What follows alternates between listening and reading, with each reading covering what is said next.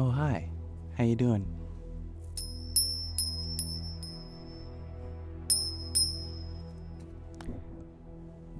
Fancy seeing you here. Hello.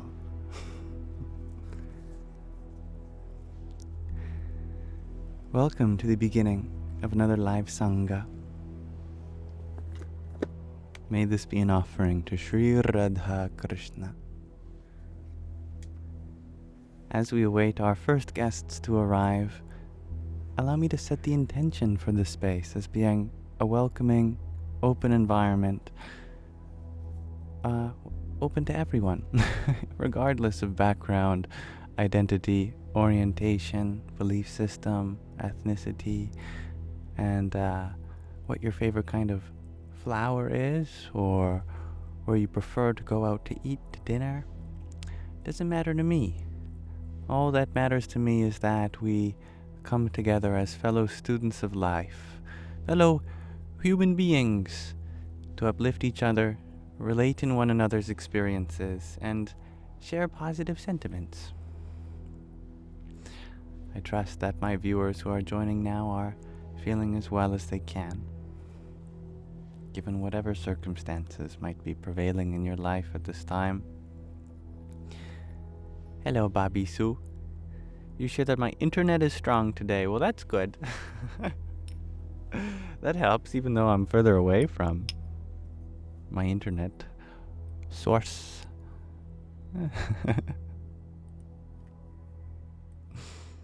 Welcome.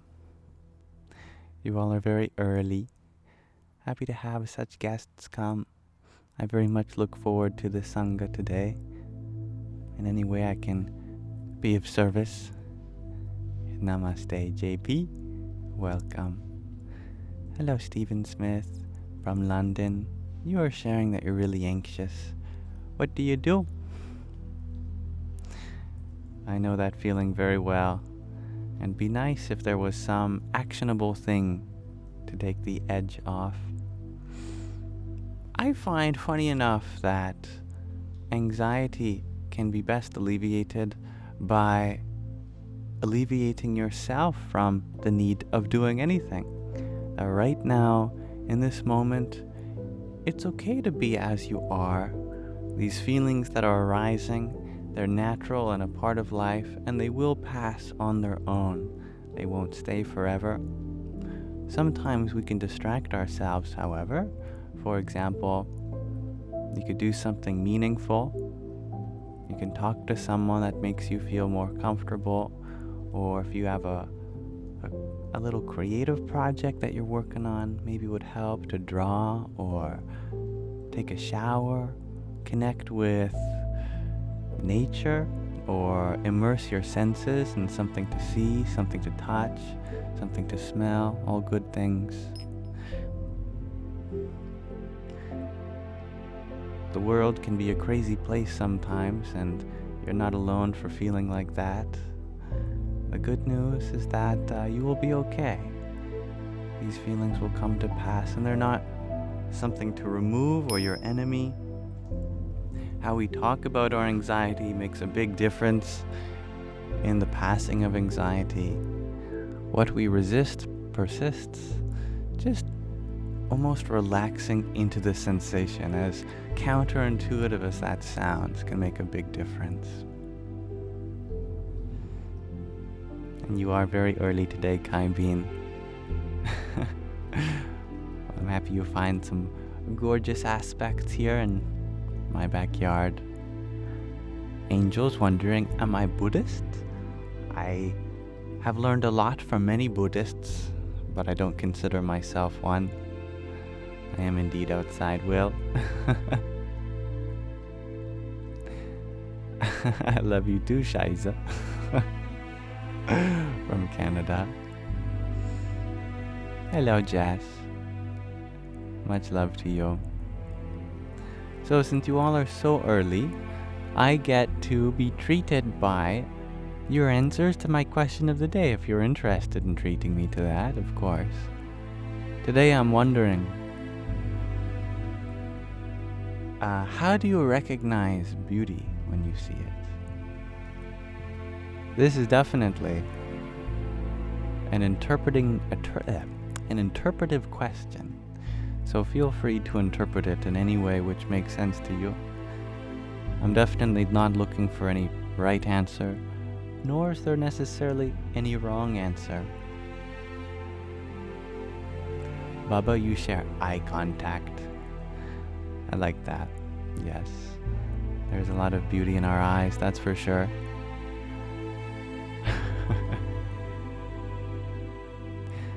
Kaibin, you share how they treat animals.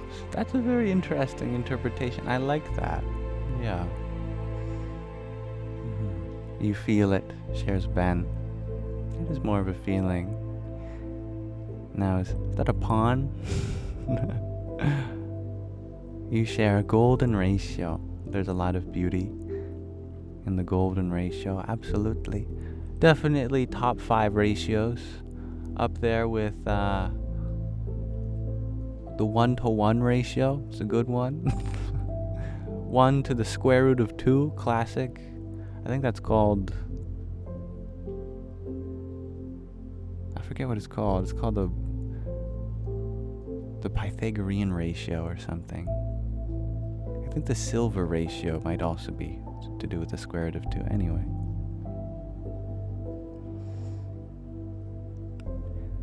Kelly O'Brien, you share that you usually feel the beauty before you see it, if that makes sense. That does make sense. Ember, you share how the sun hits something / someone just right, and their shape is cast in highlights and shadows. That's beautiful. Well put. Hello, Chris. Ennis, you share when it moves something inside you. Oh, that's an astute observation. And thank you, B525, for your rose. Radhe or Radhe. Good evening, Suspicious B. User 118, you share when you see something that makes you suddenly aware that there is more out there. Expanding our awareness. I like that.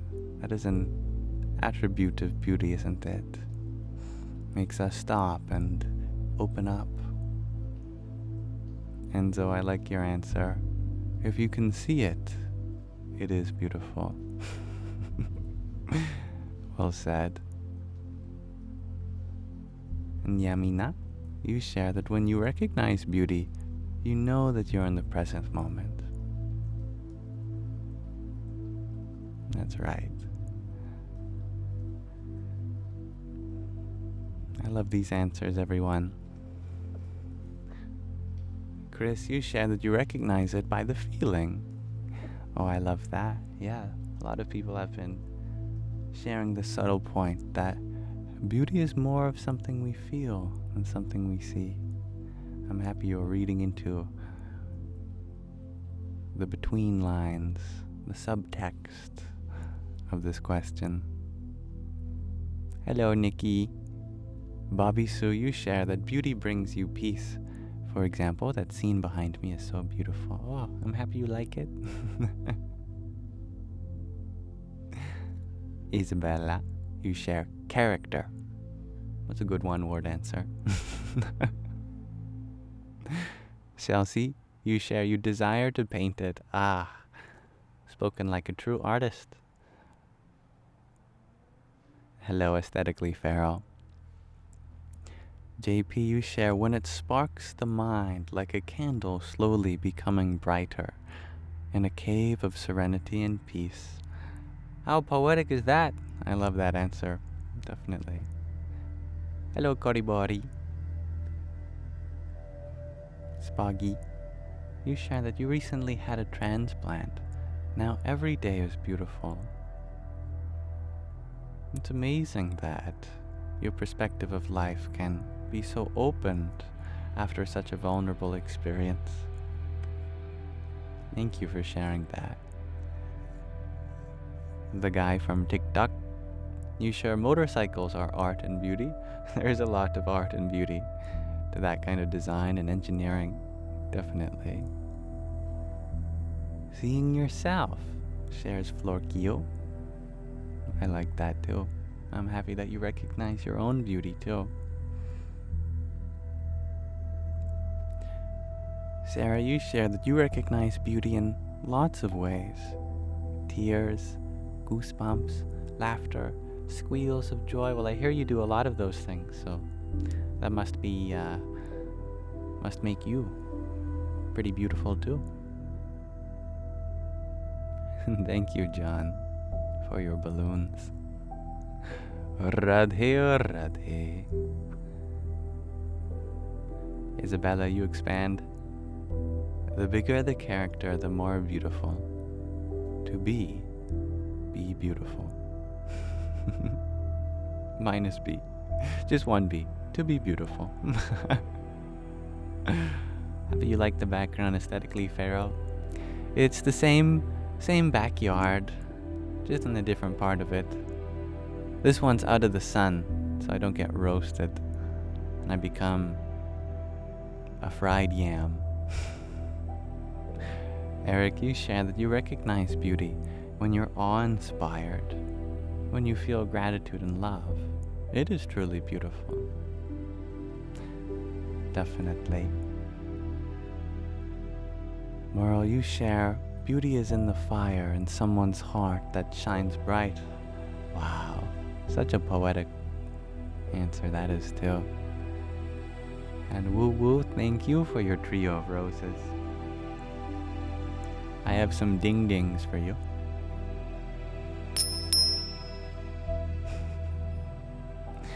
The guy from TikTok, you share old people are especially beautiful.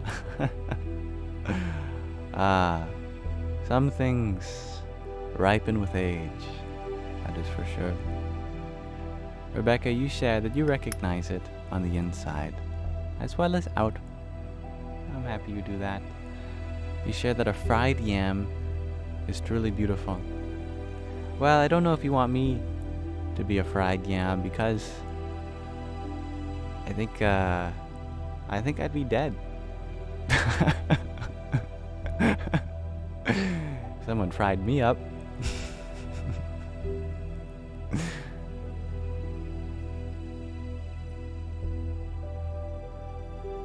Nish, you share when you look at a pic of your crush.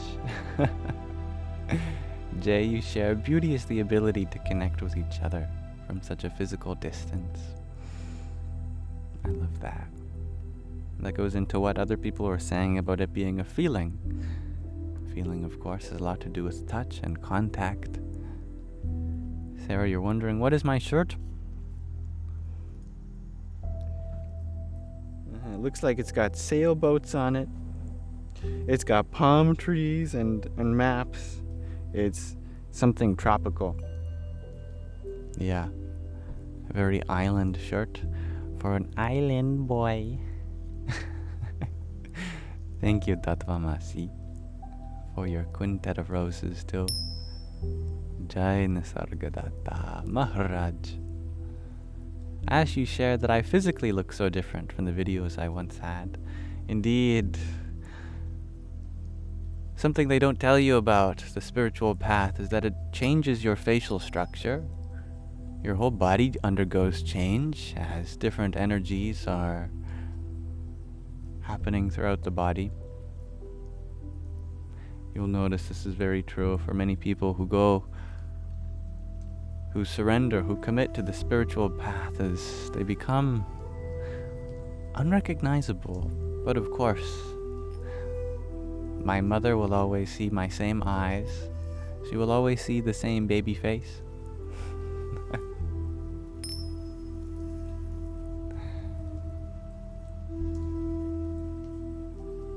And Woo Woo, you share that if we see beauty, the beauty is actually within the person who is seeing beauty.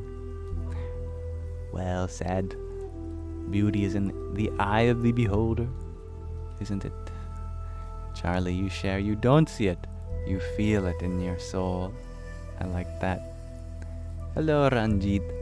Jai Sita Ram. JP, you share the subtle flutter of your heart when a feather slowly drifts through sun-soaked rays of compassion. What a lyricist you are! Thank you, Nikki, for your rose too. As you share, beautiful is nature, trees and flowers, and yourself in the mirror with the right lighting. With the right lighting. That's very important. Alright, thank you everyone for exploring this question of the day today. Now I would like to read from a short section of In Love, at Ease, and then we can open the Sangha to discuss whatever your heart's desire.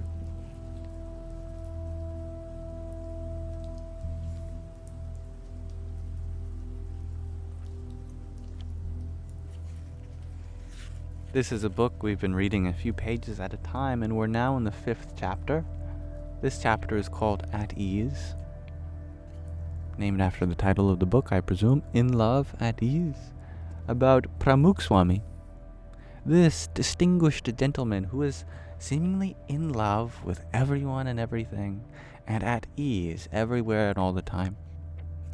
Maybe we can learn how to do that.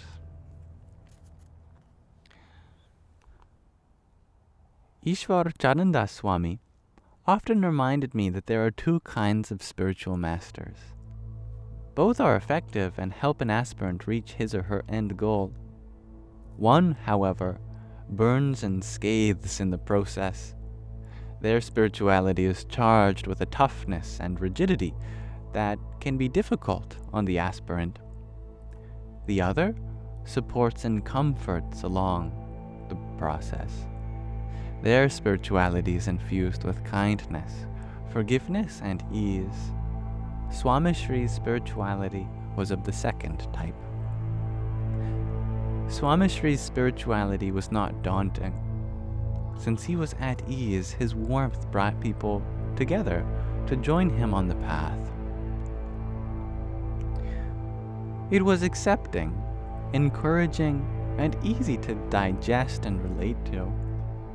Mahant Swami Maharaj, who is the current successor in this tradition, the Swami Narayan tradition, BAPS, Swami Narayan Sanstha, equates Swamishri's personal spiritual presence to a comforting sagdi, which means fireplace, on a cold winter night. It is inviting and gives one the energy to persevere on the spiritual journey. Hello, Danswaila. And hello, Auntie. As a guru, Swamishri forgave those who confessed to mistakes made on the spiritual path. Hindu traditions place great importance on the special bond between the guru and the shishya, the disciple, especially in the context of admitting one's major gaffes on the path to spirituality. In the Vachanamrut, which is a text we're also reading together, a few pages at a time,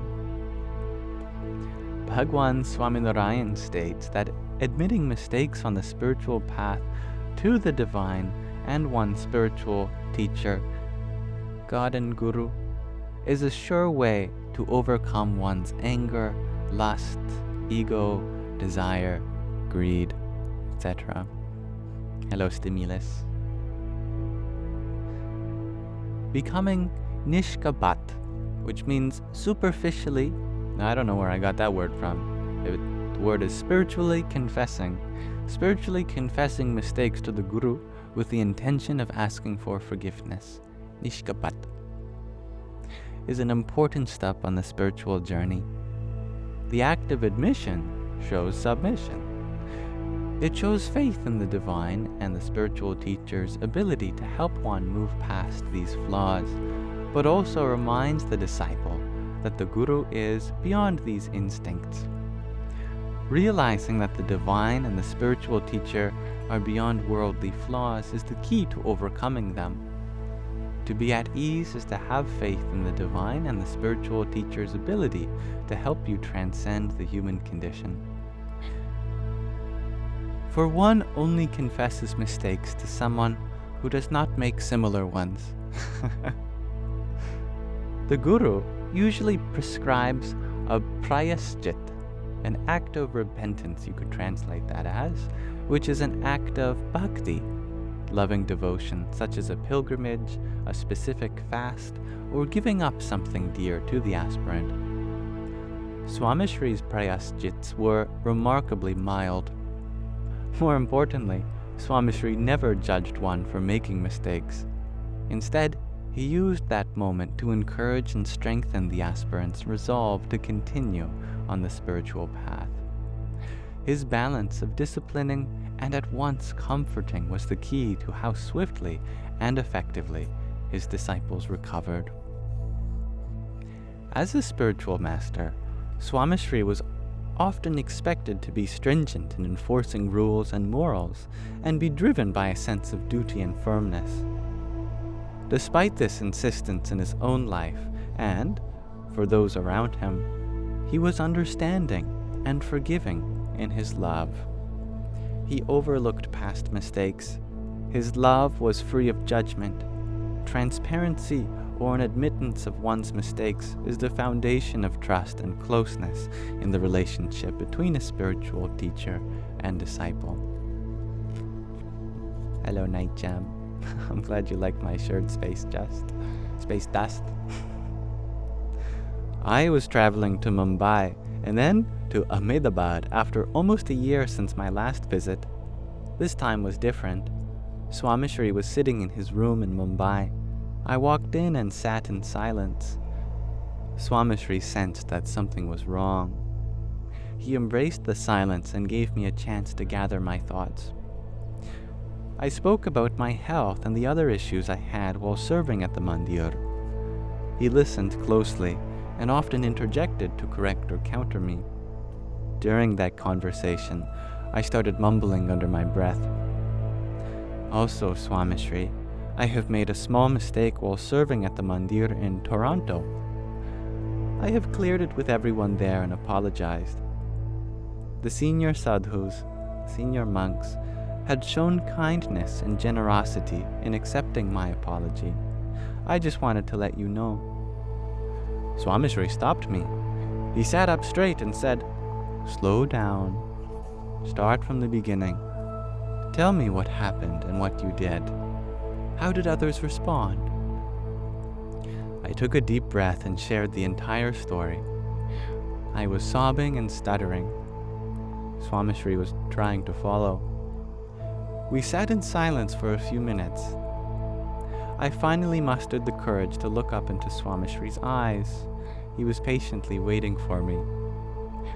While I was staring at the ground and crying, Swamishri had reached over from his wheelchair with a pen and dragged over a small pack of tissues from the far corner of the nearby desk. He took out a tissue from the pack and was waiting to hand it to me. I started crying even harder. How was he so calm and collected, so helpful? Swamishri wiped my eyes with the tissue and said, "Yogi, your mistake," and tried to make it right. Wait, I missed a line. "Yogi, what is done. What matters is that you have recognized your mistake and tried to make it right." That makes more sense. Coming to me is the right step. Next time, speak to me in your daily prayers. God and Guru, the divine and spiritual teacher, listen when you speak to them from within. Do not wait this long. I was still gathering my thoughts and asked, "Swamishri, how shall I repent? A fast? A vow? An act of service? Anything?" Swamishri put his hand on my head and said, "Child, it is all taken care of." I insisted. Swamishri clarified. "I asked you to slow down and share that entire story from start to finish as a form of repentance. I had forgiven you and was not the least bit interested from the moment you began your admission. I wanted you to state it clearly because this was your contrition. Being transparent with those around you, with those you love, is the key to making things right. I do not judge. Trust me. I was young and foolish. I insisted on a fast or else to make up for my mistakes. Swamishri gave in. Sure, if that makes you feel better, but you coming to me, sharing, placing your head at my feet is enough for me to forgive and forget. I have no recollection of what you told me. I walked out of the room, as light as a feather. 3 days later, I was standing at the corner of the hallway as Swamishri's wheelchair passed by. Swamishri asked the attendant to stop the wheelchair and introduced me to the senior sadhus who had gathered in the hallway. He turned to one of the Sadgurus in the community and said, Kothari Swami, also known as Bhakti Priyata Swami, do you know him? He is my son. Treat him, no less. Kothari Swami bowed with folded hands as all of the other sadhus started speaking of my various skills. Swamishri cut them off. Sure, that is great. I am just saying that he is my son, just like the rest of you. Do not treat him any less than your younger brother, even if he makes mistakes. The sadhus started speaking of their love for me. The attendant driving the chair immediately interjected, Yogi, everyone writes books and has kind fathers and elder brothers. Ask Swamishri for the blessings to live according to the lessons in the book that you want to write. That is what matters most. I was overwhelmed by the moment and the love shown by Swamishri. I was speechless. The attendant insisted. I could not respond and stood there in silence. His last remark was direct. Cat bite your tongue? Ask for blessings, Yogi. Swamishri looked at me and said, Oh, it will make its way into his life, if it has not already. That is between me and him. We will work on it together. Though the attendant was playfully trying to start a conversation between me and my guru, Swamishri knew the context of my mistake and my ask for forgiveness. Swamishri vouched for me in public. Swamishri's wheelchair turned away and left me affixed in the hallway thinking about what had just happened. Swamishri had proven that not only had he forgiven me, but that his love knew no judgment and had no limitations.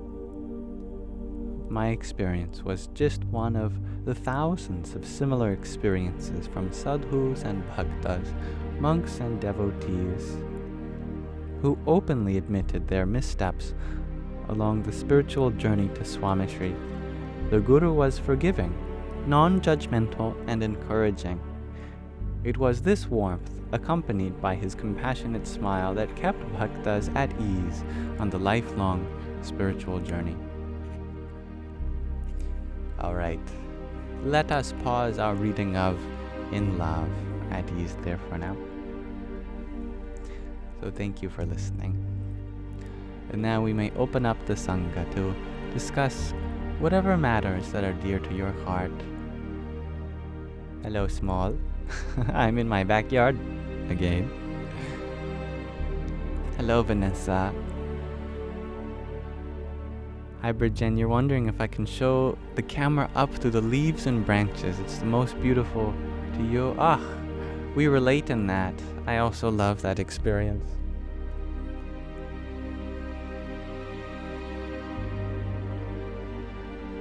Oh, I forgot. There's prayer flags above me.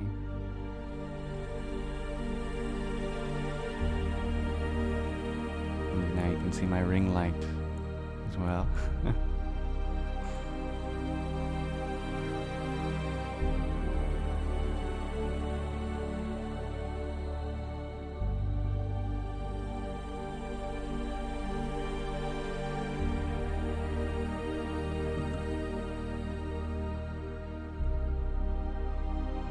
Hello, Kweli. And thank you, Shakira, for your Heart Me and Community Fest that you sent as we were reading. Hare Krishna. Giuliano, thank you for your Community Fest. Jai Swaminarayan. Hello, Sarah. Ceritus, thank you for your rose too. Radhe Radhe.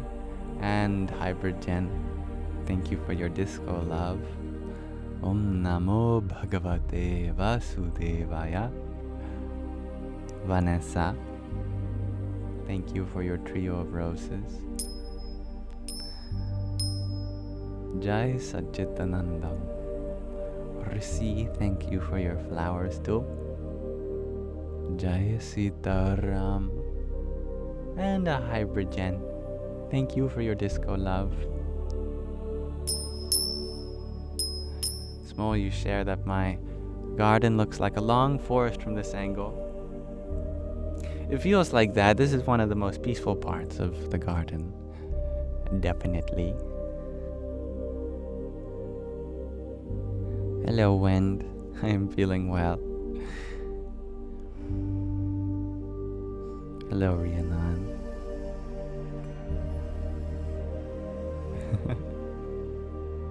And hello, Minette. And thank you, Bobby So, for blessing us with a heart me, a team bracelet, a best team, and a cheer you up. Well, I hope to cheer you up also, in any way that I can.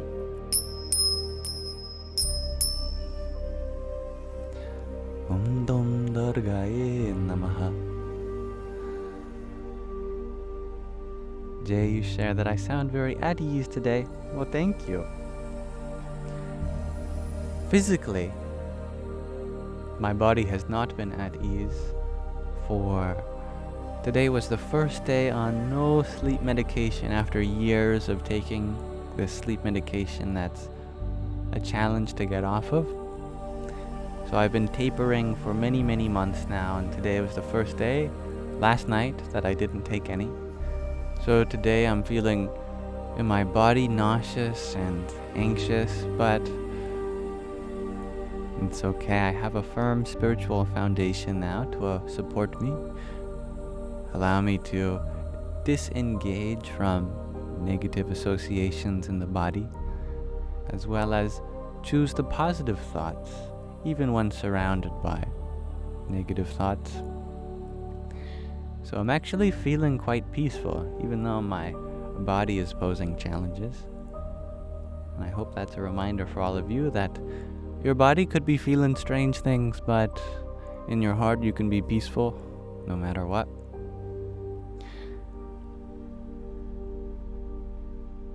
Don Suela, you were wondering, which Western philosophy would I say Eastern traditions emulate most? Existentialism or absurdism? I don't know my Western philosophies that well. In fact, I'm not even sure what existentialism really contains. But absurdism. Now, I've got my fair share of absurdism from SpongeBob, to be honest with you. I feel like all the absurdist teachings that I've received in this lifetime have mainly come from SpongeBob SquarePants, since it's a very absurd show. I think absurdism can definitely relate with a small aspect of Eastern philosophy, which is the idea that there is no looming, threatening, fast-paced meaning that you have to embody in this life. You can take this life slowly and loosely. You can have fun with it. There's lots of joy and laughter to be found in the small and ridiculous things. That there's definitely a sense of humor in it, this life. And we can embrace that with humility and humbleness also.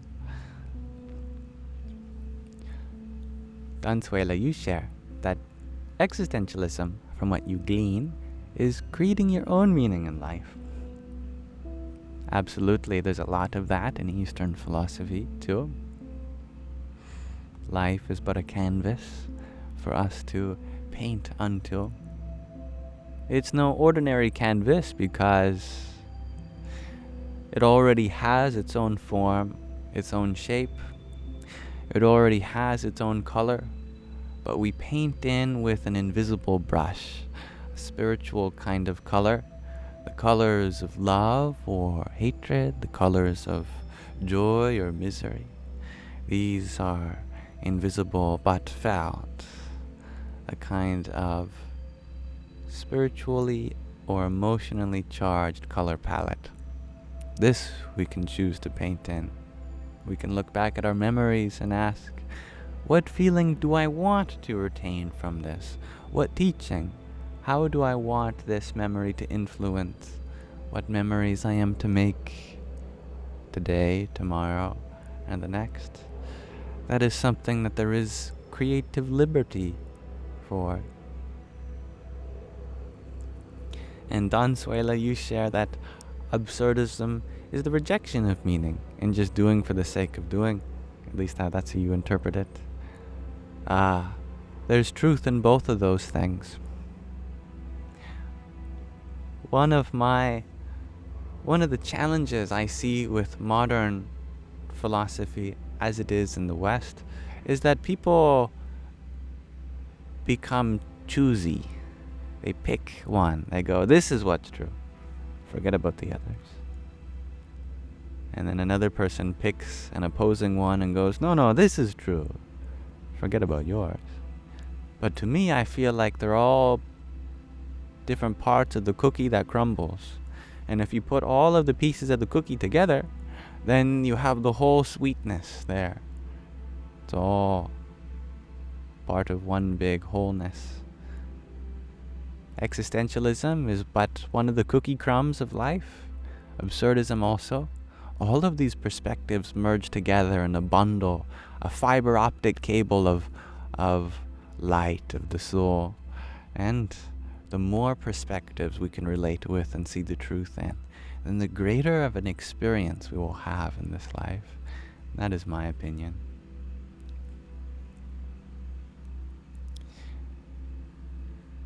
And thank you, John F., for your heart me. Hari Om Tat Sat. And Kaze Mari, thank you for your trio of roses. Om Namo Bhagavate Vasudevaya. And Jay, thank you for your dancing flower.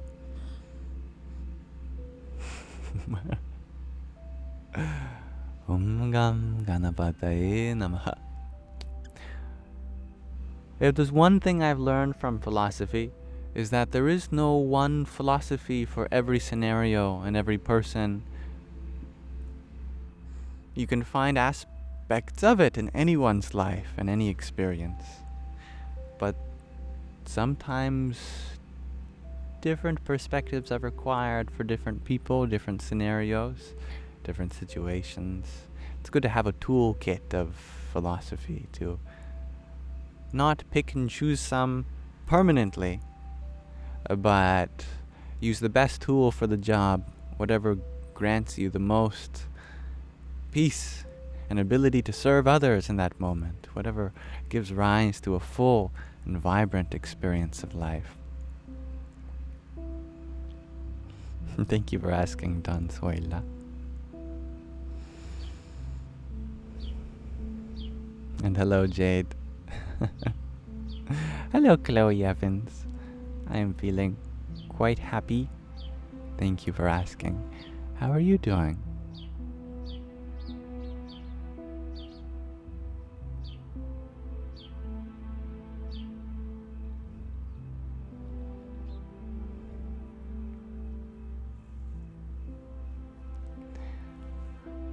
I'm happy you can relate with these words, Lala.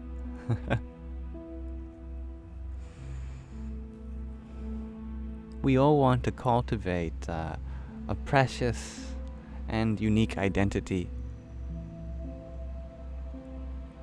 We find a lot of meaning and empowerment in that.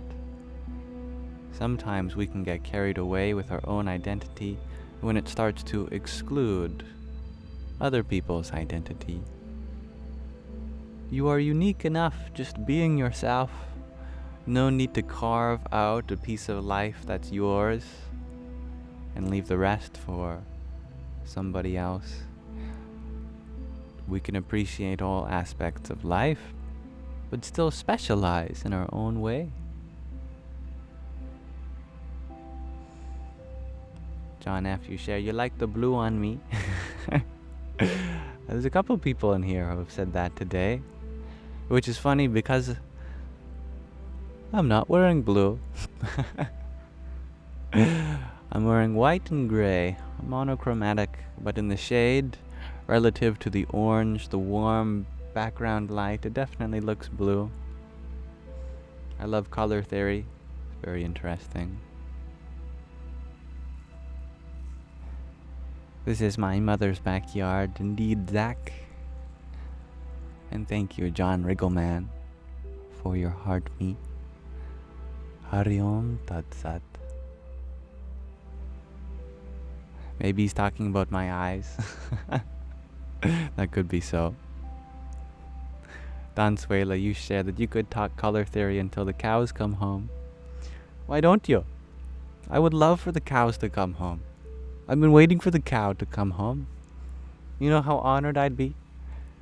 Open the door. Oh, a beautiful cow. Hello. That would make my day, definitely. Oh, I'm happy that my crumbling cookie analogy resonated for you, Jay. As they say, as my mother said on a poem, if something I say resonates with you, it's because we're two branches on the same tree.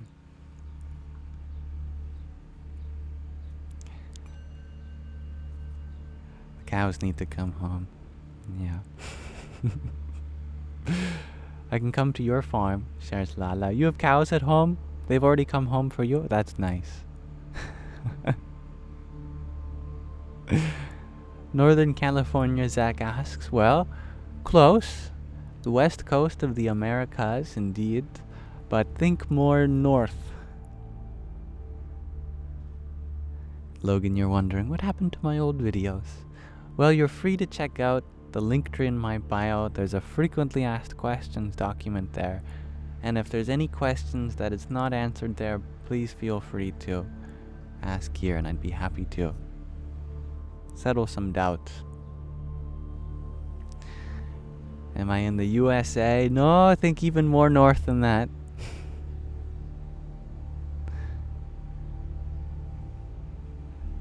Yes, definitely Canadian. You are right, Stray Kids Voices.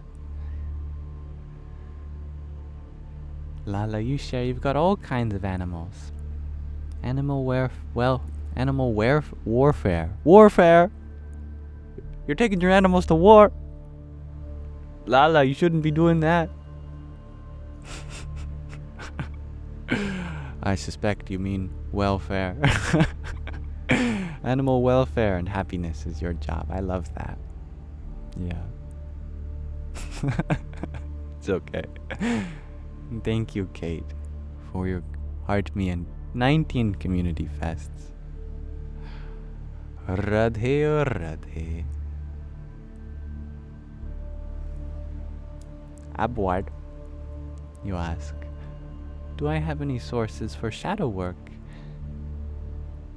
You feel I could have some good resources, maybe some good experience, but I'm not well read. But in any way I can relate through my experience, absolutely. And for me, that's even better, because then I know what works. I don't have to send you somewhere that you have to put faith in. For me, one of the most effective forms of shadow work is just meditating. Because what happens when you meditate is we lessen our pressure that we've been holding down on our subconscious, where the shadow is, in the dark. A lot of us spend so much energy in the day just, no, you guys stay down there. All my neuroses, all my fears, all my deep desires. We're resisting our subconscious from coming up to the surface. We do this for years. No, the trauma can't be coming out. Meditation is just a process of allowing yourself to be just as you are. And what happens is that all of the stuff that we don't want to feel or think about, it comes up. And people take this as a sign that they're not good at meditating. They say, I can't meditate because every time I meditate, my mind goes this place and that place, and these negative feelings and anxiety and fears arise. But I say, that means you're a great meditator. That means you're doing it beautifully. That's precisely what it means to meditate. To let go of all this pressure that we've been holding on our subconscious mind and let it come to the surface. And just acknowledge it. There's no need to intellectualize it all, to solve any problems that arise. Just be like a Buddha, aware of it, with your hand up, like, I feel this thought, yes. I acknowledge that thought. That's a feeling. That's a memory. No need to label them either as a bad thought or a good thought or negative feeling or a positive feeling or a right action or a wrong action or a traumatic memory or a beautiful memory. Just acknowledge these feelings and thoughts and memories that arise.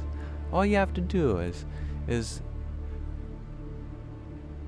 take out your judgment from all these things and just let them go, since we've been holding on to them for so long, as if there will come a time in which we have to do something with them. Now is the time to let them go. That's all you have to do with them.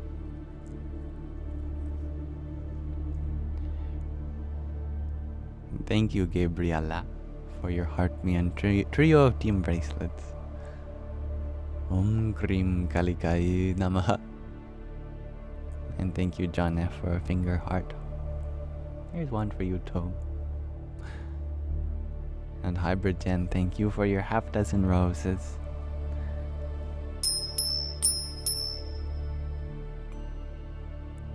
And thank you, John Simon, for your heart me too. Om Namo Bhagavate Vasudevaya. Lala, you know exactly what I'm saying. And you are diagnosed with complex PTSD. A lot of pain that makes your thoughts drift. What does that mean? It means you've got a lot of thoughts. And that's okay. In the same way, you're allowed to have those thoughts come to the surface. And we need a good supportive mindset to facilitate that, especially when they're really intense thoughts, when they give rise to complex emotions. Meditating in a place where you feel safe and comfortable, where you're allowed to be vulnerable, that's great. Maybe doing it in the company of someone that you trust. A lot of therapy is just meditation. It's fun to think about, if you do think about it. It's just a kind of guided meditation.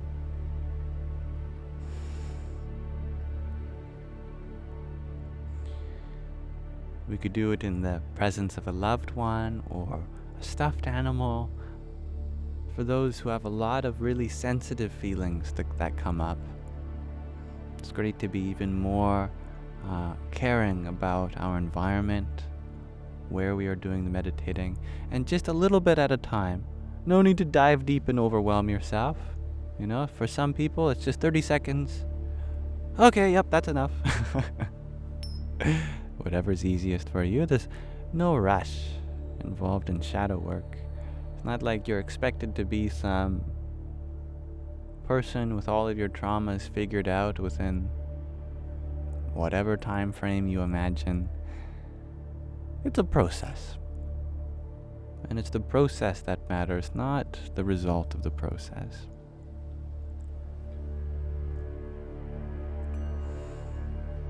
And thank you, Loopy Lane, for your 7 friendship necklaces. Hare Krishna. Abord, you shared that the forest helps you meditate. I'm happy to hear that. Yeah, being in nature is a great place to meditate. You're also wondering, is it the ego that fights it as bad and good as you get this so much? I have found that in my meditation journey, the less the ego is even used as a part of our vocabulary, the more easier it will be. In the last year, the amount of times I have found it even necessary to use the term ego has decreased. We can be aware of the fact that we do have an individual, a limited sense of self that we call the ego. But there's no need to obsess over it as if it's the ultimate blockage on the spiritual journey. We make the ego into this great and powerful and fierce foe. It's a part of ourself. It happens to be of the part of ourself that's to do with our sense of self. But if you're feeling good and bad, this force of labeling towards the positive or negative during meditation, we can be aware of that too. No need to label that either. Just like there's no need to label any thought as good or bad, there's no need to label whatever it is that's doing the labeling. It's part of the experience. Hello, mosquito.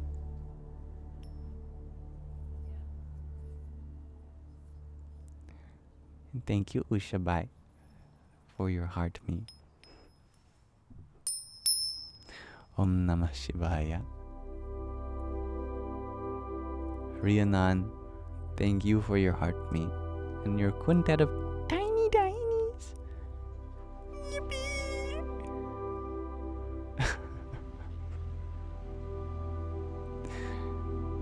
And thank you, Rahina, for your heart me community fest and tiny tiny also. Om Sum Soryaya Namaha.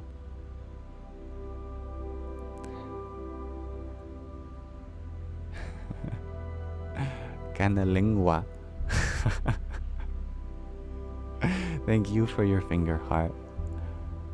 Your quintet of music plays. Here's a finger heart for you. Radhe or Radhe. And Ushabai, thank you for your flowers too. Om Bram Bharvaya Namo Namaha. Gina Gina Gina, thank you for your rose. You still have data. Well, I hope you are not using all your data on me in case you need it for something else. But thank you. Radhe or Radhe. And Sarah Sherman, thank you for your ginger man. It's a very sweet gift.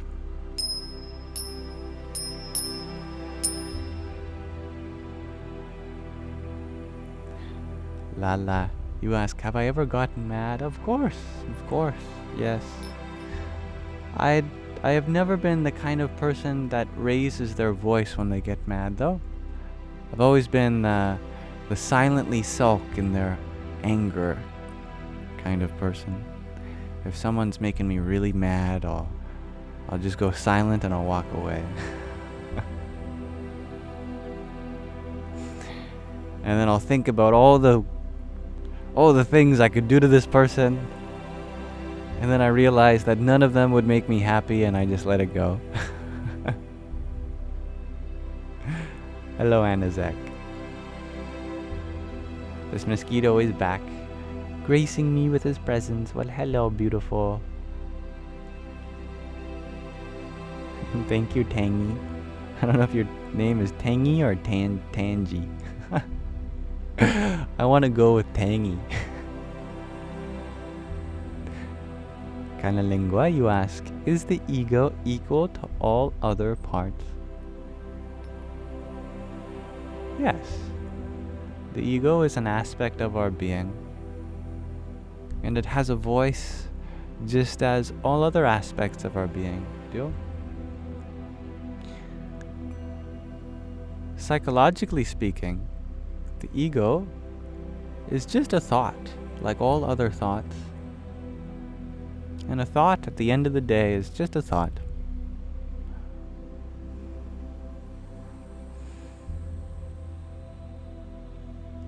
We can't directly change our thoughts, but we can guide them we can guide the I thought towards something more inclusive, something more loving, something more giving. Direct our sense of self to others, which sounds counterintuitive. Let your sense of self include others. If someone else is in pain, consider it your pain. That is to say, consider it your duty to help alleviate the pain of others, just as it's your duty to alleviate the pain of this body, this mind. Whenever you are feeling full of love, consider that other people's love, oh, it's not just mine. I get to give this love to other people too. Let us share our love and share our suffering. Let us share our love and let others share their suffering. Let me put it like that.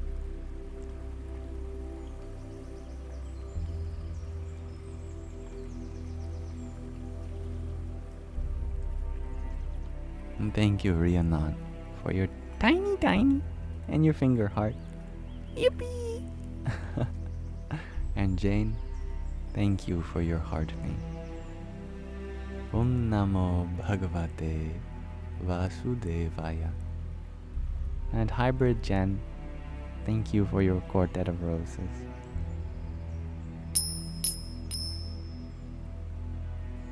Chelsea Bates, you share that you need to do your work but feel frozen and emotional. Any advice for getting back in the flow? If you're feeling frozen and emotional, that sounds important to me. That is your work right now. What does work mean? It means something productive to give your awareness and your energy to. Giving your awareness and energy to your emotions is a very productive thing to do. How can you expect to work when there are things within you that need to be worked on first?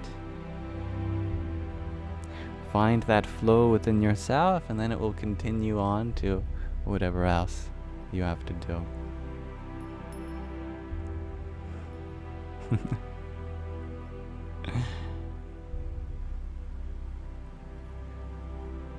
Upward, you share you're lost in the mist.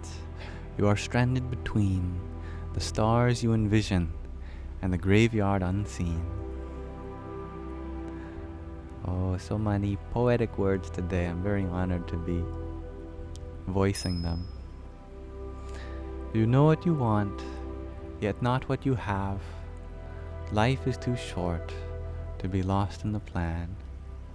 Where it will grow, it does nothing more than go with the flow.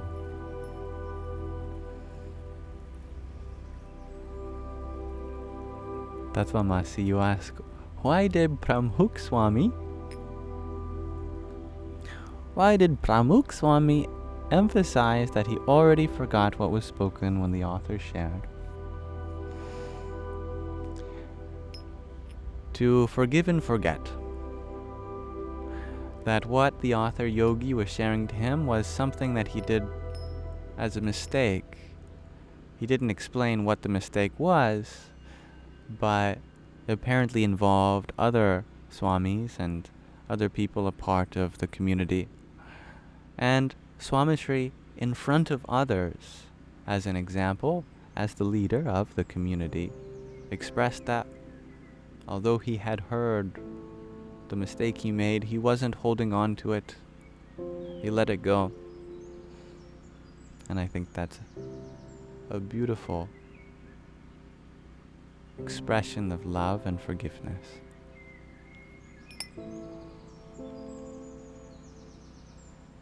And thank you, Elaine, for your ice cream cone. Radhe or Radhe.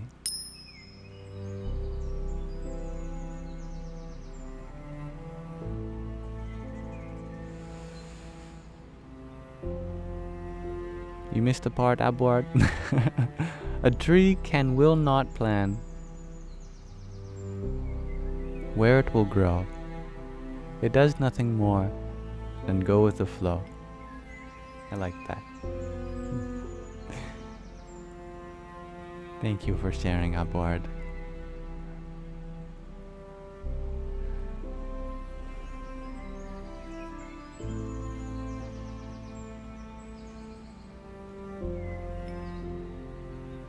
And welcome, Ortega. Austin Atlas, you share, what's my sign? Let's see, you've provided so many wonderful ones to choose from. I love them all.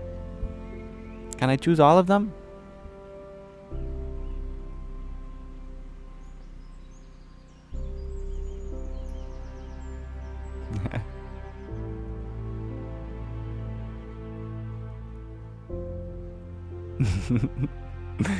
Hybrid Jen, you share, you're gonna have to look up this math rumor about me. I like fractal. I like sacred geometry.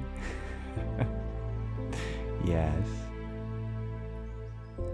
Most of my 700,000 followers on TikTok probably know me as the math guy.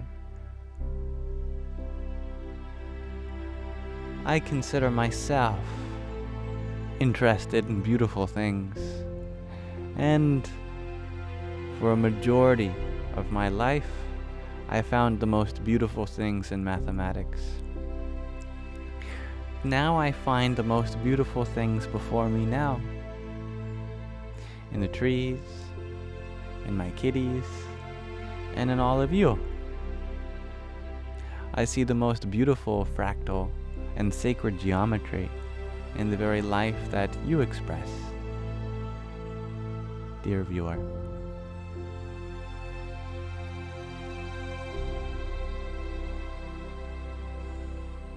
Now, Austin, you are wondering, do I like yams? Of course. I have to like yams, otherwise I wouldn't like myself. I am what I am. Thank you, Hybrid Jan, for your disco love. What are you a hybrid of, I wonder? Is it love and chocolate? Is it cute puppies and a spring breeze? Or do you find yourself in the balance of?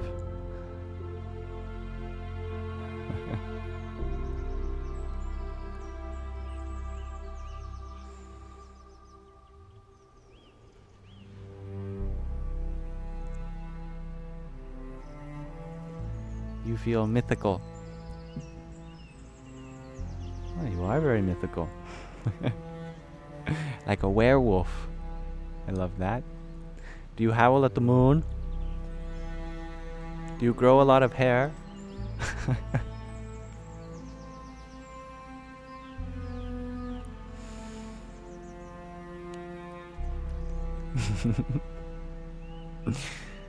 I am what I am. Chanting that would sound fun.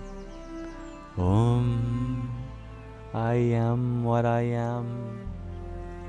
Well, just as Om is the bija mantra for the crown chakra, Yam is the bija mantra for the heart chakra. This is true. All the chakras have their own mantra. Root chakra is Lam. Sacral chakra is Vam. Solar plexus is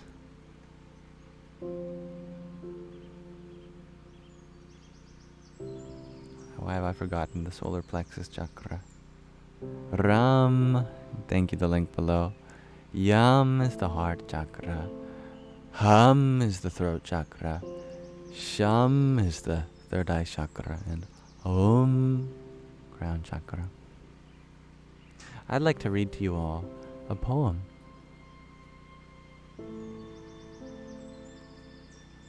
Let's read a poem by Rumi, the Sufi mystic from Yore. I like the word Yore. Y-O-R-E. You like Rumi, Austin? Rumi is a mystical poet.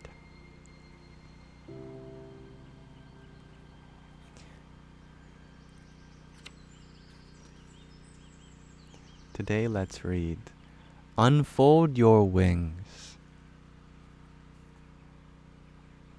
Just as staying home is easy for some, traveling comes easily to others. Each of us was made for some particular work, and the desire for that work has been placed in our hearts. How should hand and foot be set in motion without desire? If you see your desire leading toward heaven, unfold your wings to claim it. But if you see your desire bends to the earth, keep lamenting. The wise weep in the beginning. The foolish beat their heads at the end. Discern the end from the beginning, so that you may not be repenting when the day of reckoning arrives. Unfold Your Wings by Rumi.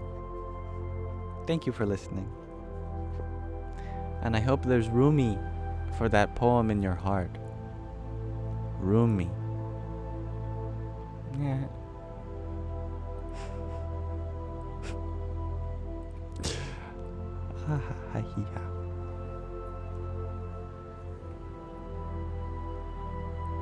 Thank you, Kanalingua, for your heartbeat. Radhe, Radhe. Make your heart roomy. And thank you, Rob, for your rose.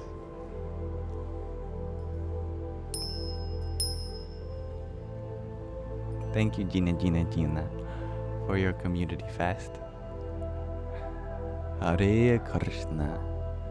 And Isabella, thank you for your finger heart, your cloud bread, and your TJIF. Jai Sita Ram. Rumi hearts. Everett, thank you for your half dozen roses.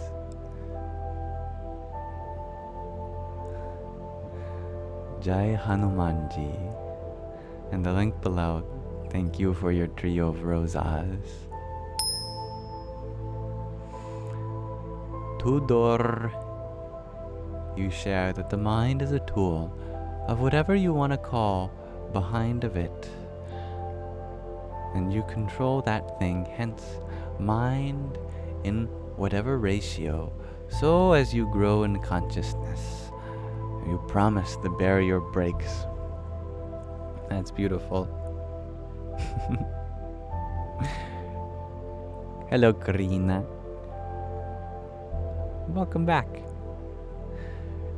You are wondering, do I still share the same opinions as last year? All of my experiences have only grown. I've never lost any of my experiences. They're all still a part of me. I've only just received new ones. And therefore, I've only added to the number of perspectives that I share. I should hope.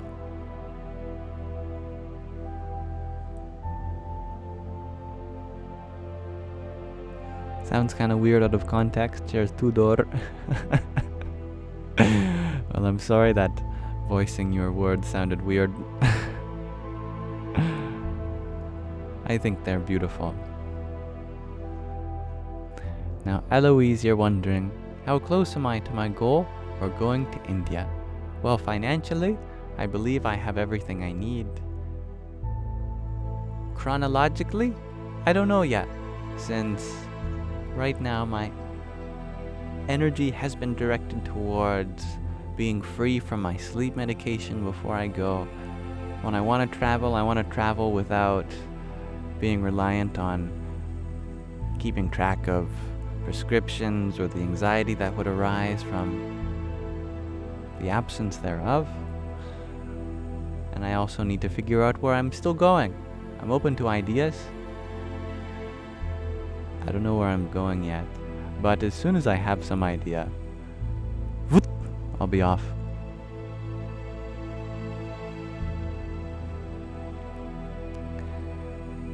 Thank you, Canalingua, for your balloons.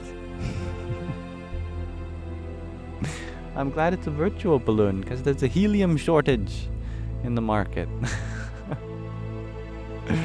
You never expect a noble gas such as helium to be such a precious commodity, but it is.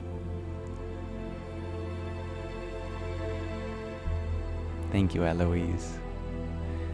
Karina, you're wondering, am I still about the nothing nihilism stuff? I love nothingness, absolutely. Nothingness is what gave forth the spiritual vibrancy unto everythingness in my life.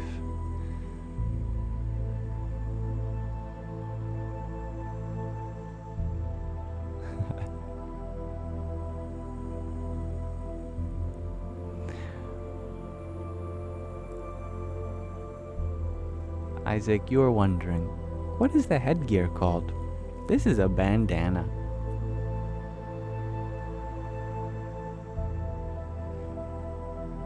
Now, Hybrid Jen, you're wondering, would I be scared if I saw that a person appearance change quick, like eyes? Try that. Place yourself in pitch black darkness. Feels good. I don't know if these comments are related, or if there was a previous one. There's a previous one. You are not limited to one creature, though. You shapeshift. This was in our conversation about how you are a hybrid, feeling like a werewolf a little bit. How would I feel if someone changed forms in front of me? Well, mystified. I think whatever thought train was going on in my mind, it would it would silence itself. I'd be very curious what was going on. But if you look closely, everyone in front of you evolves and changes. We just have to be perceptive of that and recognize a deeper part of them which is changeless.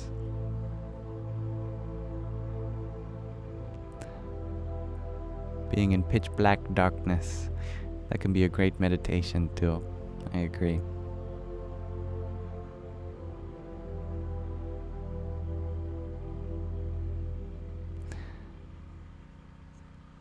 Abhikash, you're wondering, am I vegan? Oh, I still very much enjoy cheese. Yes. Another dairy product. So, you can call me a lacto-vegetarian if you want to put a label on it. But I'm just eating whatever gives rise to a peaceful mind, whilst also recognizing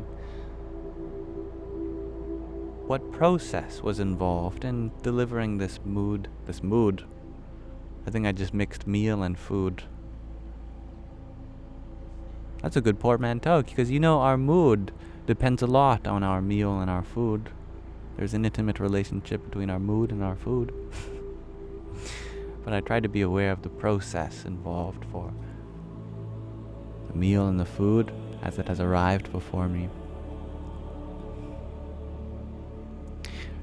Greg RG, you are wondering, what about a sense deprivation chamber for meditation?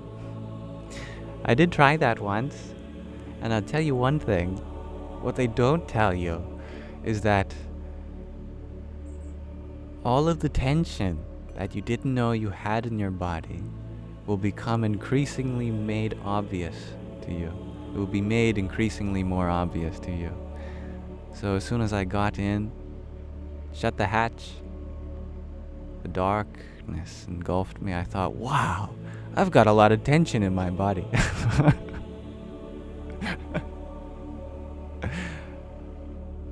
But I'm sure that over time that tension would release as I continued longer.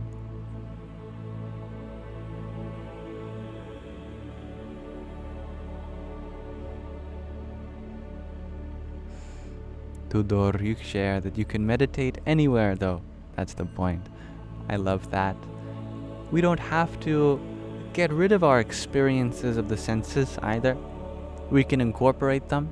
We can meditate with our eyes open, our ears listening, our nose smelling, our skin feeling, our mind thinking. Zen meditation has really taken up hold here in the West. Meditation is associated with a kind of nothingness. That's called nirvikalpa meditation. We're trying to get to a nirvikalpa state. But there's also savikalpa samadhi, which is where we merge into our surroundings. We incorporate it all instead of trying to minimize it. Zazen, shares Vince of York, eyes open.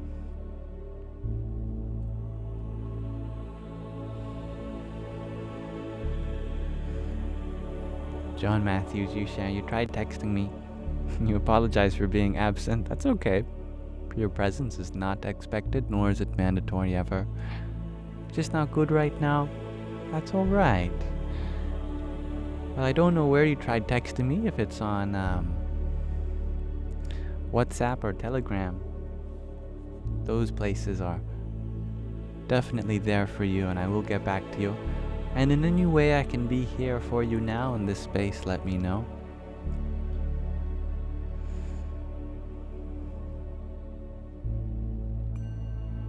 Hello, Jules.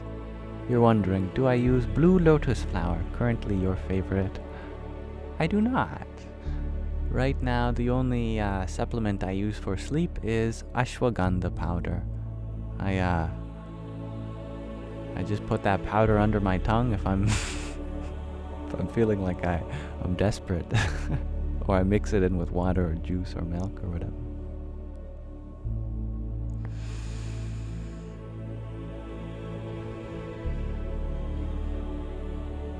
Thank you, Gina, for your rose, by the way. And Vince of York, thank you for your heart me. And Tiny Diny. Yippee!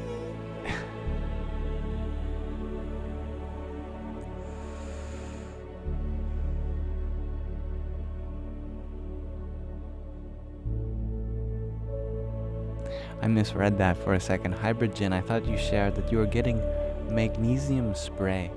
No, that's what you said, but I thought you read. I thought you said, I read, you're getting magnetism spray. You just become magnetic. Wouldn't that be great if they just made a spray that you could spray on something and became magnetic and you could just stick to the fridge? That sounds very interesting. I do take magnesium as well. And Gardening Greyguard G are wondering, have I heard of other nootropics and vitamin thingies such as Shilajit or lion's mane, chaga? I'm not that interested in nootropics personally, or supplements. I know it can be a fascinating field of discovery, and one that is definitely more healthy than prescription medication. I try to be just free from everything. You know, I try to live so simply that I just eat some good food, take whatever vitamins my doctors say I'm low in, and that's it. I was looking the other day because a nutritionist recommended that I take all these things in place of my anxiety medication, my sleep medication. And I was just looking at, there's like a dozen different assortments of pills in front of me. I thought, I'm just replacing this one pill with all of these pills. And sure, all of them are much more natural and they're non-addictive, but I just want to be free from taking anything. I don't want my well-being to be dependent on anything that I put into this body. I'd like to be happy in my own regard. Nothing that I'm lacking. But I recognize that, of course, in this age, our soil has become very lacking in a lot of vitamins. Our food has become very processed, and so we do require some supplements from time to time. I'm not anti-supplement.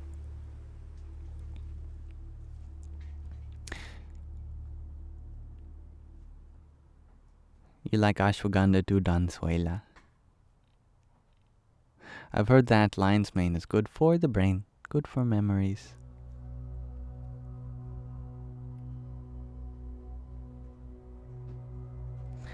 Jessica Faith, you share that you could use some positivity or prayers.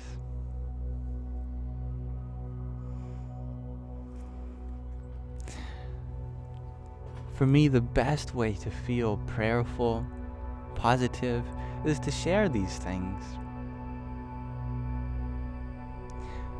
When I was feeling anxious, really anxious, nothing that I received from others made me feel better. No matter how many people were praying for me, no matter how many positive things people sent to me, it didn't make me feel better. But when I switched my perspective, I inverted it, and I became the one giving prayers, giving positive things to others, sharing positivity. Then I started to feel happy, peaceful, joyful, full of bliss and love and excitement. I discovered that our senses are like wires pointing out into the world, and like many circuits, they flow well in one direction but not in another. That's a direct current circuit, DC of AC-DC. Alternating current or direct current. Our senses are best flowing outwards. Instead of trying to get anything from the world or others, let us flow from within. Then our senses are illuminated, and we feel the current flowing. This was a miracle of a realization for me, because honestly, it saved my life. I was not doing well with my anxiety. It was pretty intense for me. I would wake up in the middle of the night feeling terrible, nauseous, wanting to throw up, like my life was coming to an end, just really severe panic. And I would try to imagine that I was getting all this joy from the universe and that the universe was giving me peace. I even imagined God massaging my shoulders, I thought, oh Lord, can you just give me a spiritual massage, And none of it worked. Until I flipped the script. I imagined myself as being a source of peace, giving it to the world as I fell asleep. I imagined that my breath was transmuting other people's pain into peace. And instead of imagining that God was massaging me, I imagined that I was massaging God. And I fell asleep just like that. My anxiety went away, my nausea reduced, and I had to sleep like a baby.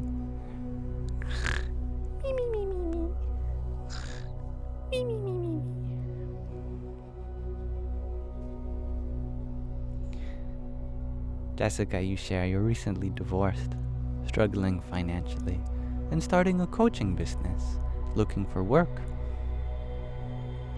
Well, I believe that coaching will be a wonderful ability for you to take all of your joy and peace and share it with others. I am sorry to hear about your financial struggle and your separation with your partner. These things do happen. They are a part of life. And it is up to us whether we let them dictate our happiness or whether we grow from them and become happy within our own self, despite the circumstances around us. But all of my prayers and positivity are going your way.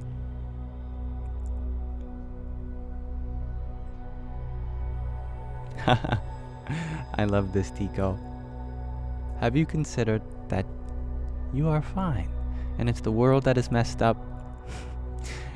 I remember realizing this too, that actually the nature of one's true self is perfect already. It's the material world that is full of problems. And this is no mistake of the world's part either. The world provides us with problems. That's its purpose. The purpose of the world is to give us something to love, something to heal, something to give, something to share. It does this because it brings out the potential within us. And makes us work from a platform, from a position of having enough to give, having love already within you, having something worth sharing. Working from this perspective allows us to see both ourselves and the world as perfect. We are perfect, but because we have enough. The world is perfect because it has enough room for us to give.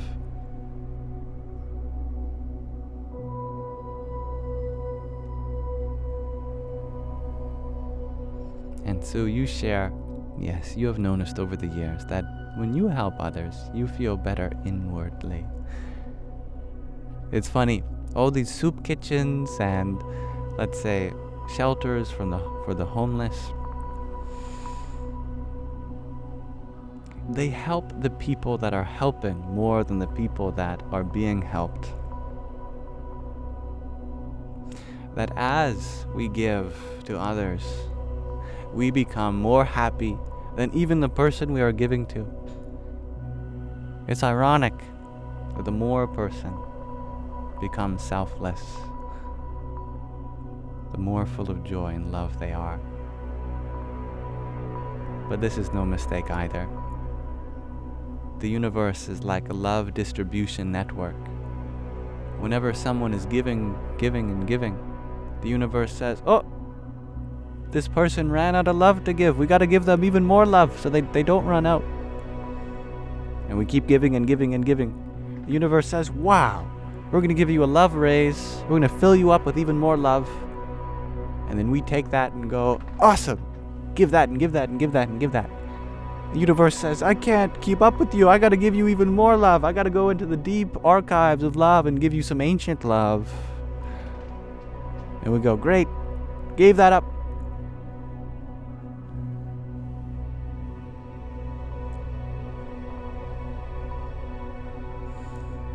Isabella, you share that you don't fit in here on this planet. You always feel like an outsider looking in. Ah, you are meant to be here, Isabella. We all are. This is the planet to be. No other planet like it. We all have arisen in these bodies from Mother Earth. This is definitely her body. This body hasn't come from any other planet. This is her soil, her nutrients, her minerals, all together in the form of her life that you express. Indeed, everyone's soul is not from Earth, so to speak. It's not from anywhere. Because a soul has no location. Things have locations, objects, people, places. But you are not an object. At your heart, you're not even a person. You have no place. You are the background layer of the universe, awakened here through this body, through this flesh. Your consciousness is indeed something which contains the world. So in some sense, we all are outsiders looking in, because we have to look within ourselves to find this universe. The universe exists within, not without. When we feel like we're just a point, like a dot, the center of our head looking out, we feel trapped inside it. Reversing our perspective, recognize that you are the whole conscious field, and from within this experience of the universe originates.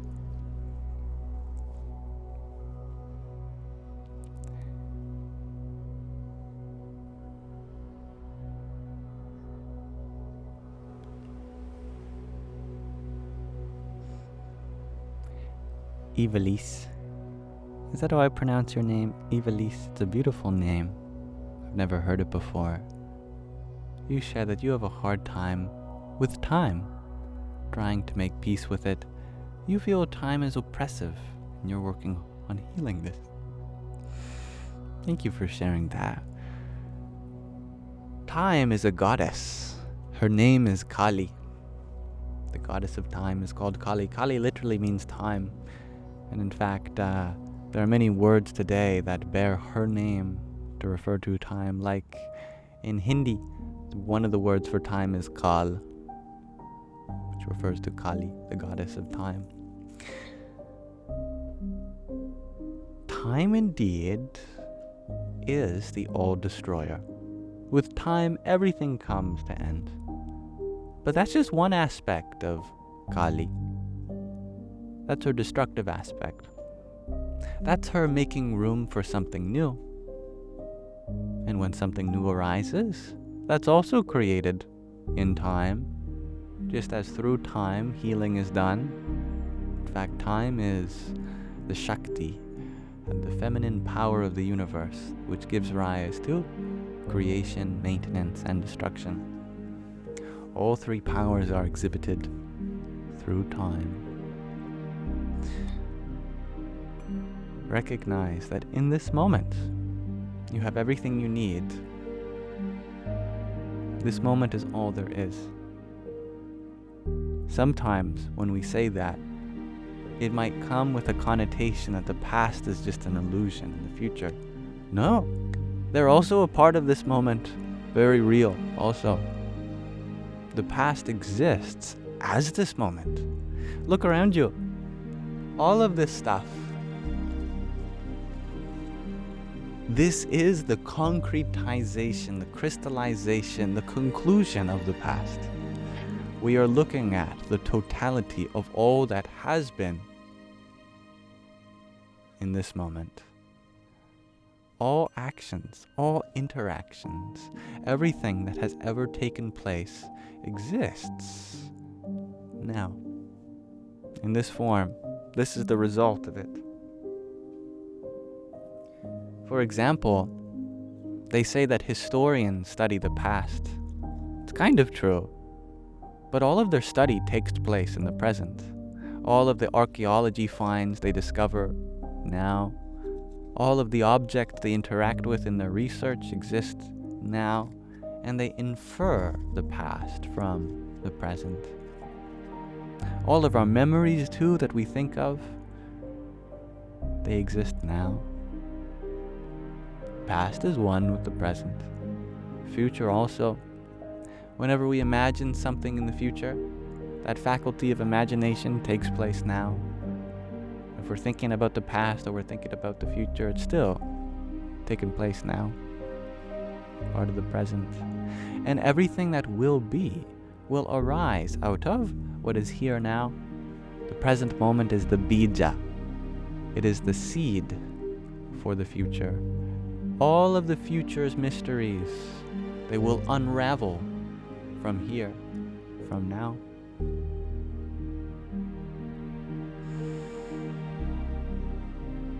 This is the same moment that the Buddha walked the earth. This is the same moment that the dinosaurs lived and fell. Same moment that the universe was born.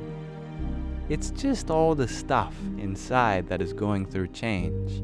But the space itself is not moving. The time itself is not moving. Everything moves through time, through space.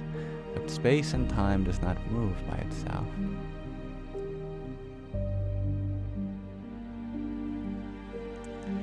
Gregorji, you share. It's weird how bright the left third of the screen is. And the other part looks dark. It does. Why don't we balance light and dark?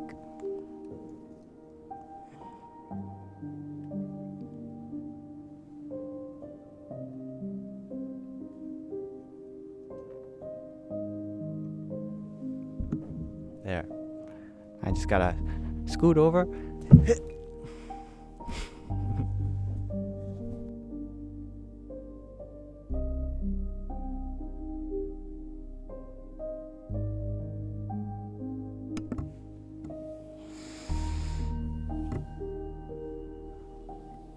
Tony, you ask.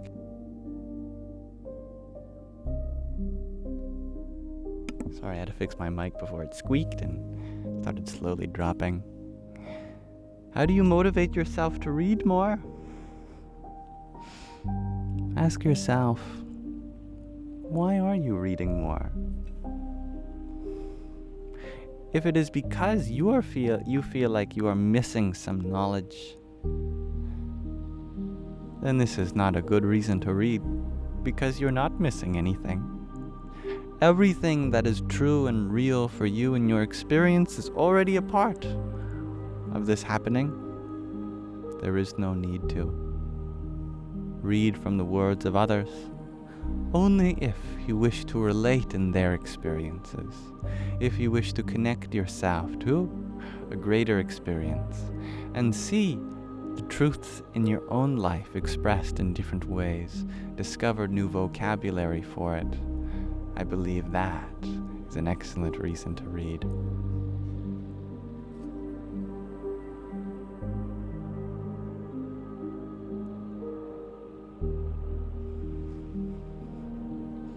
Thank you, Isabella, for your trio of roses earlier.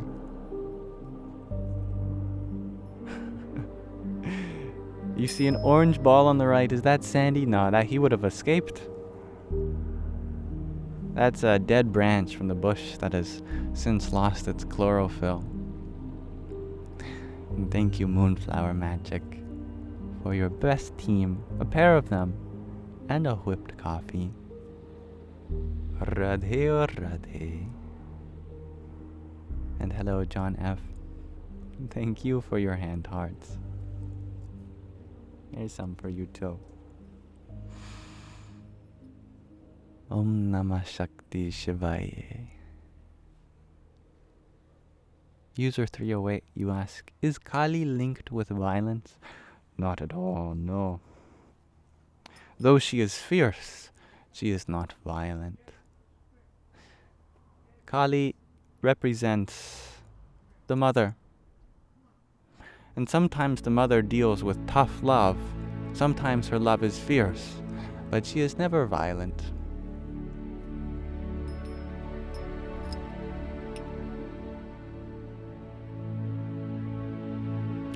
Although she is in the movie Indiana Jones. A guy saying, Kali Ma, ripping out people's hearts. It's funny. I actually really like that movie. But devotees of Kali don't do that. They might symbolically rip out their own heart and offer it to Kali.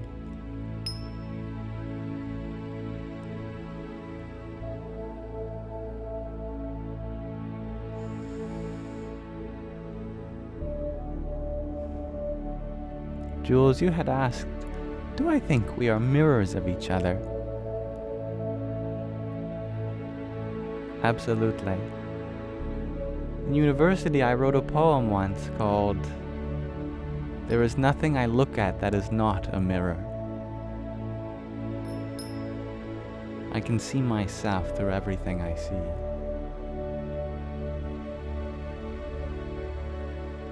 I don't remember the poem itself.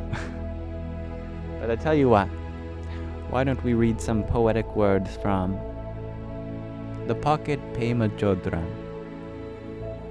collection of teachings from this Buddhist nun, Pema Chodron. It's going to be a little interim.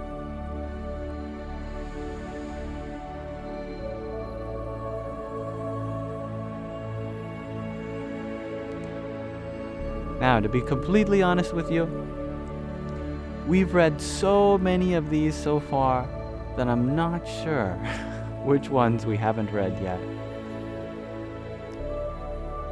I don't think we've read this one yet, number 53, called When Things Fall Apart.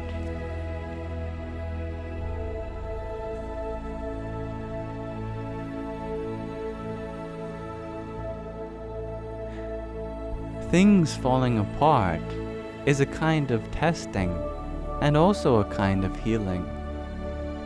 We think that the point is to pass the test or to overcome the problem, but the truth is that things don't really get solved. They come together and they fall apart. Then they come together and they fall apart. Again and again. It's just like that. The healing comes from letting there be room for all of this to happen. Room for grief, for relief, for misery, for joy. A nice short one today. When Things Fall Apart, number 53, from Pema. Thank you for listening.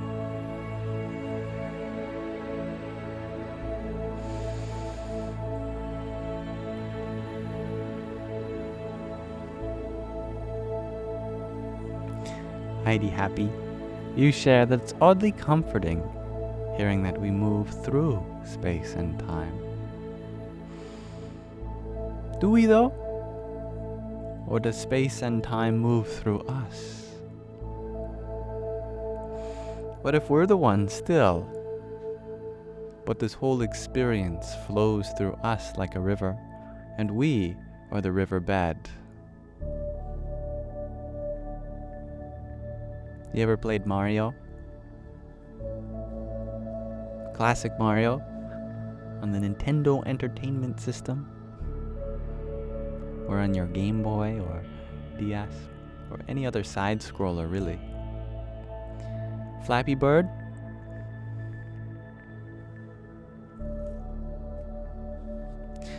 Do you ever notice? Mario's always at the center of the screen.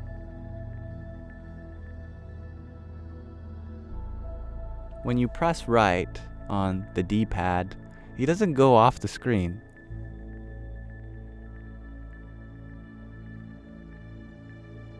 But something does.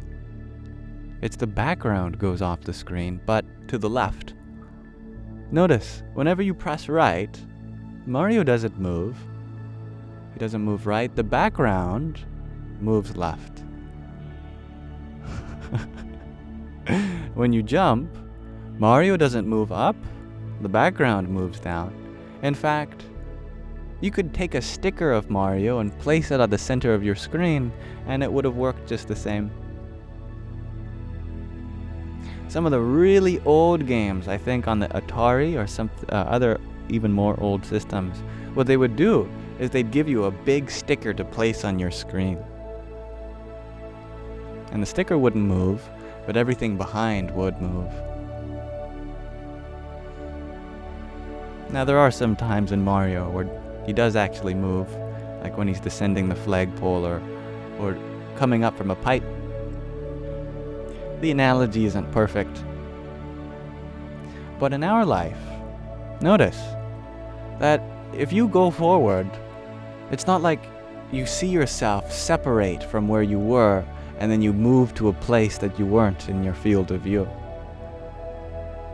You are always in the same spot relative to yourself.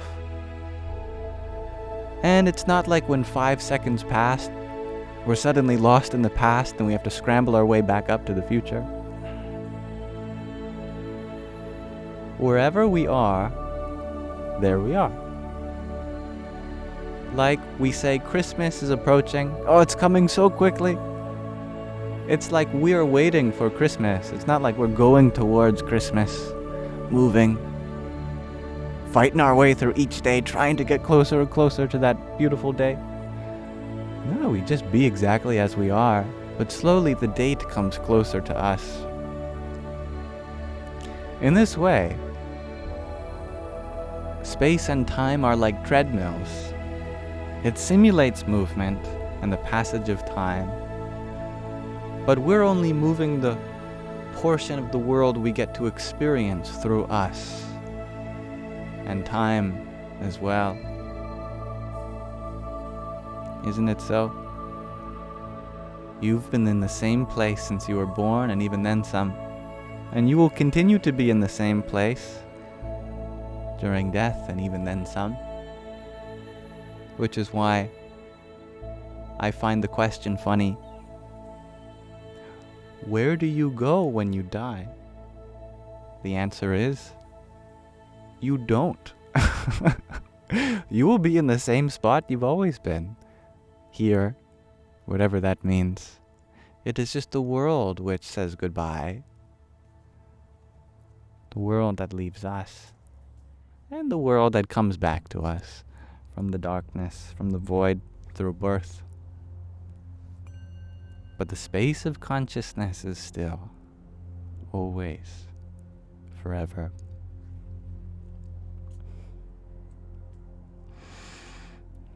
Thank you, Hybrid Jen, for your 10 roses, by the way.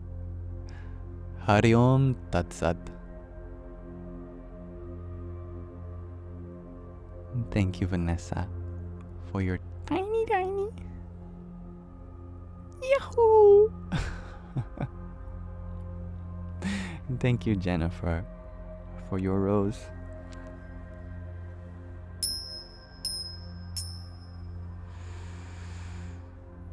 Are these train tracks behind me? Well, looks like that a little bit. I even have something that looks like could go with the train. Rusted iron chain. But no, this is just a little rock patch in my mother's garden.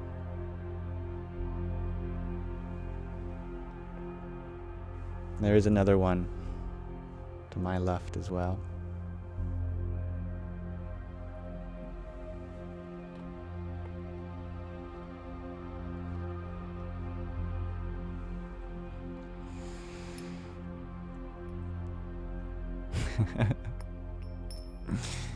And you wouldn't be the first one if you thought this background was a green screen.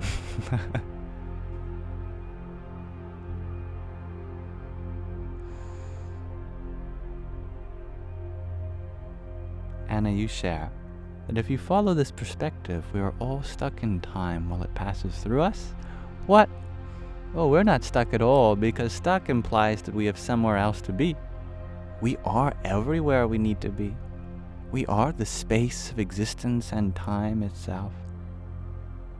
Like the riverbed analogy, a riverbed is not stuck because it is the place which gets everything in that river to where it needs to be. We are the riverbed, not the river.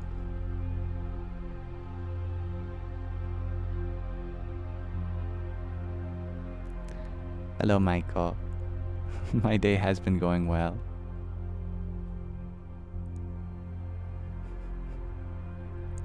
The present 11:11, you ask, what will we look like when we die? What will we look like? We're not the one that looks like anything. Our body looks like something. The world does too. But technically, you are that which sees but cannot be seen. Neuroscientists cracking open brains, trying to figure out, where are we located in our brain? Where is it? Is it in the amygdala? Is it in the neocortex? Is it in the hypothalamus? Neuroscientists haven't found where we are, and today modern theories of consciousness from the Western scientific point of view, even they are now coming to understand that consciousness is decentralized. It doesn't have a location, a definite location. It has no form. It is more of a space than anything contained by it. It is the container of experience. It is the witness, and the witness cannot become a witness to itself unless we agree that everything we look at is an expression of yourself, full of your own awareness shining back at you. In that sense, what will we see through death? I imagine a temporary dissolution, that our thoughts become more and more still, our vision becomes more and more unified, whether it's dark or light. In the case of no sight, it doesn't really make a difference. Our sound becomes more and more silent, or maybe it rings. In any case, all of our senses merge into unity. They become one. just one formless experience. An experience no different than what you might imagine the source of this universe to be, a singularity of experience. And then from that singularity, again, we might resolve some shapes and forms and find ourselves in a dark womb. Our hearing comes back, our sight eventually. And one day, the world is back from the void after an eternity. In the singularity, time is no construct, nor is space. There is just a oneness that seems to last for an instant as it does forever.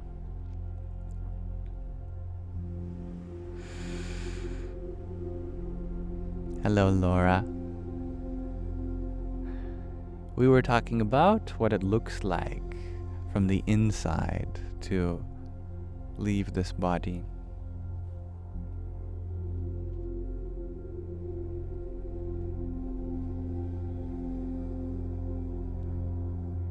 No, Austin Atlas, you ask, do I have a favorite flower? Whichever one the universe allows me to look at next. I just love flowers. And one of the things I love about flowers is that they're so diverse, that they're so colorful, that they come in so many different shapes and forms and sizes and colors. I think that's what makes them beautiful, is in comparison to so many others.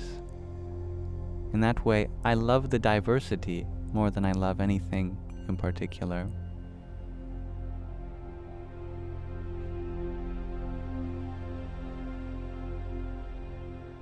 And thank you, Beru Best, for your rose. Radhe or Radhe. And William, thank you for your rose too. Namo Bhagavate Vasudevaya. It's Pidge. Thank you for your heart me and flowers. Speaking of flowers. And thank you, John F., for your hearts. Here's some hearts in general for you.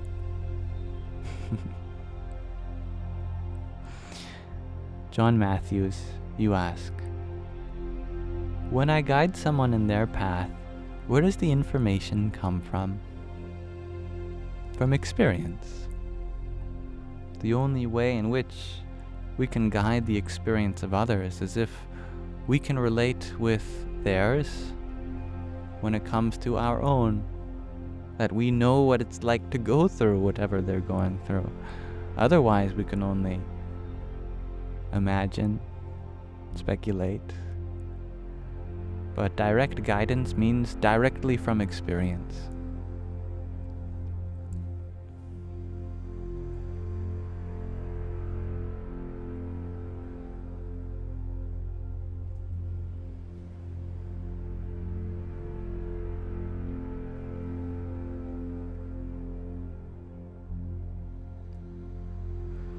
Vader's wife?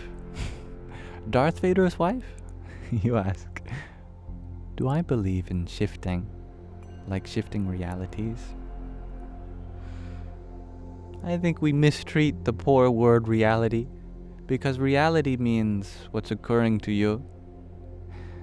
There is only one thing occurring to us, whatever it is, that's our reality.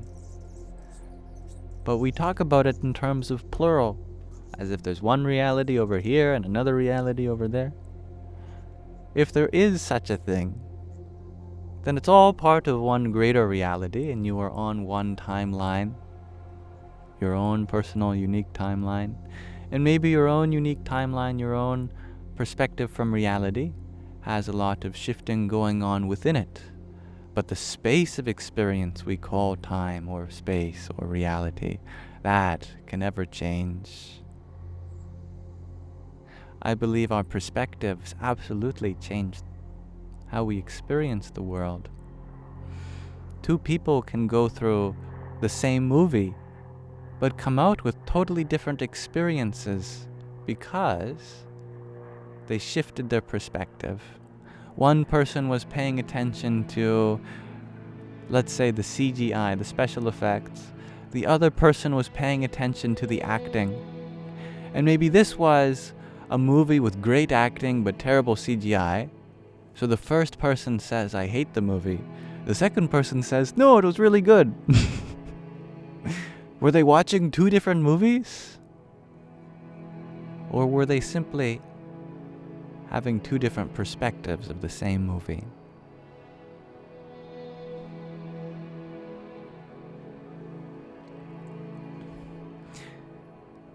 What perspective do you want to have that gives the fullest experience possible for you?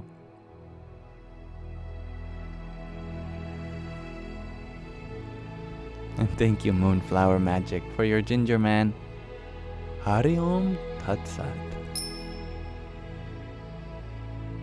4B movement, you ask. If religion is supposed to discipline people, how come most religious men are immoral?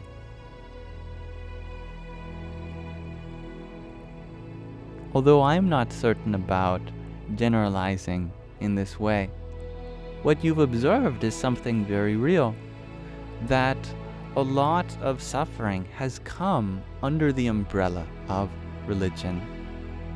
Even though, as you rightly observe also, the point of religion in many ways is to become a more moral, a more ethically minded, a more giving and helpful person in general. We do so by offering service for the divine. We do so for wishing for the welfare of others through prayers and whatnot. And despite this, a lot of people remain bitter, unhappy, and a lot of people even experience pain and suffering spread under the guise of religion. There are many subtle aspects that are nuanced to this conversation, and I hope to be respectful for everyone during the process.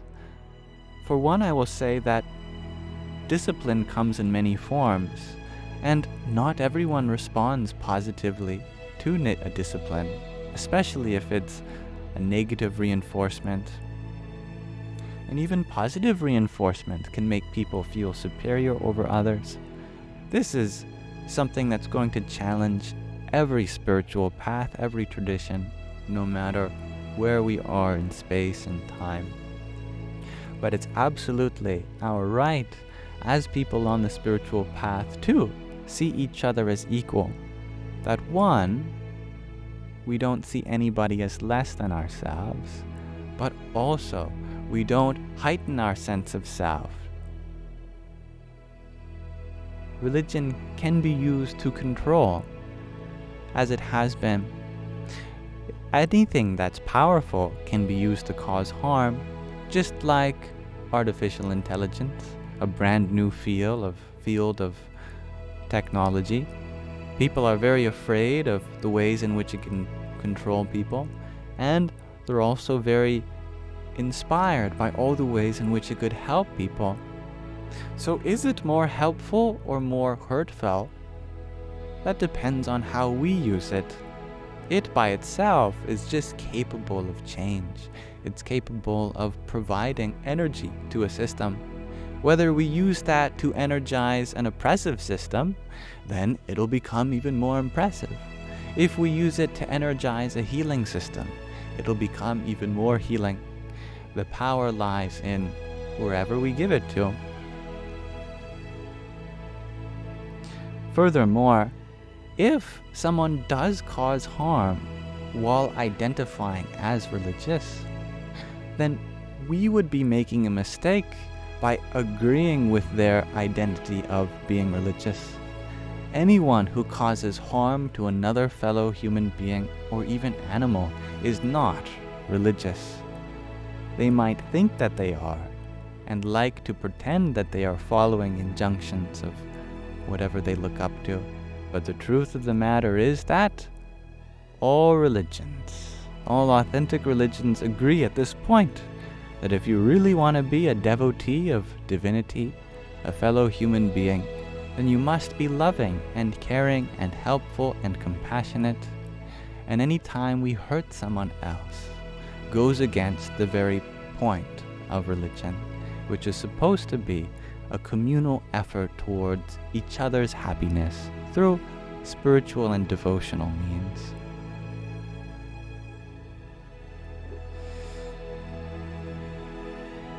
And the average person in any field is not going to be exemplary of the role models of that field.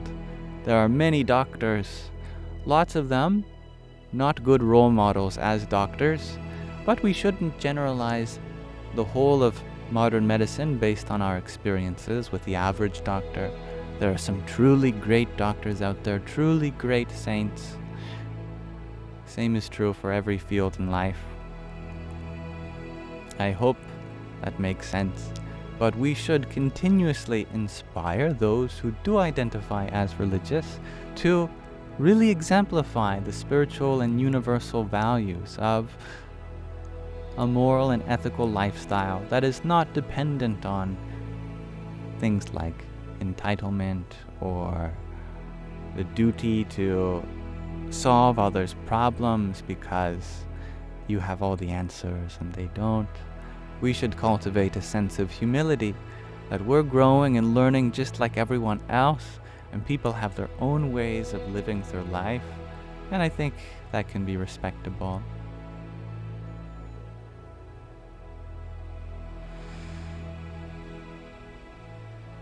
Thank you, Maria, for your rose. Radhe Radhe.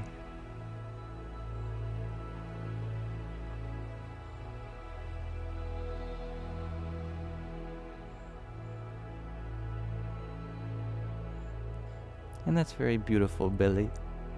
You like to be a loving human because you want to, and it feels good, not because a religion merely suggests it. Well said. And ironically, I believe that is the original intent of these things in religion, that they come from within, from a higher self. Naturally, we don't need to find it anywhere else besides our own heart, because our heart is the ultimate temple for the divine, isn't it?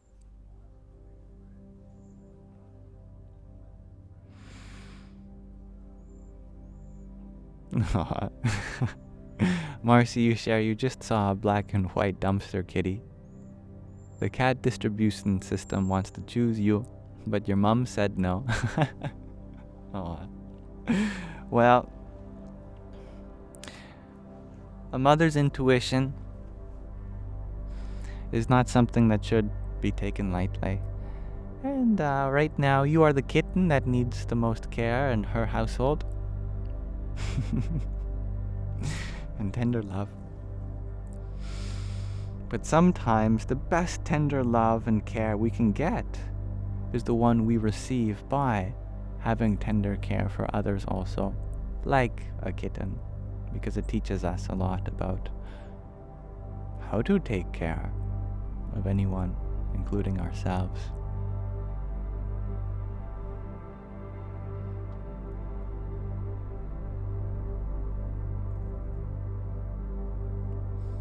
Alexarel, you ask, what do you do if you are just naturally nice and people take you for granted all the time? Well, does your nicety depend on other people's acknowledgement? No. Being nice means that you do so even if it never gets acknowledged. Of course, it feels great to be acknowledged, definitely. And we would want to be. And I would want you to be acknowledged for your nicety, niceness, your kindness also. But if we feel like we should be rewarded for being kind, then there's an even more powerful way to be kind, and that is without any attachment to the outcome. That we be kind for the sake of being kind. We be nice because It's the right thing to do. It empowers our life, and whether other people recognize it, they'll still benefit from it. That's different from being walked over, though. That if people are crossing your boundaries and they're taking advantage of your kindness in order to feel some insecurity or overstep boundaries, then it would be kind not to let them do these things. Sometimes being kind to someone means that you take away what they're using to hurt themselves or others. That would be the kind thing to do. If someone is involved in using some tool for self-harm or harm from others, the nice thing to do is stand up for those that are being hurt, even if it's them or yourselves, and take away the tool. Sometimes other people can use our goodwill as a tool to propagate their own fears or insecurities, and we have to take that tool away if they're abusing it. This is my opinion.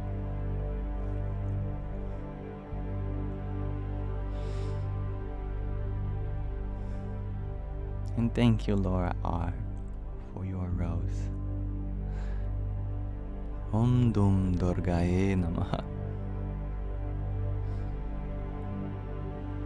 You're welcome, Alexa. I hope these words help. You're funny, Marcy. Does he want a stove, or a TV, or a switch, new fridge, a washing machine? That's one of my favorite audios. Tatvamasi, you ask, if you follow one religion then, does that already create a conflict? Because now your identity ...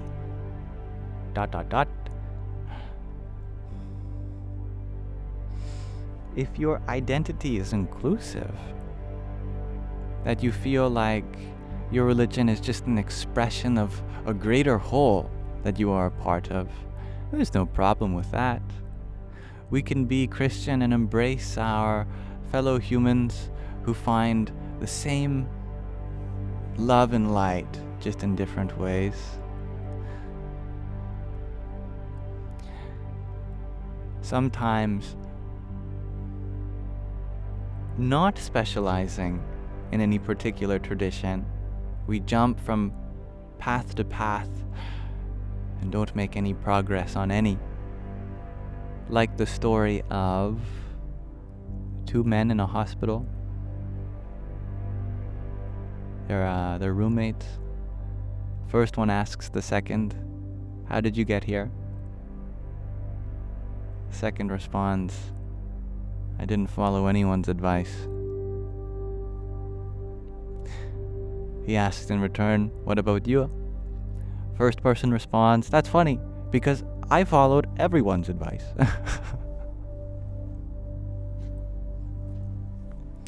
Advice can be great.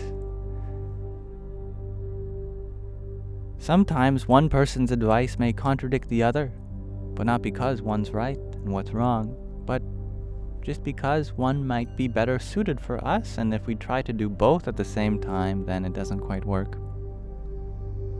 Or the story of the two people, maybe it's the same two people,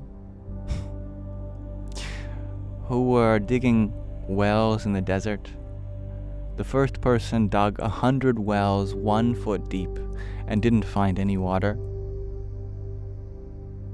The second person just dug one well 10 feet deep and found water on the first go. Even though the first person dug, by volume, 10 times more than the second person, it's the second person who was committed to their path that struck water first. So too, we can embrace all traditions, but we can specialize one pointedly in one, and take elements of other people's faiths to incorporate into our own. For example, someone who's a Vaishnavite, let's say they're a devotee of Krishna, They see a fellow Christian that's their neighbor, and they go, wow, they have such a profound faith for the Christ. They are always singing songs about the Christ. They are always thinking about the Christ.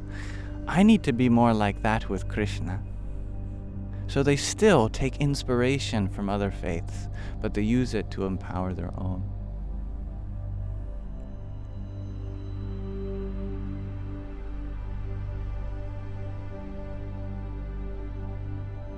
Billy, you're wondering, what are the designs on my shirt? They're tropical. I think there's like a blueprint for a boat.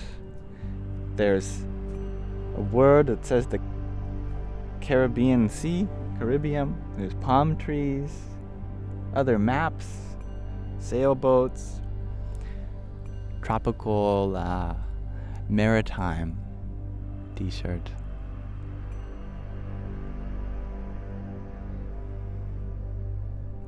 Thank you, Hybrid Jen, for your trio of popcorns. I hope you are hungry, because I couldn't eat 3 popcorns myself. Jai Sitaram.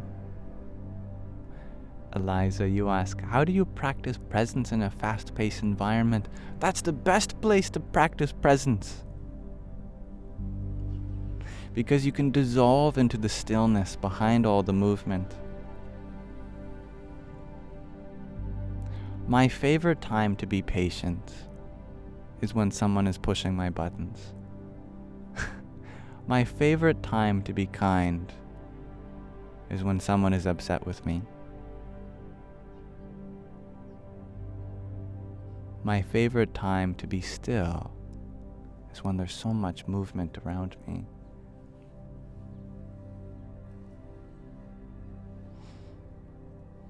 And thank you, M, for your rose. Gam Ganapataye Namaha. And Ragnhildur, thank you for your trio of roses. Namo Bhagavate Vasudevaya. Hybrid Jen, you shared that your autistic daughter only wants to eat popcorn, by the way. She's simple but picky. I respect that. I was the same way. Although instead of popcorn, for me it was ice cream, French fries, and plums. My mom was so desperate to get me to eat anything. The only thing I seemed to eat was a plum or a French fry or ice cream. Sometimes she would just stick the French fries in the ice cream so I'd just have enough calories. And Glitter Parade, thank you for your 10 roses. And a tiny yippee! Mills, you share your favorite time to joke is when everyone is so serious. The perfect time. Sometimes. Thank you, Roxy, for your heart me too. Hari Om Tat Sat and Tatvamasi, thank you for your trio of roses. Jai Nisargadatta.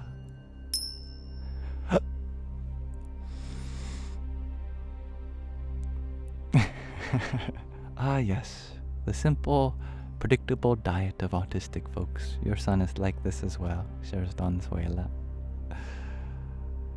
Some of us grow out of it. I don't know what miracle came over me, but in grade 1, I suddenly had the desire to be rebellious against my own diet because I felt confined by my own limitations. And I thought, you know what, screw it. I'm gonna eat the cooked mushroom. I'm gonna try caramel. I'm gonna try this and that. And now I just love food.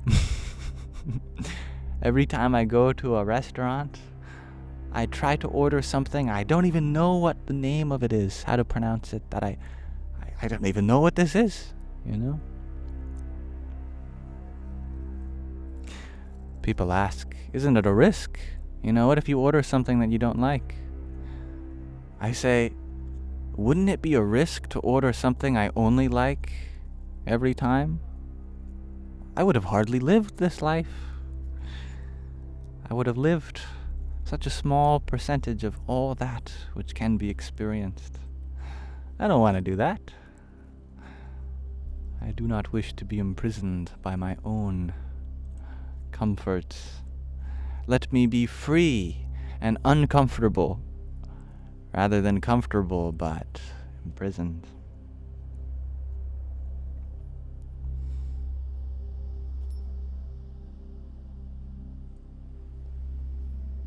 Scott, you're wondering, do I have a personal guru or teacher? Right now, a lot of the teaching comes through prayer, mainly, to be honest with you.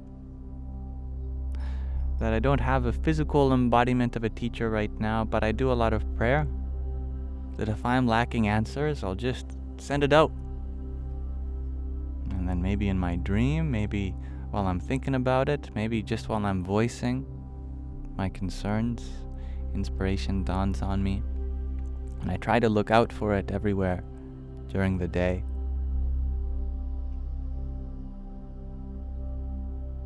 I believe there's a teaching within everything. If you become a student of life, and I really mean that literally, you wake up with a student attitude that everything you look at is like a teacher,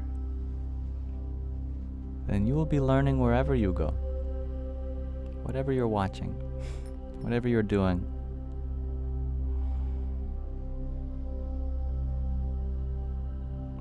You could be playing Minecraft and learning about interior decoration and how important it is to make the space around you beautiful. You could be playing Call of Duty and learning about hand-eye coordination and the importance of being a team player and having good spatial surrounding intelligence. You could be playing Skyrim and learning about inventory management, the teaching that's universal for all of life and everything.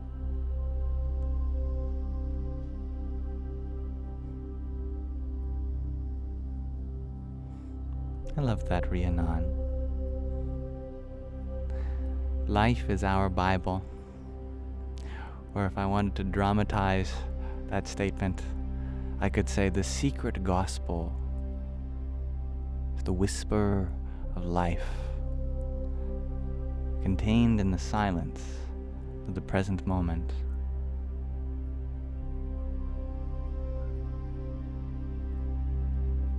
You like Skyrim, Jacqueline? That's why I mentioned it. Cassie, thank you for your heart, me.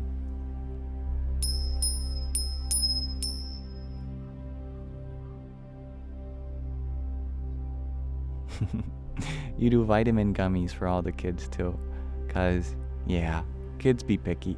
They do be. I love vitamin gummies too. And if they weren't vitamins, I'd eat the whole jar.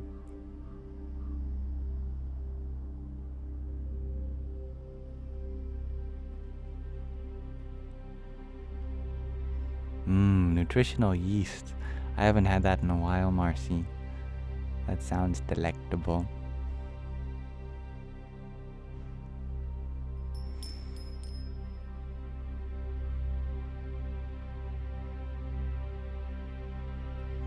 Tanya, and you were wondering why I wear the pin.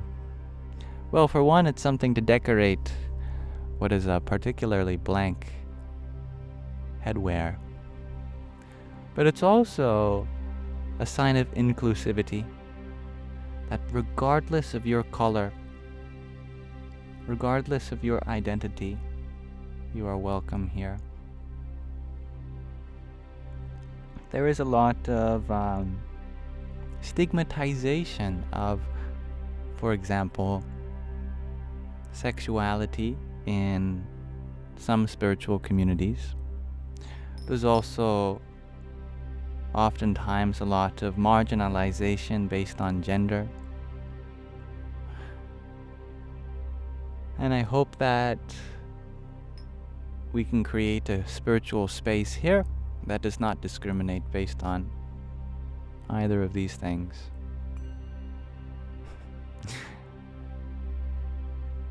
And that's a lovely observation, JSBSI. It is Yamsox on the microphone. It's a good pun for anyone paying attention. And thank you, Andrea, for your balloons and heart me. Alex, you are wondering, am I in the LGBTQ plus community? Of course, we all are. That's what the plus sign represents.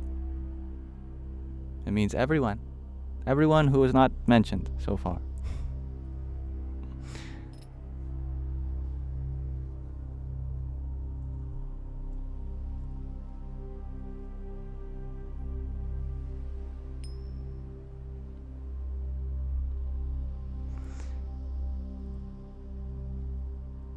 Now, why don't we read from another section of this spiritual text called the Vachanamrut.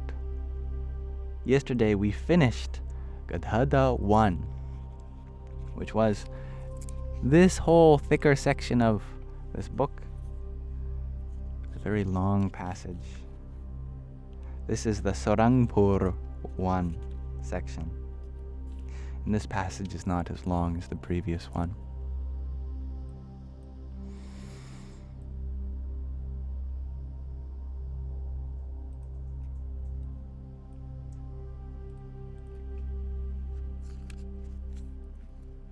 Okay.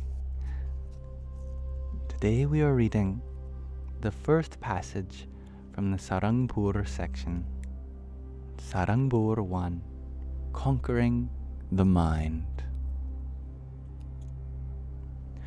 On Shravan, Vadhi the 5th, Samvat 1877, which is the 28th of August 1820 in our Julian calendar, Swamishri Sahajanandji Maharaj, the spiritual teacher from which this lineage is based, was sitting on the veranda outside the north-facing rooms of Jiva Khachar's Darbar in Sarangpur. We've moved. We're no longer in Gadhada. It's no longer Dada Khachar's Darbar. It's Jiva Khachar's Darbar in Sarangpur. He was dressed entirely in white clothes. At that time, an assembly of munis, scholars, as well as devotees from various places had gathered before him. Thereupon, Muktanand Swami asked a question. The verse, Jitang Jagat Kena Manohiyena, from the Maniratnamala, explains that a person who has conquered their mind can be said to have conquered the whole world. Oh yes, this is a classic verse. Jitam Jagat Kena Manohiyena. One who conquers the mind has conquered the world. But how can one know whether the mind has been conquered? Sriji Maharaj replied, when the Indriyas, the sense organs, withdraw from the Panch Vishais, the 5 experiences of the senses, in other words, sight, sound, smells, tastes, and touch, and no desire to indulge in those Vishais remain, then all of the Indriyas are said to be conquered.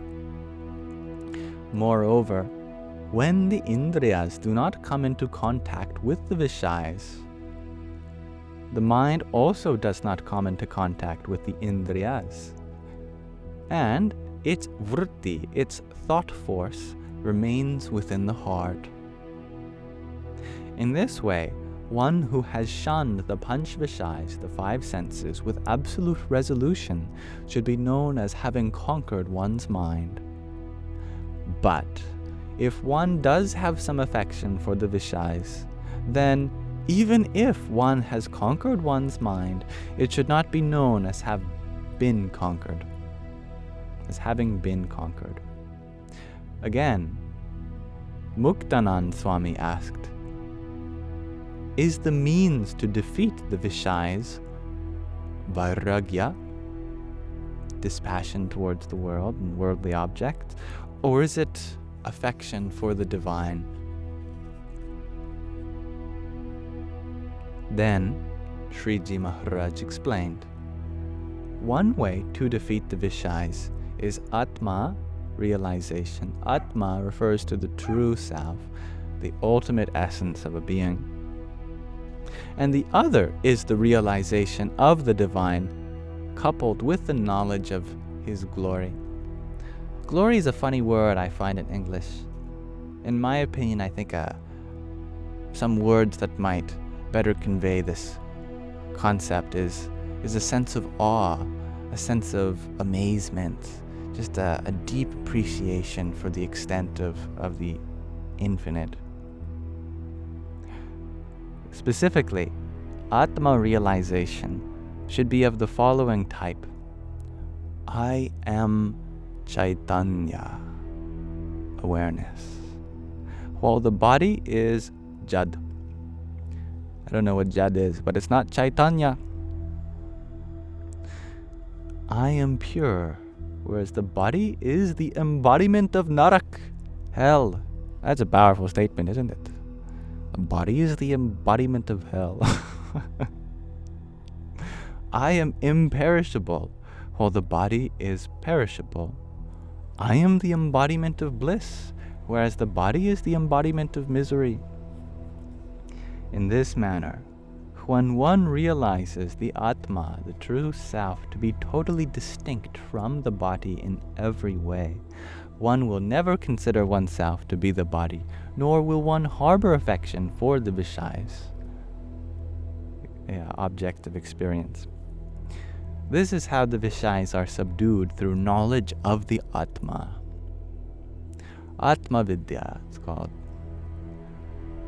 Also, one should think of the glory, the awe, the amazement, the reverence for that infinitude in the following way. I am the Atma, the true self, while the manifest form of the divine, whom I have attained, is Paramatma, the higher self. I have attained Sri Purushottam Bhagwan in person, the highest form of the divine personality. One could say, the very Purushottam Bhagwan, who is the Lord of Golok, Vaikunt, Shvetdvip, and Brahmapur, various names for abodes of the ultimate, as well as Master of Brahma, the Creator, and the other Devas, deities, who themselves are the lords of countless millions of Brahmans, universes. That Paramatma, higher self, forever resides in my Atma, myself. I would discard all of the pleasures of the Vishais for countless millions of Brahmans, universes, just for 1 second's darshan of that divinity. Darshan means sight. Moreover, if one were to gather together all of the pleasures of the Vishais of countless millions of Brahmans, universes, even then it would not equal 1/1,000,000th even of a fraction of the bliss which is present in just one pore of the divine.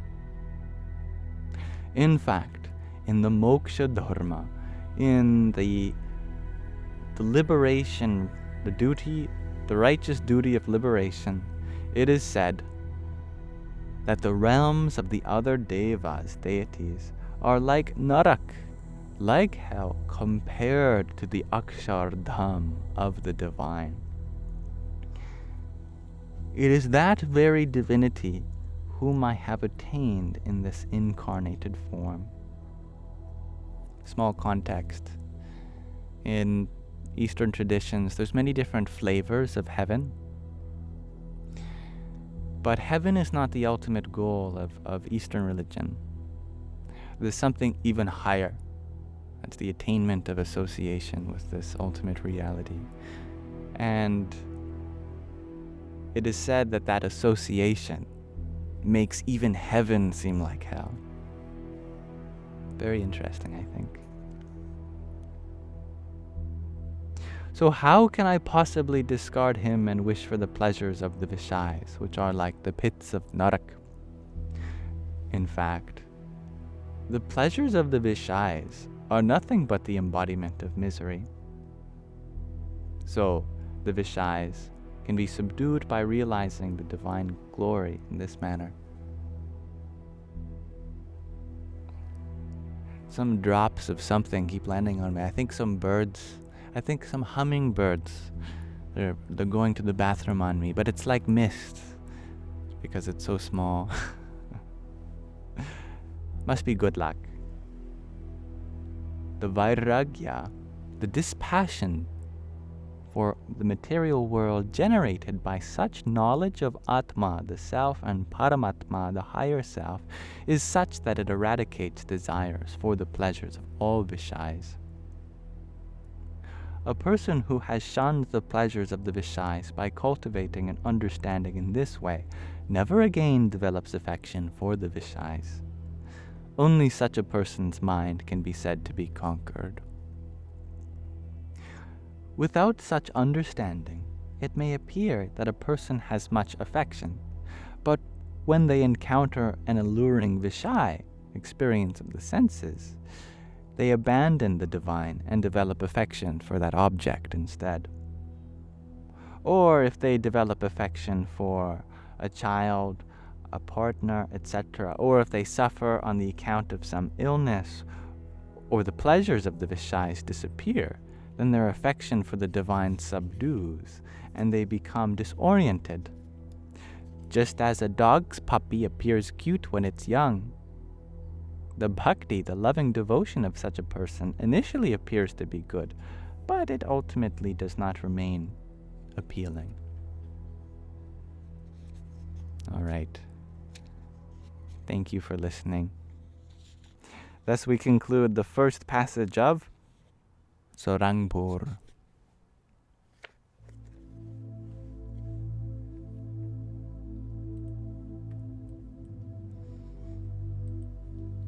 Now we can return to discuss whatever is still in anyone's hearts. And I love your name. Breathing in, breathing out. Pardon me. Brahmandas, such a beautiful word. Sanskrit meaning cosmic egg. Brahma can mean many things, from creator to the ultimate reality to anything cosmic in general. A Brahmanda means an anda, an egg of the divine.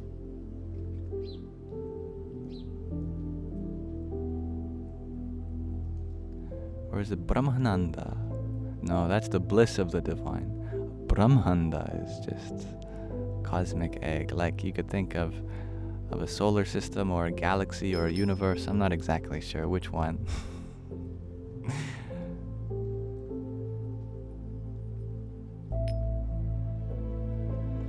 G to infinity.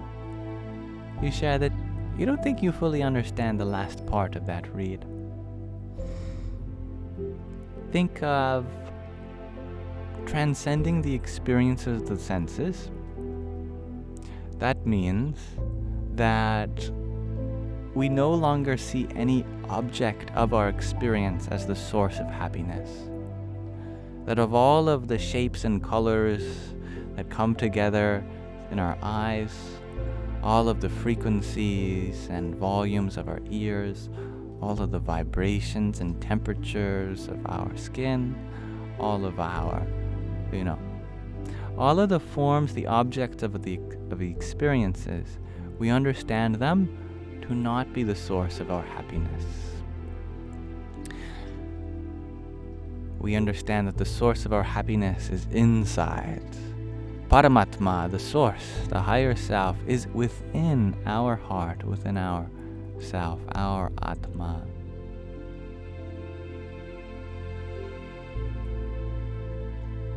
A divine egg, that's a great translation, Orla. Brahmanda. Giselle, you're wondering, how do I have my technology outside? Extension cord. Oh, extension cords, they're so useful.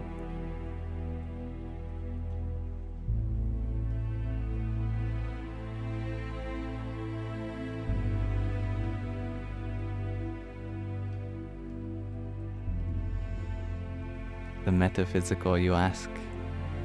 Have I been studying for a long time?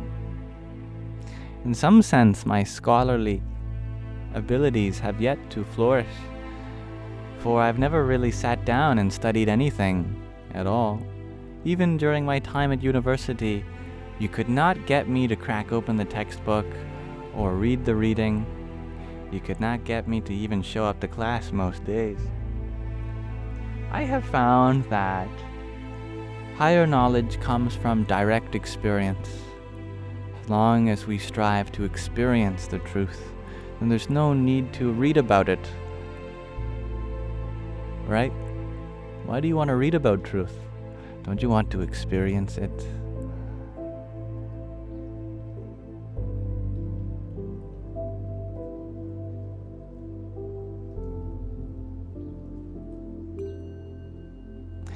Rianan, you ask, so is this my actual backyard, not just a photograph? What has gotten into you all? With the rise of technology, no one believes what is real anymore.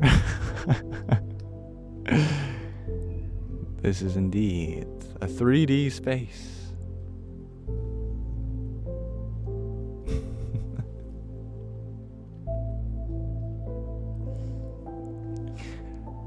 The metaphysical, you ask, but isn't the reading also an experience? It is, but I'll tell you this, that there's more experience that has never been written down than there is that has been written down. So if you wish to unlock the other 99% of life, then it's time to put down the book.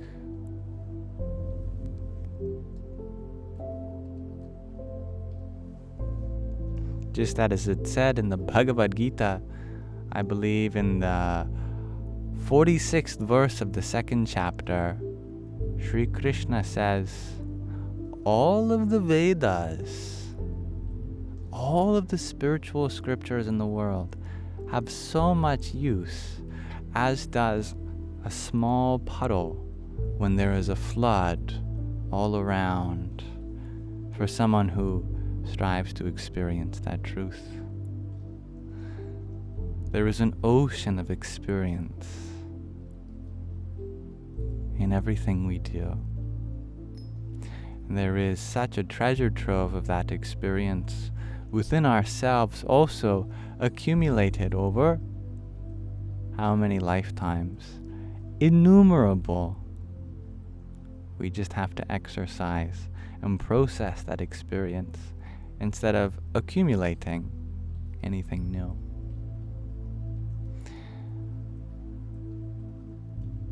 I believe that wisdom comes in two parts. There's the gathering phase, where we are accumulating experience, and then there is the processing phase, where we take a break from accumulating anything new, and we process what we've gathered already. Like the Large Hadron Collider in Geneva, Switzerland, on the border with France. Kilometers underneath the surface, there's this huge particle accelerator at CERN called the LHC, the Large Hadron Collider, smashing hadrons like protons at 99.99999% the speed of light. But it requires so much energy and it generates so much information that every few years they have to power the whole thing down and redirect all their efforts to processing all that data while they make upgrades and whatnot on the collider and the detector. The same is true for life. that we go through phases of accumulating experience, reading from others, listening to others, from going to class, taking courses. But at what point do we say, I have everything I need, and then we look within, and then we begin to process all that is there?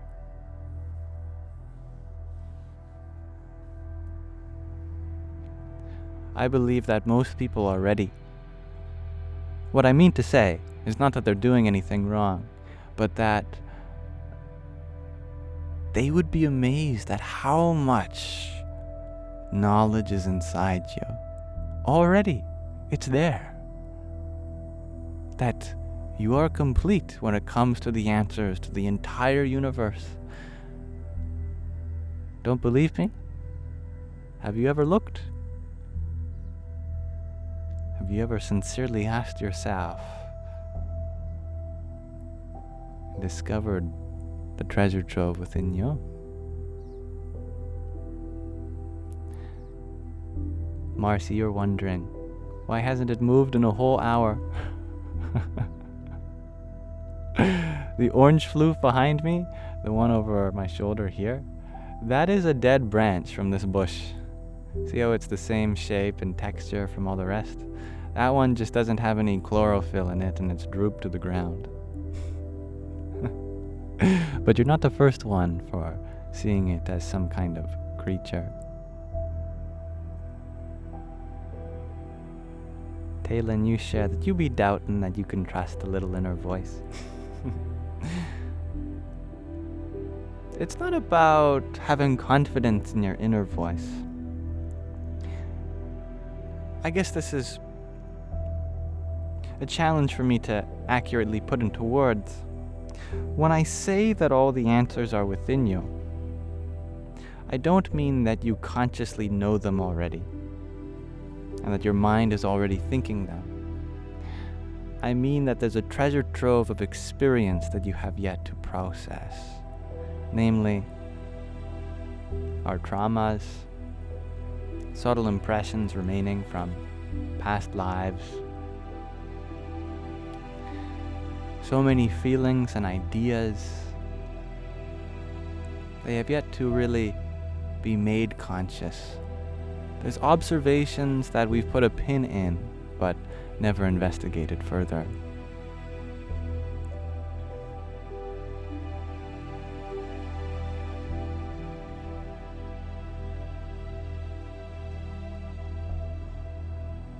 Yeah.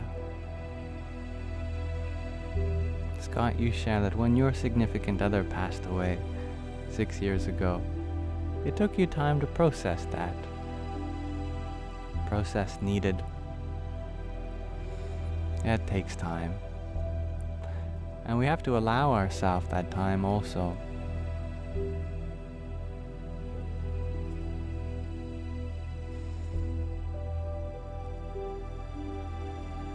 Tatvamasi, you ask, why do we do that? Do what?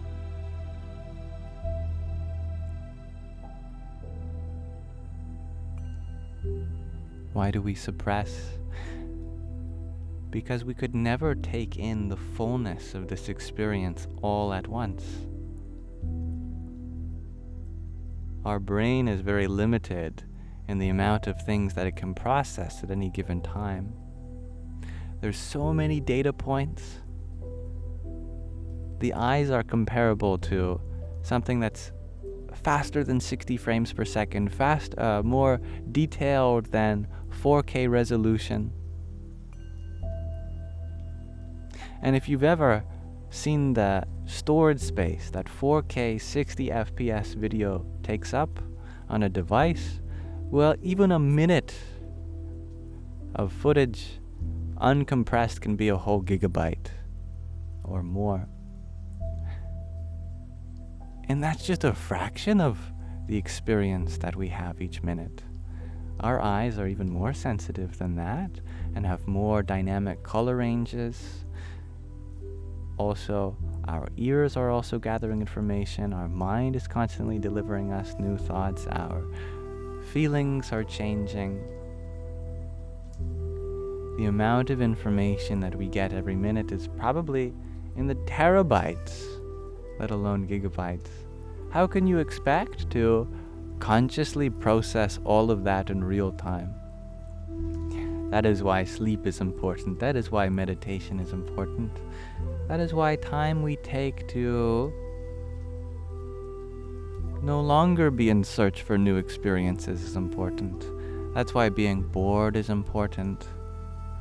All of these things are important.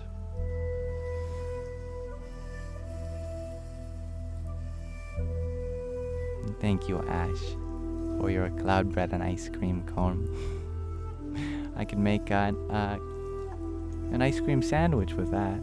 Although I don't know how well ice cream works with cloud bread. I don't even know what cloud bread is, to be honest.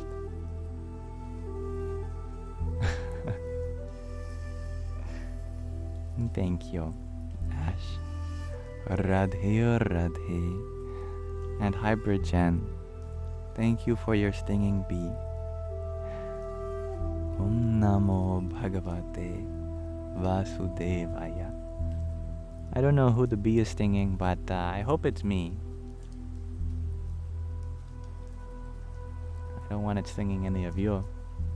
Rhiannon, thank you for your pair of finger hearts too. Jai Sitaram.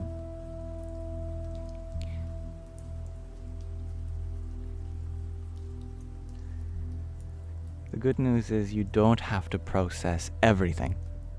It's not necessary. When we say that truth or source is omnipresent, then that means that if we dive into anything deep enough, we will find the ultimate truth. We can find meaning anywhere. The whole of the universe exists within every one of us. But you had asked, can we heal our bodies with our thoughts? The mind and body are very intimately connected indeed, and some thoughts act like a poison, truly. Many studies have been done. It's not even spirituality at this point, it's science, that people with very negatively thinking mindsets, they come into all sorts of health problems, like their immune response is slower and less efficient. Their sleep habits take a toll, and that leads to supplementary problems. Their dietary choices, of course, struggle because they often cope with unhealthy eating habits. Having a negative mind leads to negative health, there's no doubt about that. Likewise, it's a two-way street. Positive thoughts also influence the body. Studies also show that positive thinkers, their heart rate is slower, their blood pressure is lower, their hearts are healthier, they just make better decisions in general for their health, they sleep better, and that has supplementary benefits to their life as well. It's just a win-win to be positive. Now, does this mean that you can heal chronic or terminal illnesses with just your mind? I wouldn't go that far.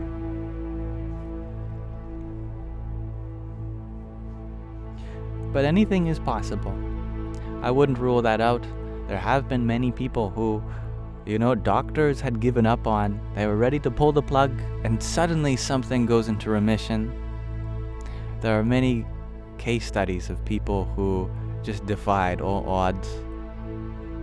And because they're so unique, we can't really gain that much scientific knowledge from it, but we can gain a kind of faith, at least, that no matter what science may say, there's always a gap in our understanding where something miraculous may happen.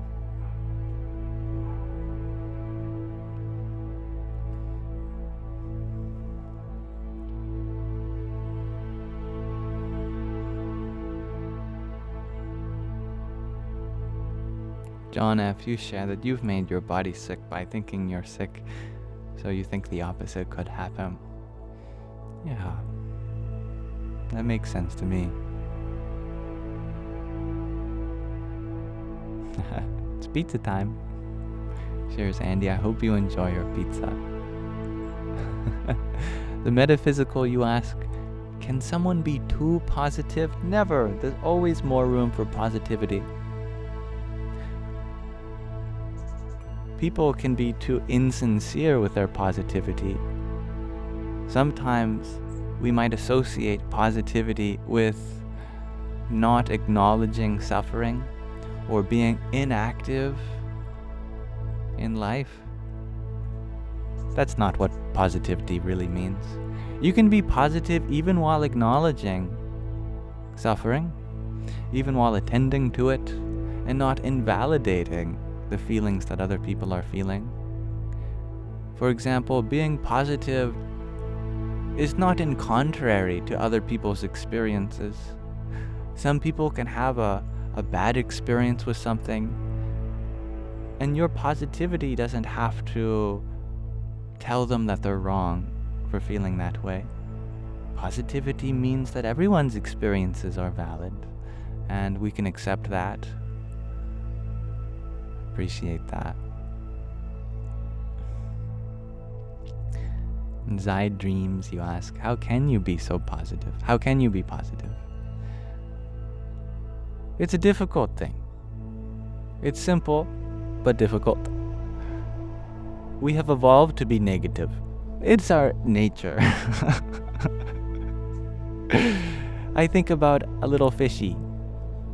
A little fishy is surrounded by both negative stimulation and positive stimulation. A negative stimulus might be a predator, a bigger fishy there to gobble you up. A positive stimulus might be some food to munch on. Now, it actually benefits the survival of the little fishy to be more aware of the negative than they are the positive. Why? Because if they just miss but one negative stimulus, that could be life or death.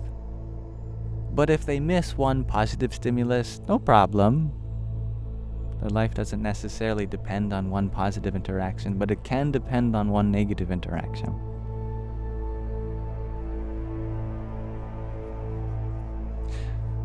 Positive interactions are more forgiving than negative interactions. Ideally, in a supportive community, in a society, this survival instinct is no longer necessary. But still, all of the same survival mechanism is there in us. It hasn't gone anywhere. Psychologists, biologists, evolutionists, they call it the negative bias. That our mind has a negative bias because we're in survival mode. If we can drop out of survival mode, when it's no longer fight or flight, it's rest and digest, the parasympathetic nervous system is activated, then we can begin to curb our negativity bias and direct it towards positive change. It takes continual effort and incremental growth. I expect no one to wake up tomorrow positive, but it's possible to wake up tomorrow 0.1% more positive. Doesn't sound like a lot, but you've got a lot of time in order to grow through this life and the next. If we just continually make ourselves a little bit more positive, having realistic expectations and goals, then it begins to add up, compound itself over time. We can be positive by recognizing the value of positivity. We can recognize that it's very useful and productive to just see the potential in things rather than be defeated by the lack thereof. We can also find a kind of aversion towards negative thinking because we've seen in our experience that it just leads to more and more misery. It's not practical to be negative, that's for sure. A practical way to be positive is to count your blessings. is to just remind yourself of something you're grateful for in this moment, and it begins to build on itself. The more grateful you are for this moment, the easier it is to allow yourself to be vulnerable. The more you feel free to be vulnerable, the more your survival instincts drop and your negativity bias gets curved, and it's a positive feedback loop. Literally.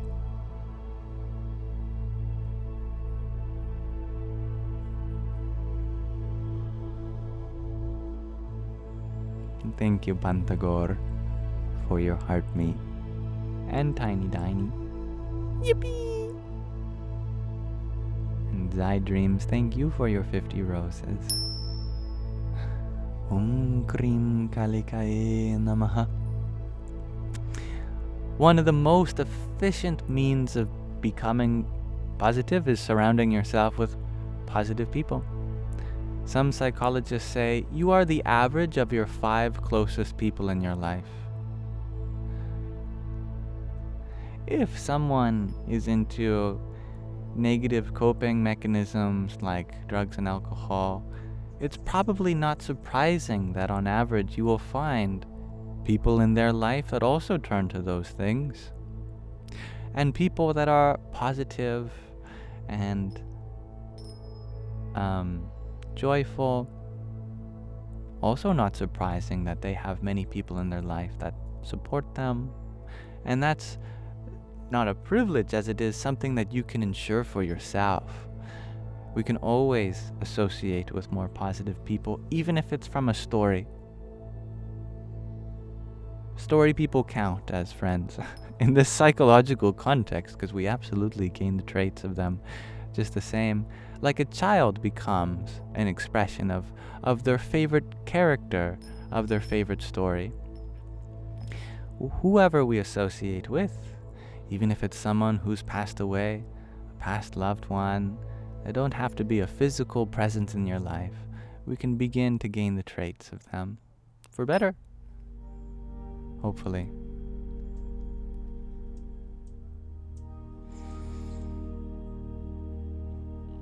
Keith, you're wondering, why'd I delete all my videos? Well, they're not deleted, they are privated, and maybe one day I'll unprivate them. But for now, I encourage you to go to the link tree in my bio, where there's a frequently asked questions page, and I believe that all of the most frequently asked questions are answered adequately there. But if you have any follow-up questions, I'd be happy to attend to them here. And user 224, you ask a great question. What happens if someone attaches to you, but you don't find them a good/compatible influence? Who you let into your life is always up to you. If they've made themselves dependent on you, that is their problem. Not to be disrespectful of them, but the truth is that if you didn't ask to be made dependent on by them, then if they have to fight for their own independence, if you set your boundaries, then they've brought themselves into that pickle. The case is not the same for parents or for many loved ones, where we have facilitated them to be dependent on us in some ways because that's something we've volunteered to do. And in that case, we have responsibilities to take care of them. We also have a responsibility for ourselves. And if your dependent is not a very good influence on you, then it's really important that you balance that out with someone who is a good influence. As long as you have at least one good influence in life, that'll make the difference.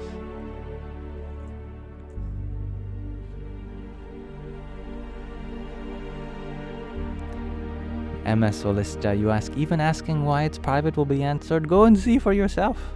You don't have to ask me what's on the frequently asked questions page. Read it, please.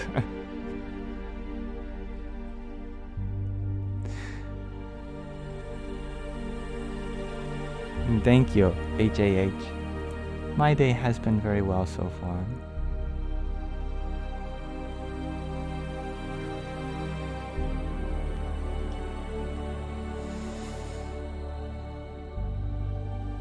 Now you also ask, how do I balance family and independency? Family and independence.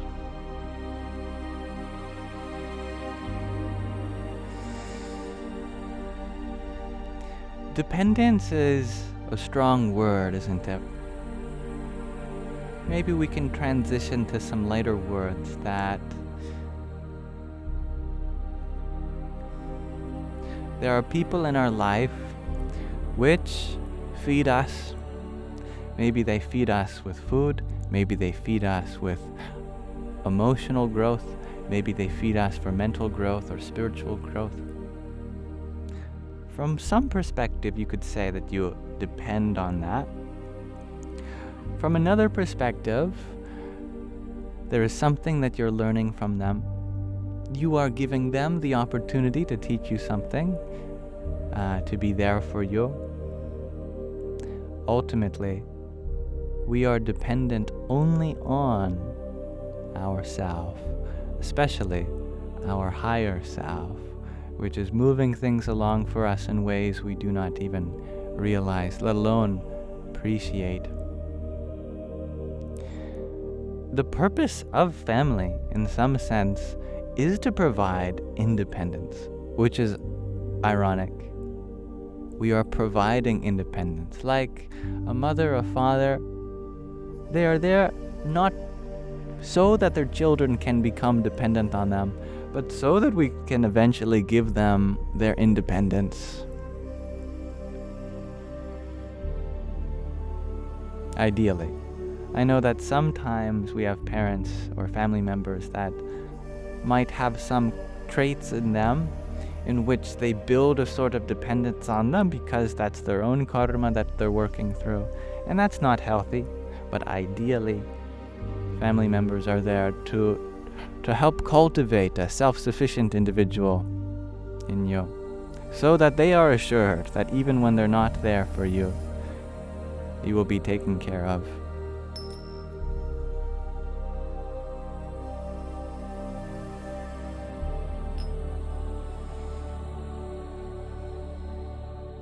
Thank you, Moonflower Magic, for your rose a minute ago. And Garrett, thank you for your trio of ice cream cones. Sum Saryaya Namaha. Carrie King, thank you for your rose too. Mani Padme Hum. But you ask, some kids never want to leave the nest and must be kicked out.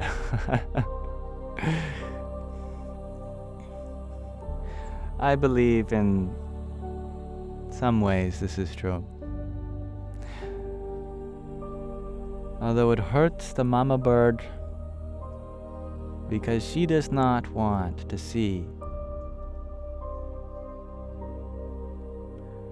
her child suffer, they also know deep in their hearts that, well, if they become dependent on my care, then they're really going to suffer when I'm not here to take care of them.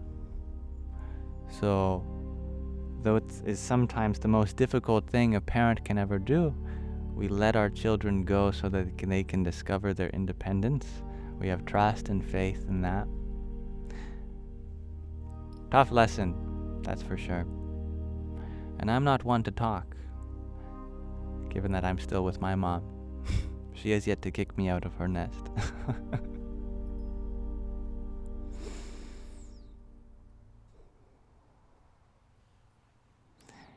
And Orla, you are wondering what kind of pillow I'm sitting on to be able to sit for so long. Well, it's a meditation pillow, so I guess that's kind of its purpose.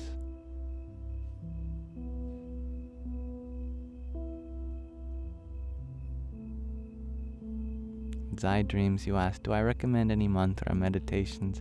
I recommend any mantra meditation. Mantra is one of the most powerful and most effective forms that spiritual growth and ultimate transcendence. Something that probably is good to remind everyone, that there is an ultimate goal of spirituality. Sometimes we can become too obsessed with that goal, but other times we forget that there's something we are moving towards ultimately, and that's something called moksha. It's a yogic word for liberation, total transcendence from suffering. Suffering is still imminent in our experience, no matter who you are, but we can become transcendental to it. That is the goal of all spiritual traditions, ultimately. It's good to remember why we are doing that. And mantra is one of the most effective means at moksha. But it's not easy. It still requires the same commitment as any other spiritual practice.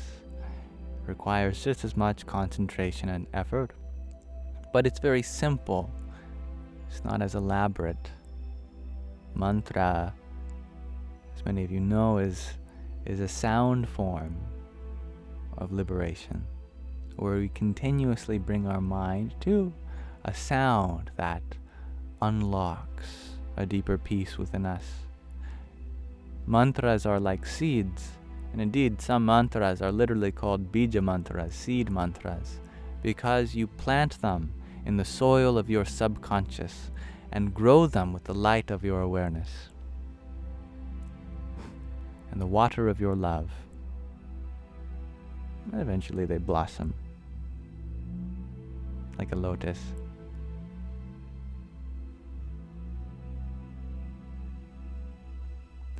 Now Liv, you ask, may you politely ask me a question? Yes, definitely may. You are very polite.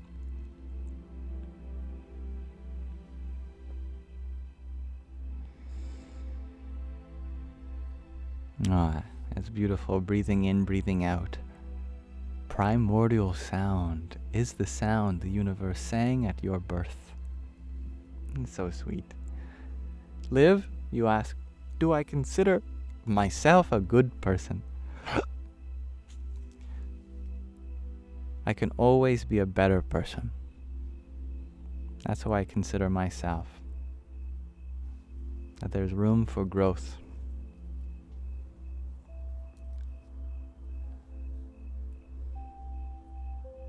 I love that breathing in and out as well. Uni, one. Song, verse. Universe. We are one song. Hello, MJ.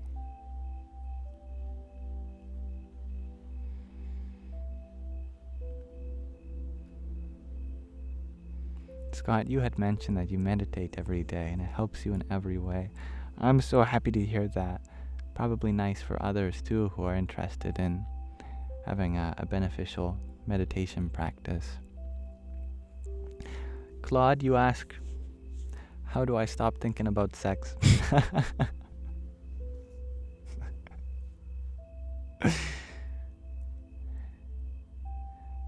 You don't have to. We can dive within that thought and just go deeper, that's all.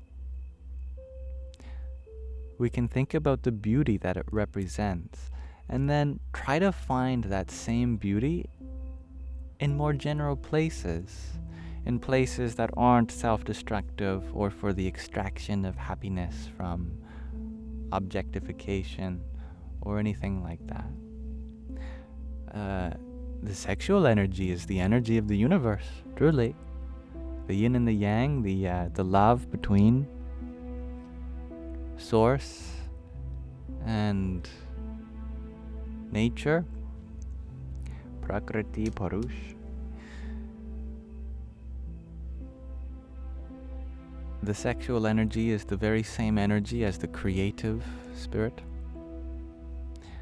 the creation of life And we all would be not here without it, that's for sure. Balance, neither one extreme or the other. Like that's got the middle way. Stigmatizing it just makes it that much more tempting. Because part of us, our part of us in our shadow self, just loves to do what we are not supposed to do. If you make a certain form of thinking into something you're not supposed to do, well then you're definitely going to think more of those thoughts.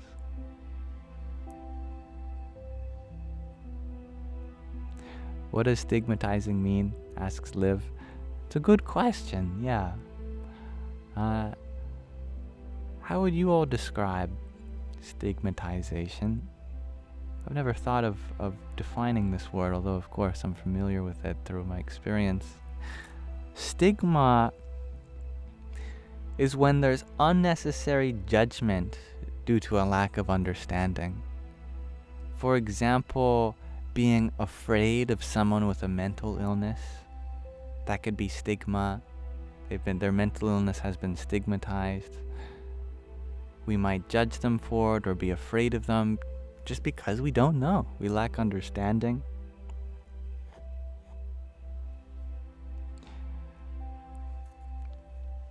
It's kind of generalization, shares Jai Beam. Personal judgment, shares Alice. The Scarlet Letter, shares Talon. That's the script answer, yeah. Oh, you're welcome. Thank you everyone for contributing.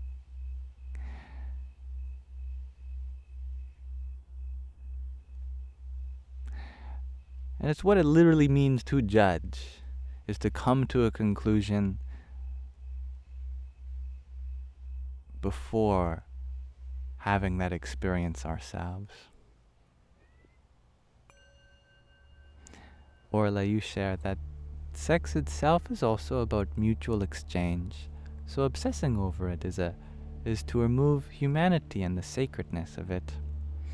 There is a lot of sanctity and vulnerability of that relationship. I really love the way it's put like this, that it should be about an expression of life, not an extraction of life. In fact, that is literally what that energy is for. It's for the creation, the imbuing of life, not the taking of it from someone or something. And that can happen in many ways, not just physically. Just like people who are really passionate about, let's say, a lifelong project. They call it their baby. This right here, this is my baby. You know, there are some people that they just work on their car. They keep working on this car. That's their baby, you know? And it is. It's not just a figure of speech. The same energy went into that. The same creative force that imbued life. We can find that in many different ways. And I think that's equally important to remind people who want to be, for example, a mother or a father, but due to infertility issues or whatnot, they're unable to have that expression. So important to remind yourself that you can bring life into this world in many different ways. Sometimes more metaphorically, but just as real. It's a celebration. I love that, Andy.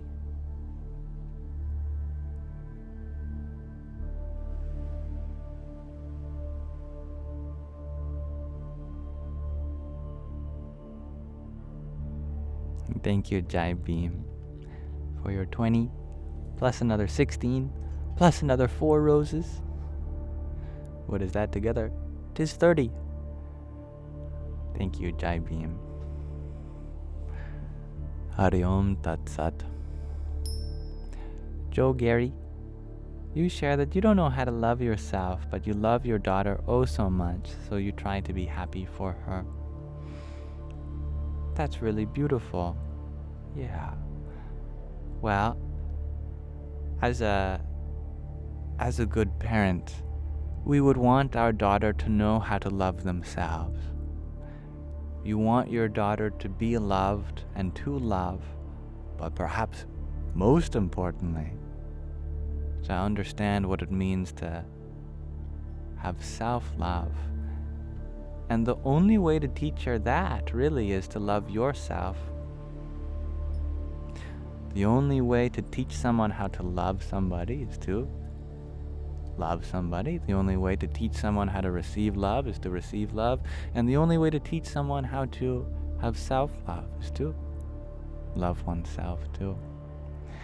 So it's funny, you can love yourself because you love somebody else. And you can love somebody else because you love yourself also. They go hand in hand. And I love you too, Constantine. It's a good movie, by the way. And a beautiful name. User 224, you ask, do I think it's okay to stop talking to a friend if you wish to move on, i.e. ghosting? It depends. I, of course, don't know the context to which this question was asked. I am sure that there are contexts in which taking the space in whatever way you need is necessary. And there are many contexts in which it's better to explain to them that you're taking a step back. Maybe you don't have to express it as a permanent thing, even if you want it to be. You could just say, I need some space for right now. I don't know for how long, but I would really appreciate it if we can reconnect at another time. And then it leaves it open-ended. No expectations, just a mutual distancing. I think that would be ideal, but I understand if that's not possible for every situation.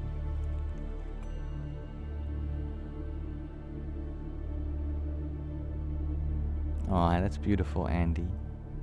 When we can allow others to love, even after we have been hurt, is to fully love. That's really beautiful. And thank you, Jai Beam, for your 9 roses. And your quintet of finger hearts. There's some for you too. Radhe or Radhe. I'm laughing at Tatvamasi. You have such a persistence to understand this. Yeah. Where is the mind and mental memory? What is its structure? And where can I find the answers? Well, I'll tell you.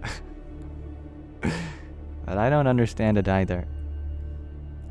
But I was listening to Swami Taratmananda on this topic just a few days ago when a viewer asked a similar question, what is the mind? And what are thoughts? He had a very precise definition for the mind that I don't exactly remember, but it was something about, well, it is a conditioned consciousness that is possible of producing thoughts. I take it as a general term for the collection and possibility for thoughts. That's what the mind is. But what is a thought? He said it's a conditioned form of consciousness. There's consciousness in some form. It's the most simple form that can arise, because in Vedanta, which is the tradition that Swami Taratmananda ji is from, the absolute reality is consciousness first, and one without another. It is from consciousness that all things are derived, and the first things that are derived from consciousness are thoughts. It's just the simplest form that consciousness can take. That is what a thought is. And where is it? Well, it's in the same place that consciousness is. So you'd be asking, where is consciousness? Well, it's here. And I'd be surprised if you could get a more objective answer because it's such a subjective experience. that the place of consciousness is here. The forms in which consciousness takes must also be here. They might exist relative to each other. I don't know what orientation, what the geometry of the mind is, but I imagine it's very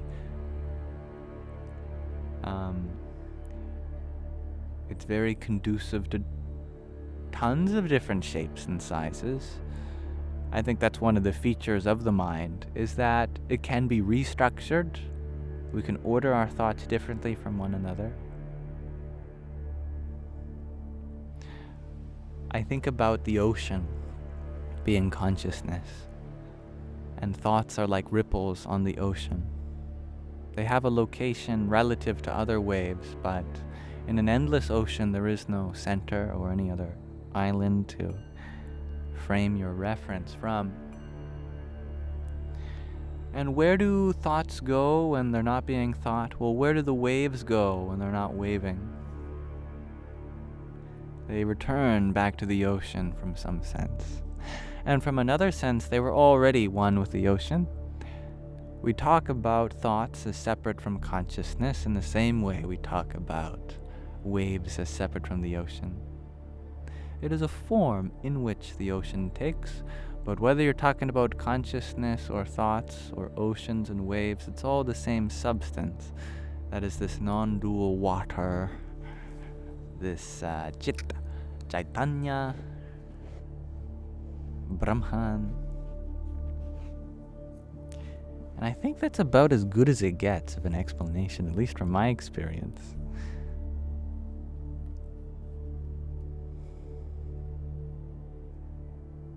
And Tattvamasi, you ask, well, but I can only remember my thoughts. Now, how is that individualized then, the memories? Yeah, good question. Here's a funny example, I think, for you. You and I, we are watching some lions in the savannah. We are on a little exhibition through some wilderness. And we're safe, we're driving, no problem. And we're both looking at the same lion. And I take a picture from my camera, you take a picture from your camera. You ask me, why did my picture show up on my camera and your picture show up on your camera? Even though we're both looking from the same, we're looking at the same scene. Why is there a local storage of the scene in my camera and a local storage of the scene in your camera? Then the answer, I think, becomes a little more obvious. It's because the body is localized. The body has a sensor here, and another body has a sensor there. Another analogy, the sun shines its light equally everywhere, but the reflection it makes in one puddle is different from the reflection it makes in another. Not because the sun is two, but because the puddle is two. Same light, reflected in different places. It's because there's two puddles. There's one consciousness, but many minds. You and I share the same consciousness, but a different part of the consciousness.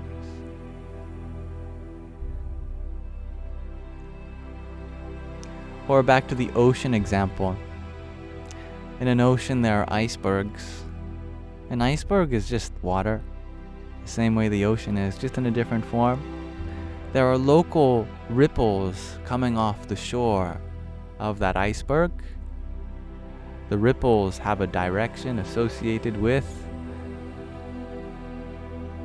the iceberg, but it's the same ocean in which we find ripples around another iceberg. The ocean is one, but the icebergs are many.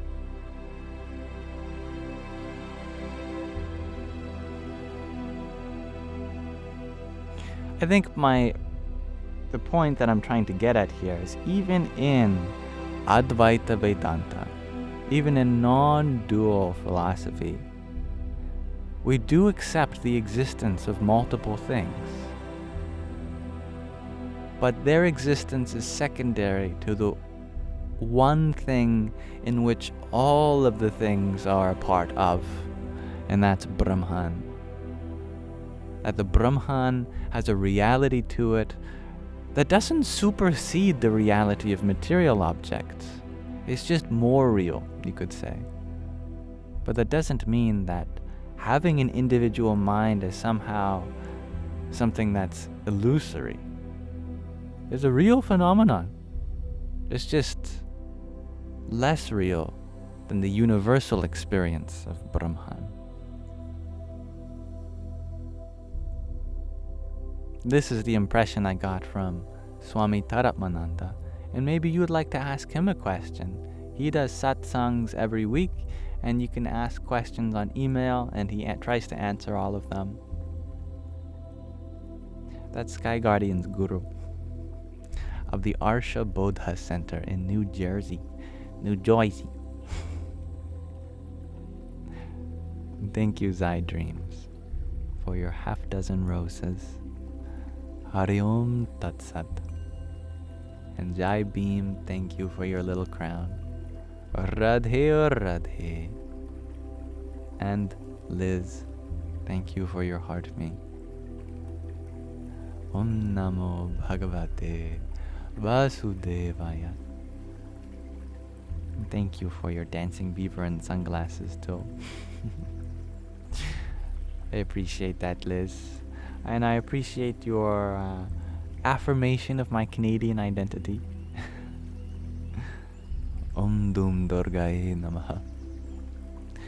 And that's where you're from, Jai Bhima. Maybe you can go and meet Swamiji.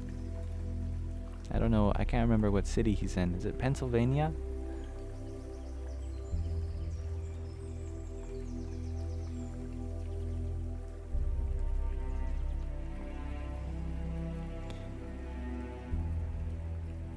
Oh, if only Sky Guardian was here to tell us. Moonflower Magic, thank you for your ginger man. Hari Om Tat Sat. Now, baby LQ, you ask, how do you drink in peace? If you are trying to become peaceful by drowning your sorrows, I'm sorry to say, but sorrows swim. And they're a really good swimmer too.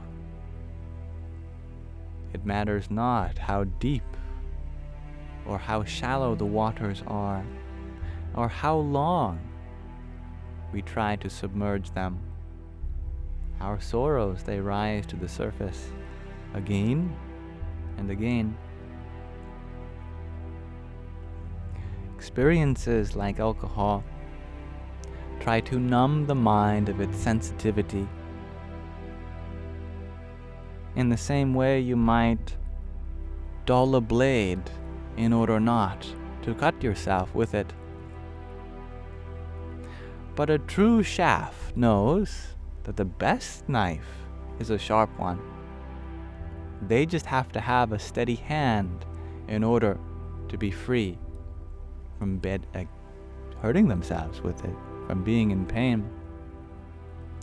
Similarly,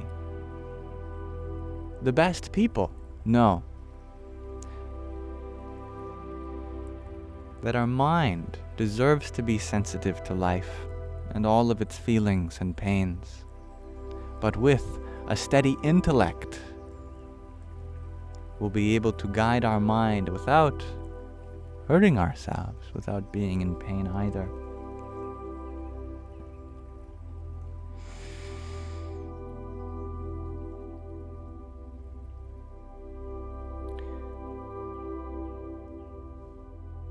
It is possible to have happiness without a hangover, but it means that we have to start going in debt to ourselves and taking out happiness loans from the future. And I believe it's always possible to settle our debts and return to our baseline and start generating wealth in a different way.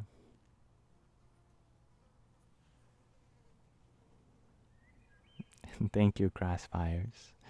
It is my mother's garden.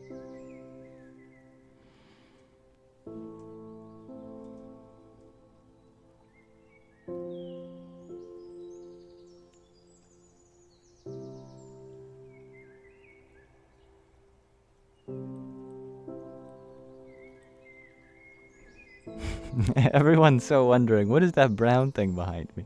Oh, I'll have to just solve it, the puzzle. Finally, once and for all, hey?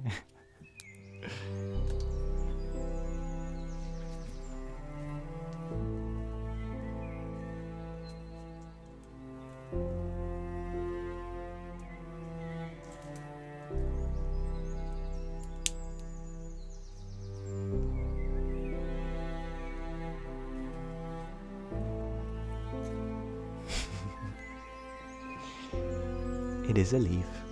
A dead leaf.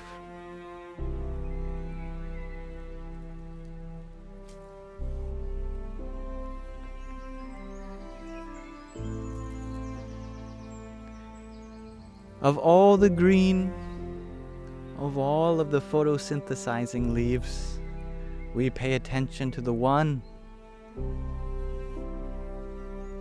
which is no longer serving its purpose.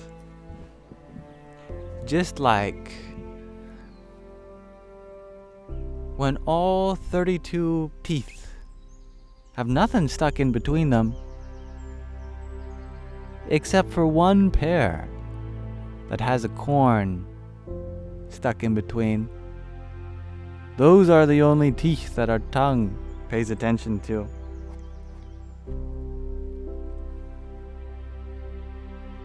There's not corn in any of the other teeth. Why do we care so much about just one corn in between two teeth?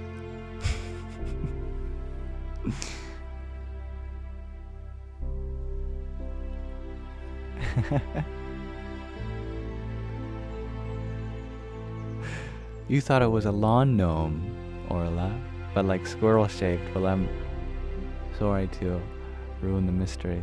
It's amazing how many people ask about it. It did kind of look like a bunny or something, though. And there are bunnies and squirrels that live in that hedge, but I don't know where they've been. Hello, Apebuck. G to infinity, you ask. Is it weird that you didn't see it till now? Well, I'm starting to think it is. If you didn't notice it, you're the exception.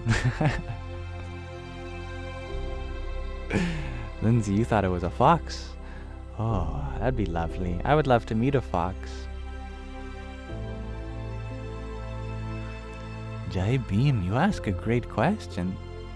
Do we need to be happy? That's fascinating. Well, happiness has a lot of consequences for good. The more happy you are, the more pleasant you are to be around, the more you are able to share happiness with others, the lower your blood pressure is, the slower your heart beats, the less stress there is on your circulatory system. The happier you are, the deeper you sleep, better choices you make. Happiness is definitely important to live. There's a lot of people that live just off a little bit of happiness. But I think that goes to show that even a little bit goes a long way. Do we need to be so focused on our happiness, though? To this, I would differ. That there is a way to be happy without being so obsessed over our own happiness. And one simple way of doing so is to switch your attention from your own happiness to others, and in a sincere way. There's a kind of way in which we might already be concerned about other people's happiness, but only indirectly when it comes back to our own happiness. Like, for example, trauma survivors. They might be really concerned about the happiness of those around them, but because they've had trauma when they're not happy, and so it's a survival mechanism. The kind of way in which I mean sincerely looking for the happiness of others. It's in that way we can learn to be happy through giving and serving. You know, I don't think it's a hummingbird anymore. I don't know where these random drops of water are coming from. Is that a cloud?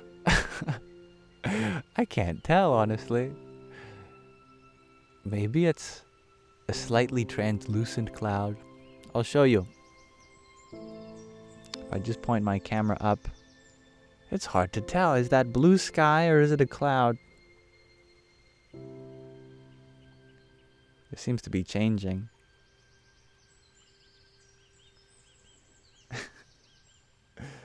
It definitely looks like a blue sky over here. You can see the moons in the sky. Oh, I don't think you can see it. It's just on the edge of that bush. It's definitely a blue sky over there. Yeah, but it's definitely raining. From where? Who knows? I like this spot though. It's a little magical like that. Maybe it's sap? Well, I don't feel sticky. And it's a very light rain. Just sprinkling. I think sap would be too viscous to sprinkle. Do I think the trees could be releasing condensation? That's an idea. Yeah, it is an idea. Or maybe all the bugs, they're peeing on me. I don't know. I don't mind it. I'm just mystified by it. Thank you, APOC, for your rose. You also ask, you're curious what my opinion is on UFOs. You've never really heard me talk about it. Well, I tend not to talk about things that are outside of my experience. And I really just have no experience in any of those things, so how can I speak about that which I have nothing to speak for?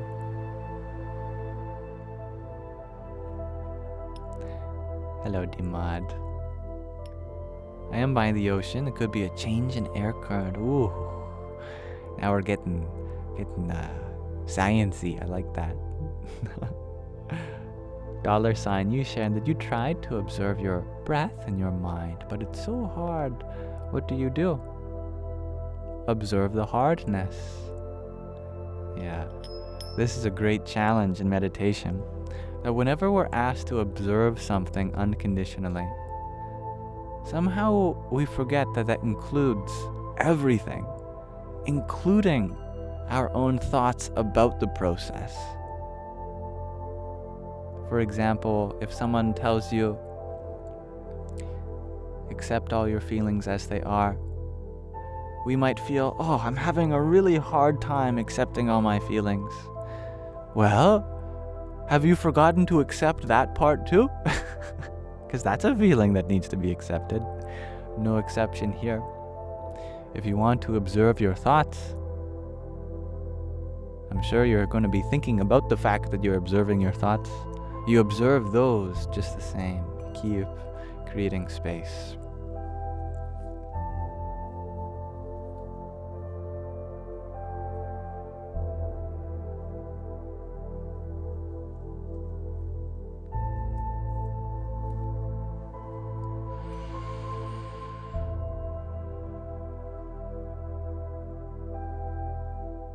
Maybe in Canada, trees just sort of plop it out.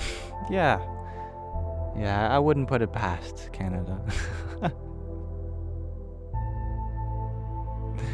Orla, you shared that in New Hampshire once you saw trees release the most gorgeous fine mist, like movie-grade fog. Really? Wow. I've never experienced that.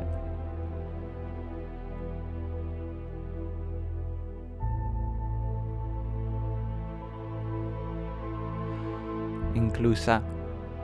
You share that you're in a synthesis. I love that word. After living for others, now living alone after trauma bonded for the man you love. That's deep. And I love the word choice, synthesis. And I love your name, Inclusa. You are becoming inclusive to your own independence.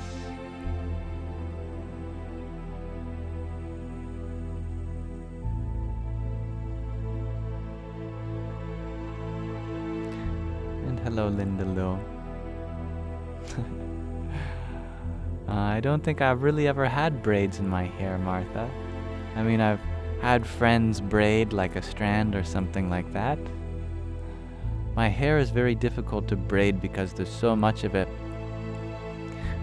I'm one of those rare combinations where I have a really high follicle count. Like, it's actually ridiculous how much hair I have. It's like 10 times more than I think the average. But also I have thick hair too. So I have thick and high follicle count hair, which just makes it exceedingly voluptuous. And I think because of that, braiding would take a long time. I don't know, that's just my hypothesis. The good news is I'm probably never going bald though, unless I decide to shave it all off, which I know would deeply upset many of you.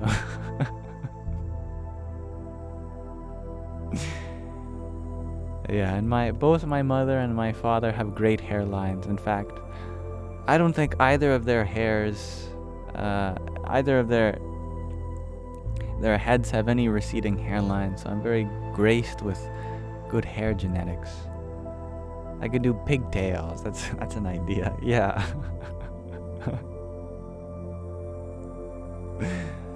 But Marcy has been saying that I should really get my sister to braid my hair.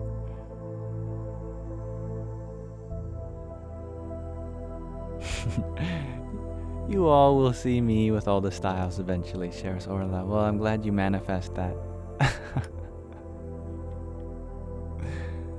Yeah, every time I ever have gone to a barber or a stylist, the moment they start just seeing how much there is to do, I can hear them take a deep breath. It's like,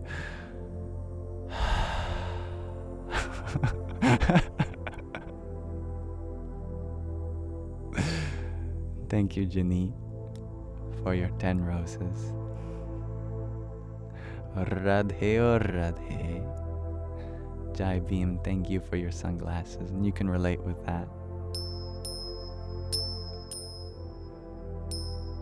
And Emma Solisja, thank you for your rose.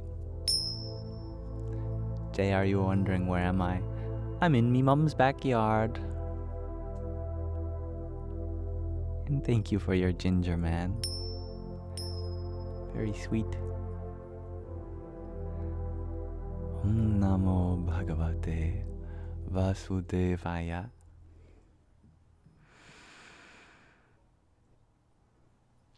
It is very beautiful in my backyard here. My mother definitely takes good care of it. So many unique plants. And we're not even a very expressive part of it. If I could move my phone around, I would love to show you, but it's tethered to my computer. Actually, there is a wireless connection mode, but you wouldn't be able to hear me. It would be a silent exploration of the yard. I don't know if anyone would be interested in that. Just be music and silently walking around. But if you really want to, we could. MS Solista, you ask, what do I do the most in my free time? In my free time, this is my free time, to be honest with you. I don't consider this a job in any regard. Honestly, I feel like I'm enjoying myself in this moment with you all. I don't know what I'd be doing outside of this, to be honest. well, I know what I do before and after. I respond to a lot of messages from you all. That takes an hour or two from my day or more. And again, that's not work. I also feel like that's something I do in my free time. Sometimes I program. At nighttime, I've been playing a game called Terraria. Some of you may know. I have a world called Past My Bedtime Land. And whenever it's past my bedtime and I can't sleep, I play a little bit of Terraria.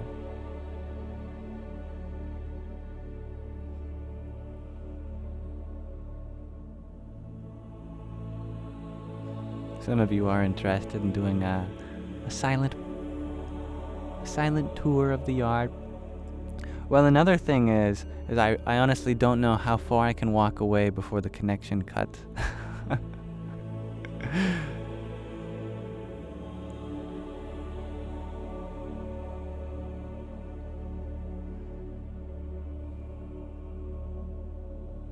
Samantha Chewy, you are wondering, how do you overcome your fear of what happens next? You have an intense fear of passing.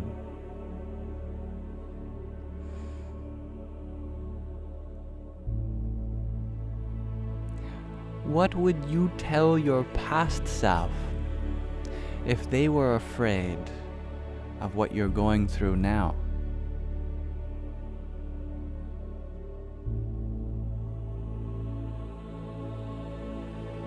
If your past self could express concern over what you're going through in this moment, how would you affirm them?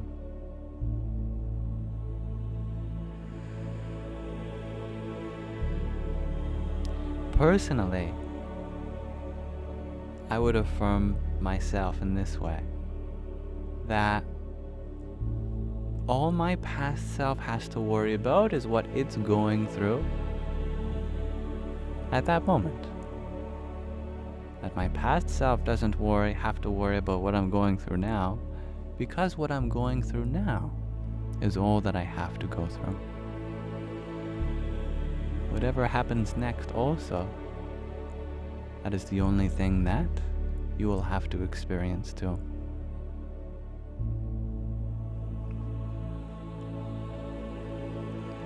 I'll tell you this much.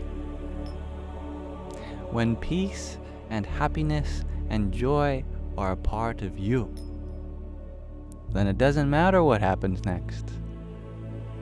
Because you can never be separated from yourself, and by inheritance, the possibility for joy, peace,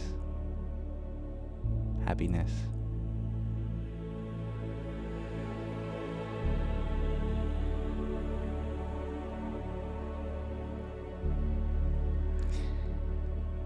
Just imagine for a moment that this isn't your first life, that you've had many before. And in your last life, you were really afraid of what comes next. Now that you're in this life, you can almost affirm your past self that there was nothing to be worried about, that I'm still here. I'm experiencing something new, and I'm not bothered by whatever came before. I'm happy to be here, and there's nothing I feel like I'm missing in this life. If we can have this kind of conversation with our past self, then would that not extend to our future position too?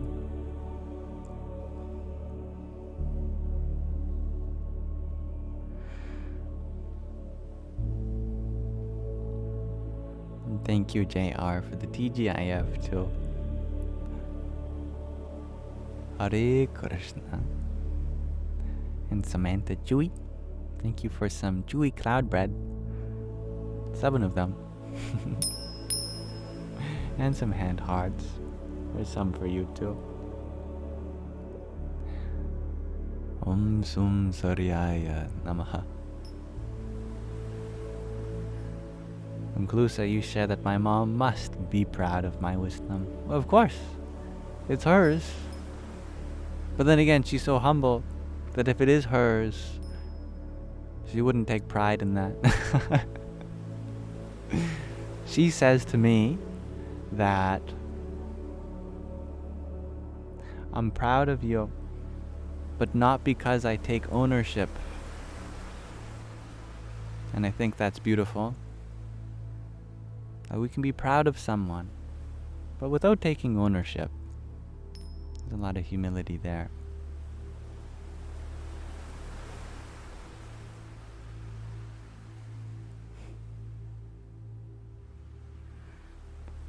Skriabin, you ask, we have another chance. Of course. You think this universe is gonna give up on you just like that? You've only got one chance to prove yourself. This blink of the eye in terms of eternity. I think that would be a very sad reality. One that I choose not to believe in. For the sake of my own mental health. And for the sake of having faith in the causeless mercy of this universe. If this universe is so beautiful, so perfect, then why would it not give us another chance to be happy? I see no reason not for this to be the case.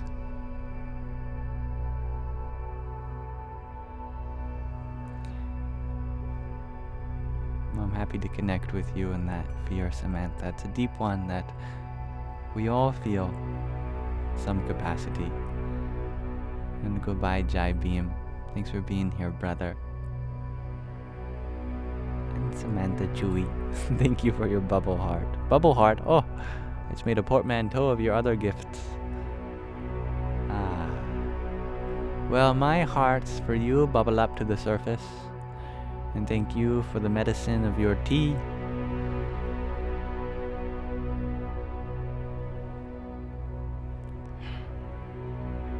Om Namo Bhagavate Vasudevaya.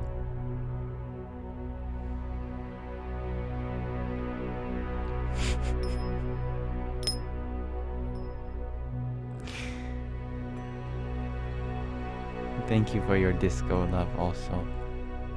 A quintet of them, to be precise. It's never necessary to show your support or appreciation, but it is deeply received.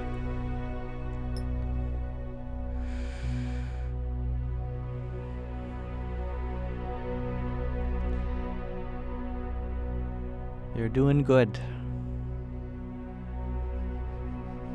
You're okay. You're on the right path. You're allowed to be here. You deserve to be here. You're very special to this universe.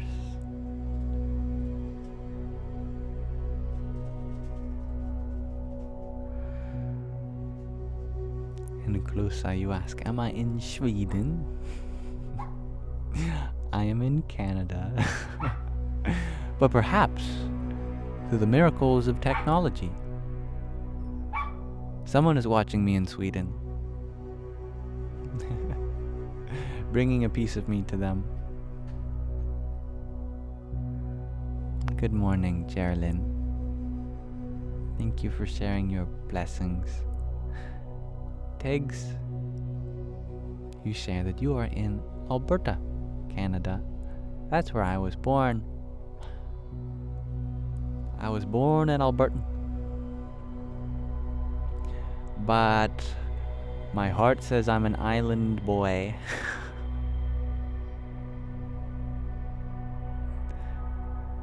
Definitely feel at home on the West Coast. You were born in Moncton, New Brunswick. So we have all been born in the East, but migrated west.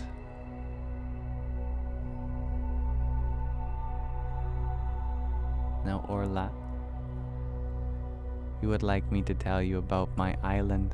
Well, it's not my island. I suppose we do use pronouns in two ways: to describe something we possess or something that we associate with. I certainly do not possess this island as mine, but I associate with it as mine. Or more accurately, I am the islands.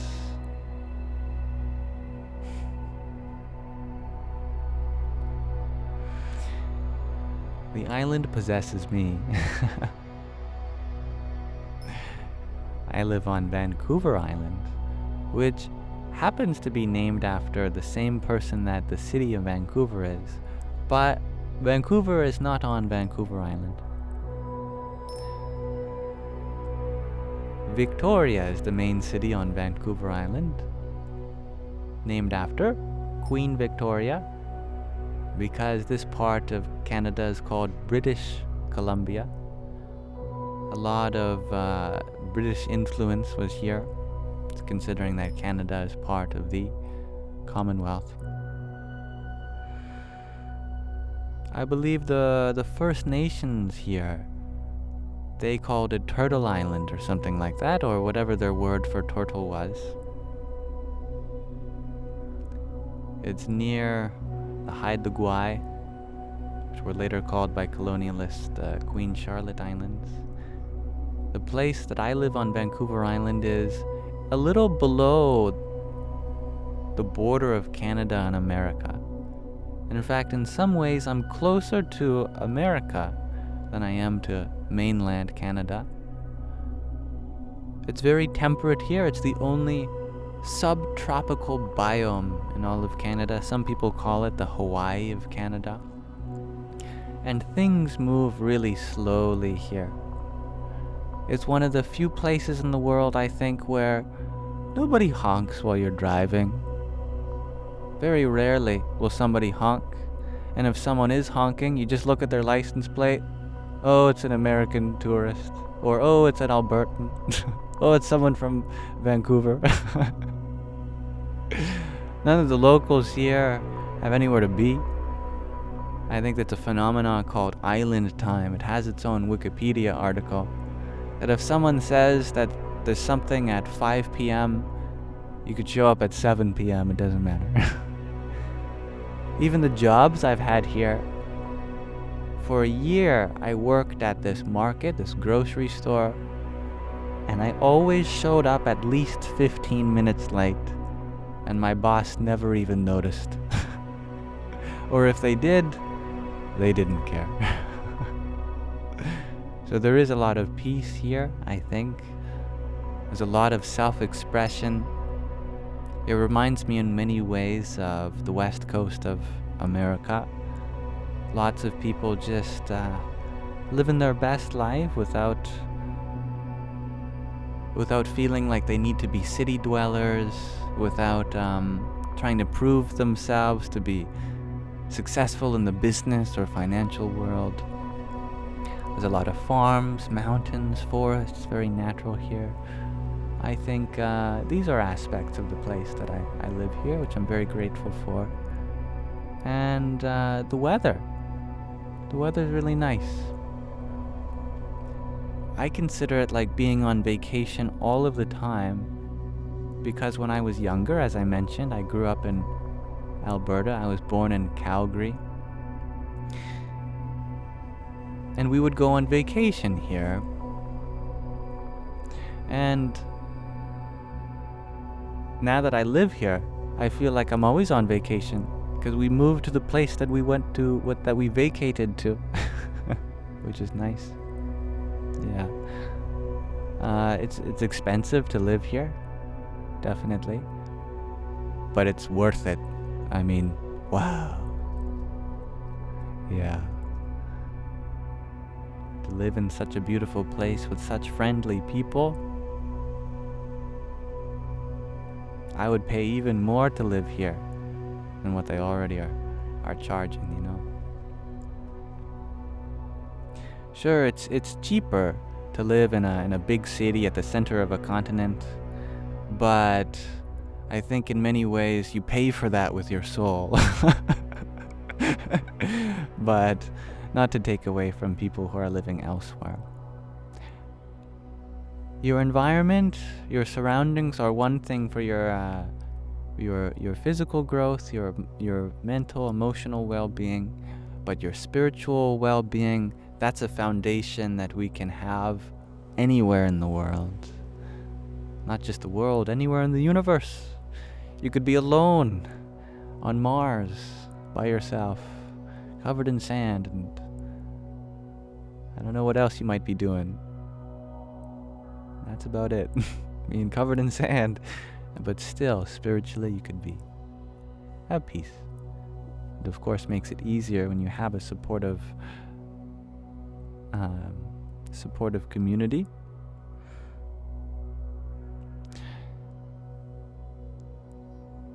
Really helps, definitely. And that's a privilege I do not take for granted.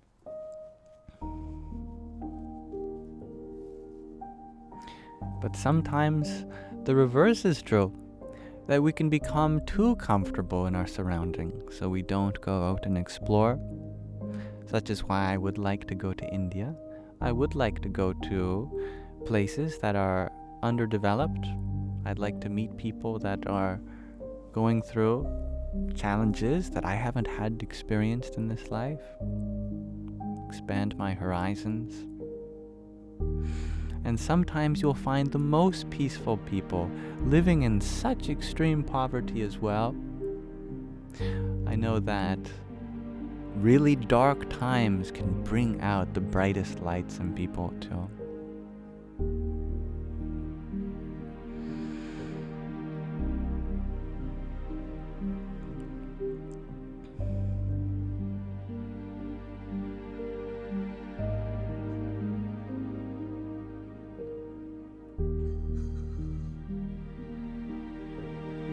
Orla, you share that you also had to move to an island. It makes sense. The communal manner of living is everything. And Orla, you share that you feel like ancestrally we came from an island, and so we made our way back to an island.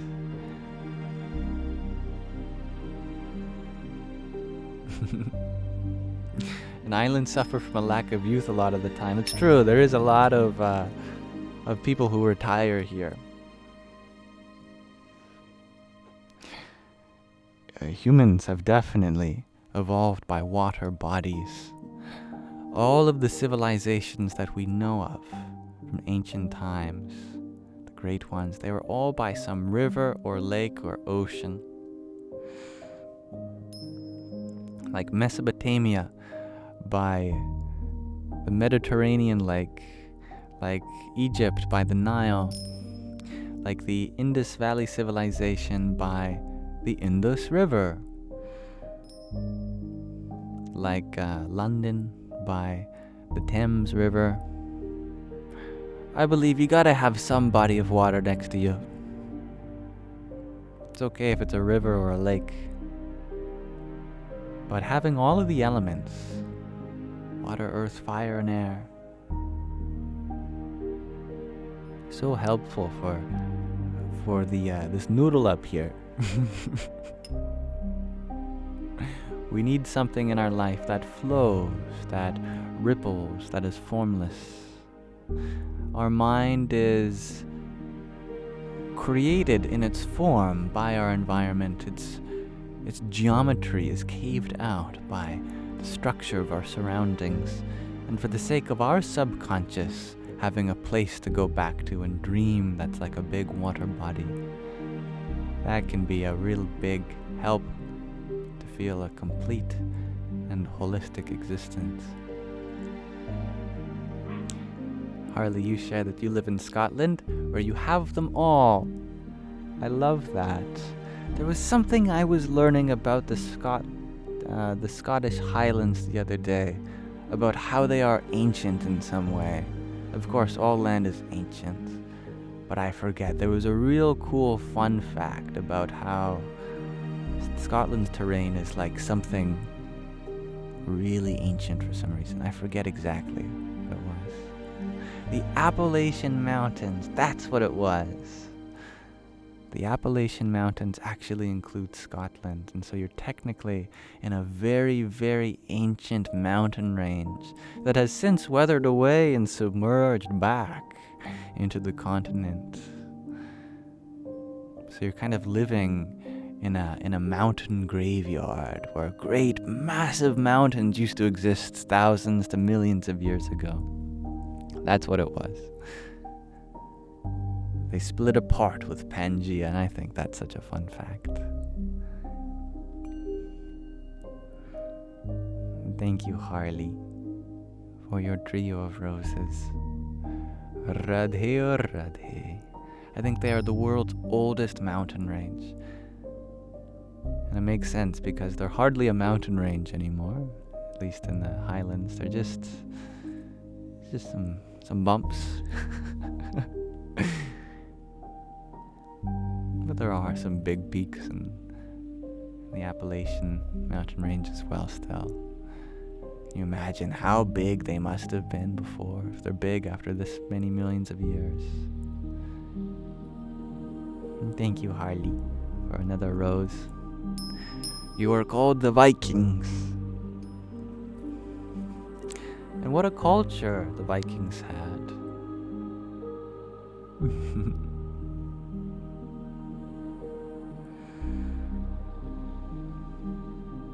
Am I describing life, asked Stone Phoenix? There's nothing else to describe. Thank you, Harley, for your rose.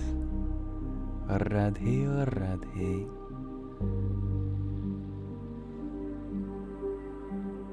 Inclusa, you share such a cryptic saying, but I love it. We will discover rock's secret. Plants we know communicate. I feel Mother Earth speaking through you.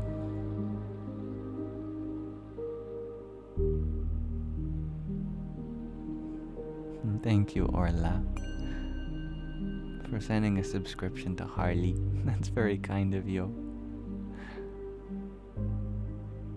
I'm really grateful to have the opportunity to connect with Harley here. And in any way I can continue to do so, I would be honored. It gives you a sticker pack also, which is a little thing I can provide virtually for you, which means that there's some stickers of spiritual symbols and yams and Sandy and Shadow, my kittens.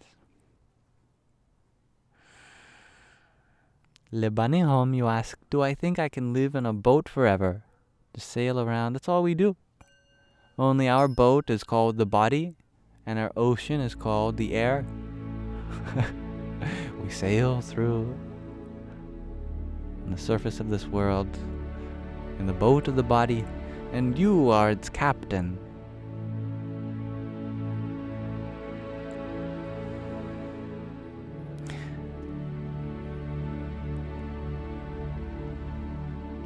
I love the ocean. And I love the land. I think that's why one of my favorite places is the beach. I think I could be on the beach forever. Because then I'm never apart from the land or the sea.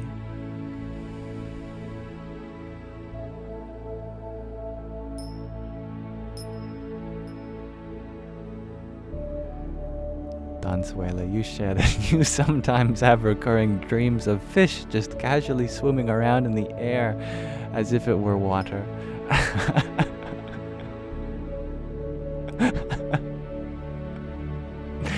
That's amazing. I love that. It's so vivid and surreal. I feel like I've seen that also. I know that there was a version of Minecraft where sometimes squids would be flying in the air. So you'd be playing this game, which is supposed to be a survival game, realistic to some extent. You'd be harvesting wood or whatever, and the squid just goes.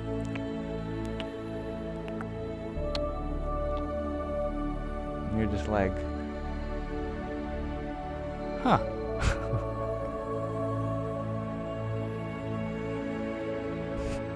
You've seen that.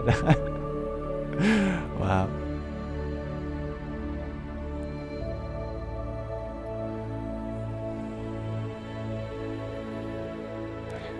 I love that of the elements, earth, water, and air, we have a group of life forms that have flourished, thrived in those spaces.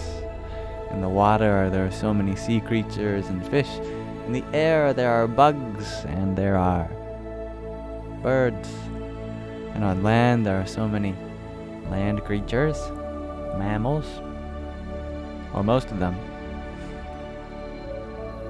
What about fire? What about that element? What form of life survives in fire? Tardigrades, probably.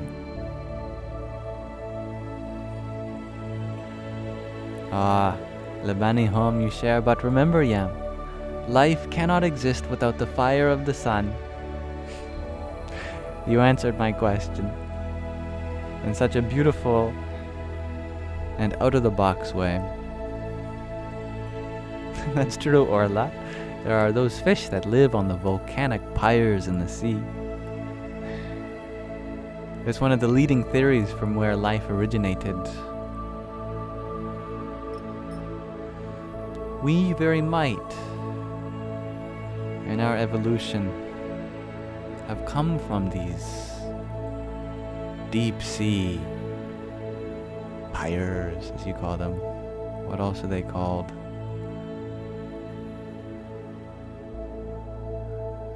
And thank you, Harley, for your trio of roses. Radhe Radhe. Thanks to those fish, we now have cars, and jobs, and taxes, and financial systems, and modes of banking. Yeah. I always think about those first cave people, those cavemen and women,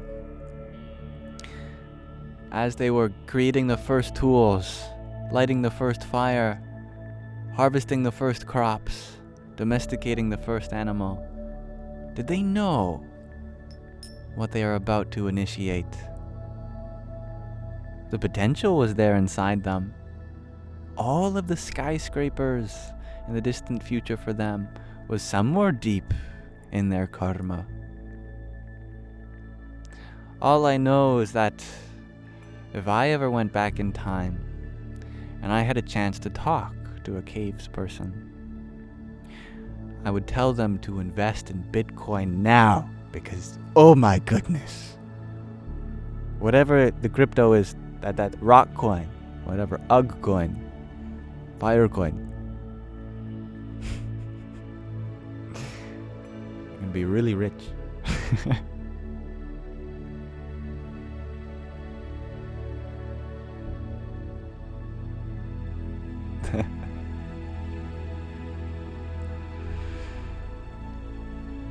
And thank you, Heaven Bound, for your heart me, your quartet of team bracelets, and a best team. Jai Sita Ram. Rockabilly Catty, you share that you're struggling with losing loved ones. Well, sounds like you're very human. I don't know anyone who doesn't struggle with losing loved ones. That what makes a loved one loved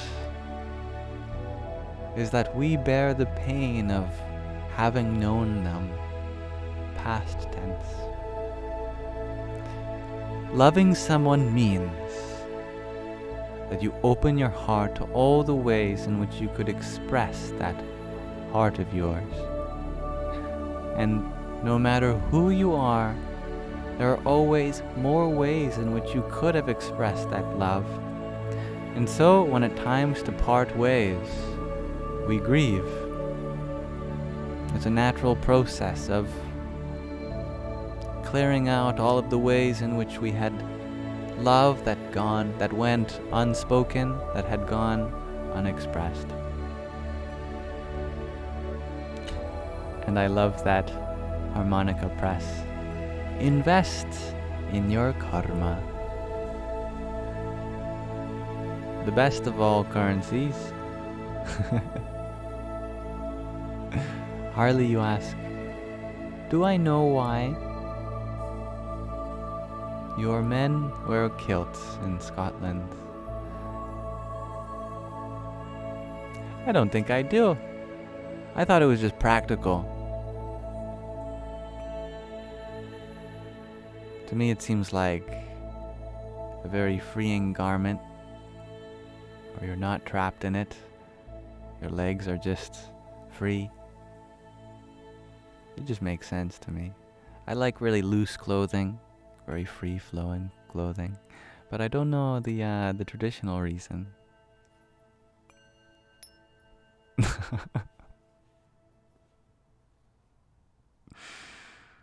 Thank you, Garrett, for your 7 roses.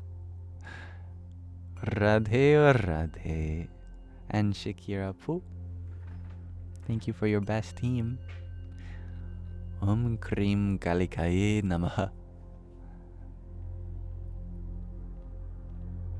And Simpson, thank you for your hat and mustache. You're a quintet of tiny tinies. Yahoo! Another heart me. 5 best teams, 5 team bracelets. Another 5 best teams. A corgi butt in fact. A cap. Another quintet of tiny dinies. Yahoo! And a pair of roses. That one sounded like Mario a little bit. Yahoo! When he's jumping. Thank you, Simpson. You share. It's all the gifts you can give, but peace be with me. And that's the most important thing, isn't it? The peace. Thank you, dear Simpson. Peace be with you, my friend. Om Namo Bhagavate Vasudevaya. Linda Lou, you share that you are having sadness and grief for not being able to spend time with loved ones due to distance. You could be on the other side of the world from a loved one, but so close that you are practically touching in your heart.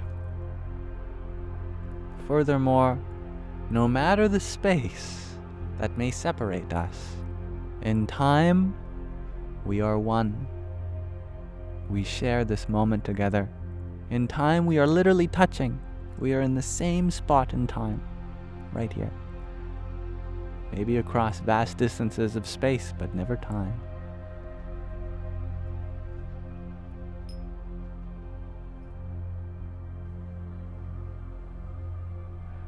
And Mischief, thank you for your rose.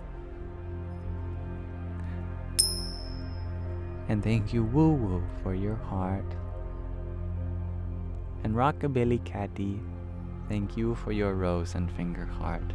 Here's one for you also.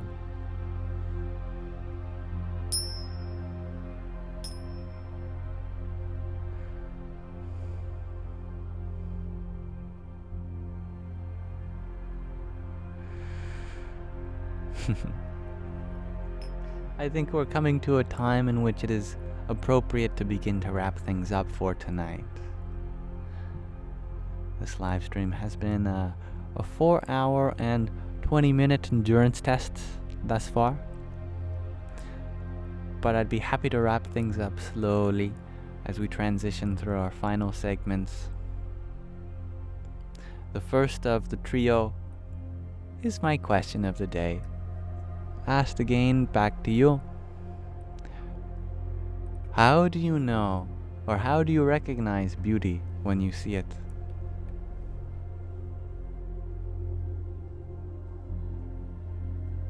What is it about beauty that makes it recognizable?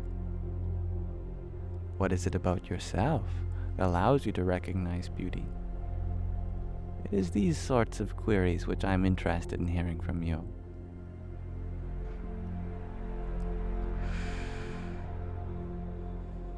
That's beautiful, Simpson.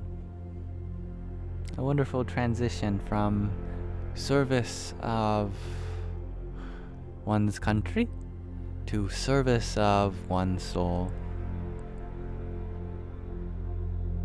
Shakira, you share, when it comes to beauty, you usually compliment it. When there's something to compliment, must mean beauty's there. I love you too, Alison. Om Namah Shivaya. Woo woo, you share that beauty shines with its own light. Deeply mystical words, my friend. Claude, you share, what is it about beauty that makes it recognizable? Is distinction from ugliness. That may be true. Although, I believe there are some things that are beautiful without comparison, that in their own right, they have beauty. Sometimes this kind of beauty is harder to see. Luminaria, you share that beauty is everything. Tegs, you share that it's somebody's presence. It's in somebody's presence. Lindaloo, you share that when you see beauty, you are inspired to become creative. I like that. Sarah, you share, to you, beauty is something that harmonizes with your soul. Oh, wonderfully said. Koribori, you share, it stands out in its own light. I like that. Enzoscope, you share, with a smile and a cheeky grin. Great.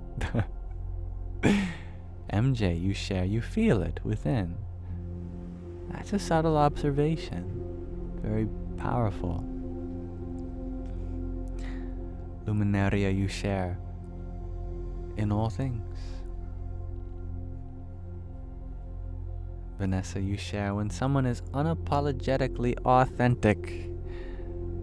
I love that term, unapologetic. They're not sorry for just being so authentically themselves. That can be great and very beautiful indeed. Tanya, you share that you have to have an open mind and heart to see beauty because it's within. Beautifully said. Mischief, you share, the heart feels a sense of awe. Welcome, Livia Rose. Well, you're always allowed to hang out here with me in here and fall asleep if you want. Orla, you share, when you're stricken with awe, that's how you know. Awe is such a great word. Lindaloo, you share that beauty inspires you to be creative. I think I just read that, but you fixed your typo. That's what it is. Back to the word awe. You know, awe is one of the root vowels in Sanskrit. Ah, ah, ah. Karma. It represents just an acknowledgement of existence, absolute existence, an expression of life.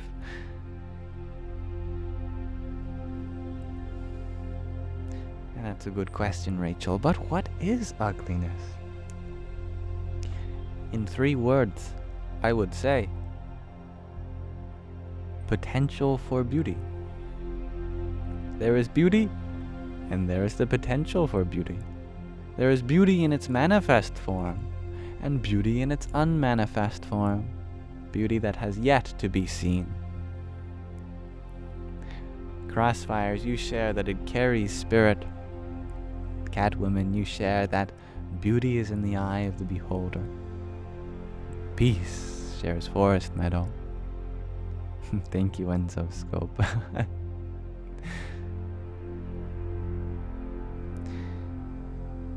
Euphoriant, you share, if something moves you or sparks joy, then you see it as beautiful. Elysian, you share, beauty is God, because God is beautiful.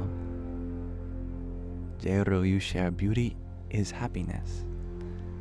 And Lindsay, you share, beauty reminds you of the impermanence of the physical realm. You become more present. What a powerful and practical purpose of beauty.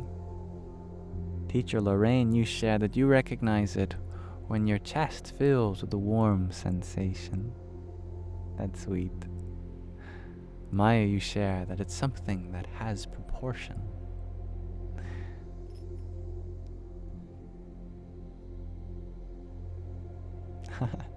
Claude, you remind us that we might be ugly on another planet. It's true. Aliens might look at us and go, ew, gross. What are these bags of flesh doing?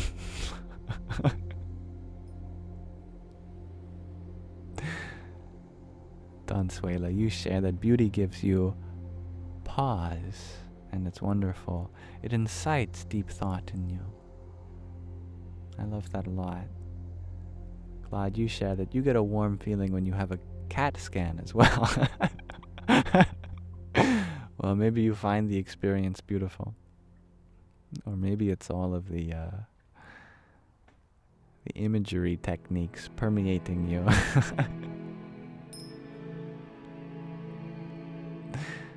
Wickard Farms, you share. You're at Wendy's. What do you want? Can you get me Wendy?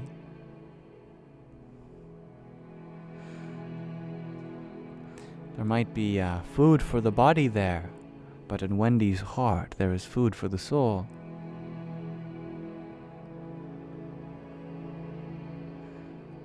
Tatmamasi, you share that you think beauty fills the gaps that you haven't explored yet, or hadn't.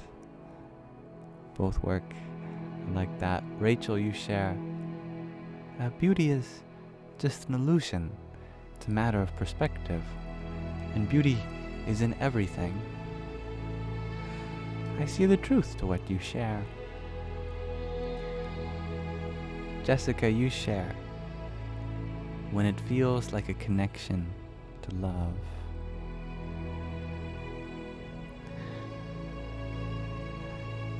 These are such beautiful answers, everyone. Thank you.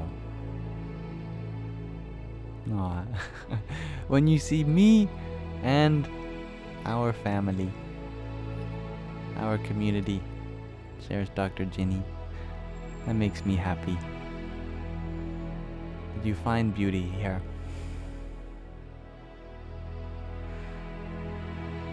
Joel, you share that it brings pleasant emotions and or memories. And Rockabilly Caddy, you share that being in the present moment and enjoying it. And Lauren, you share when it takes your breath away as soon as you look. And when you want to keep looking at it, shares Ella. Yeah. Alright. I'm sure we could keep talking about beauty for a long, long time. There are no shortages of ways in which we can experience beauty.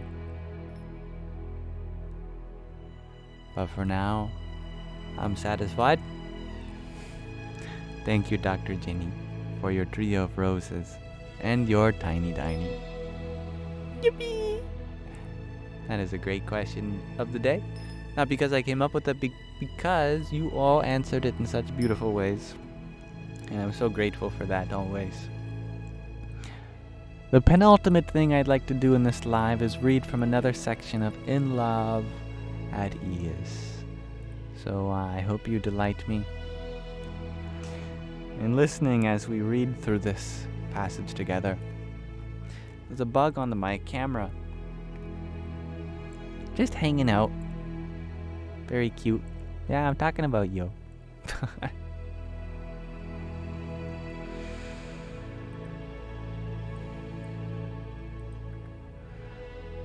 Today we are reading from the 5th chapter, At Ease, of the book In Love at Ease. This section is called Spirituality with a Playful and Flavorful Edge. Let's see how we can learn from everyday spirituality with Pramukh Swami Maharaj again. Swamishri knew that spirituality could not be dull. It had to appeal to the mind and interests of the aspirant.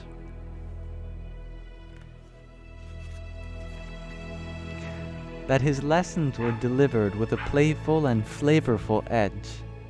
He balanced this playfulness with his role as a spiritual master by guiding his disciples with bliss derived from the divine. This constant bliss of the divine, or sahajanand, organic natural bliss in Sanskrit, manifested in different ways in Swamishri's life. Swamishri could laugh, joke, entertain, respond with wit, and try new things, for he indulged in various flavors of bhakti, loving devotion. Swamishri knew how to enjoy easy, unperformed spirituality in the company of his disciples. This Sahajanand was the secret to Swamishri's happiness, which he constantly shared with millions. Is the music ever so slightly too loud? Be happy to turn it down ever so slightly.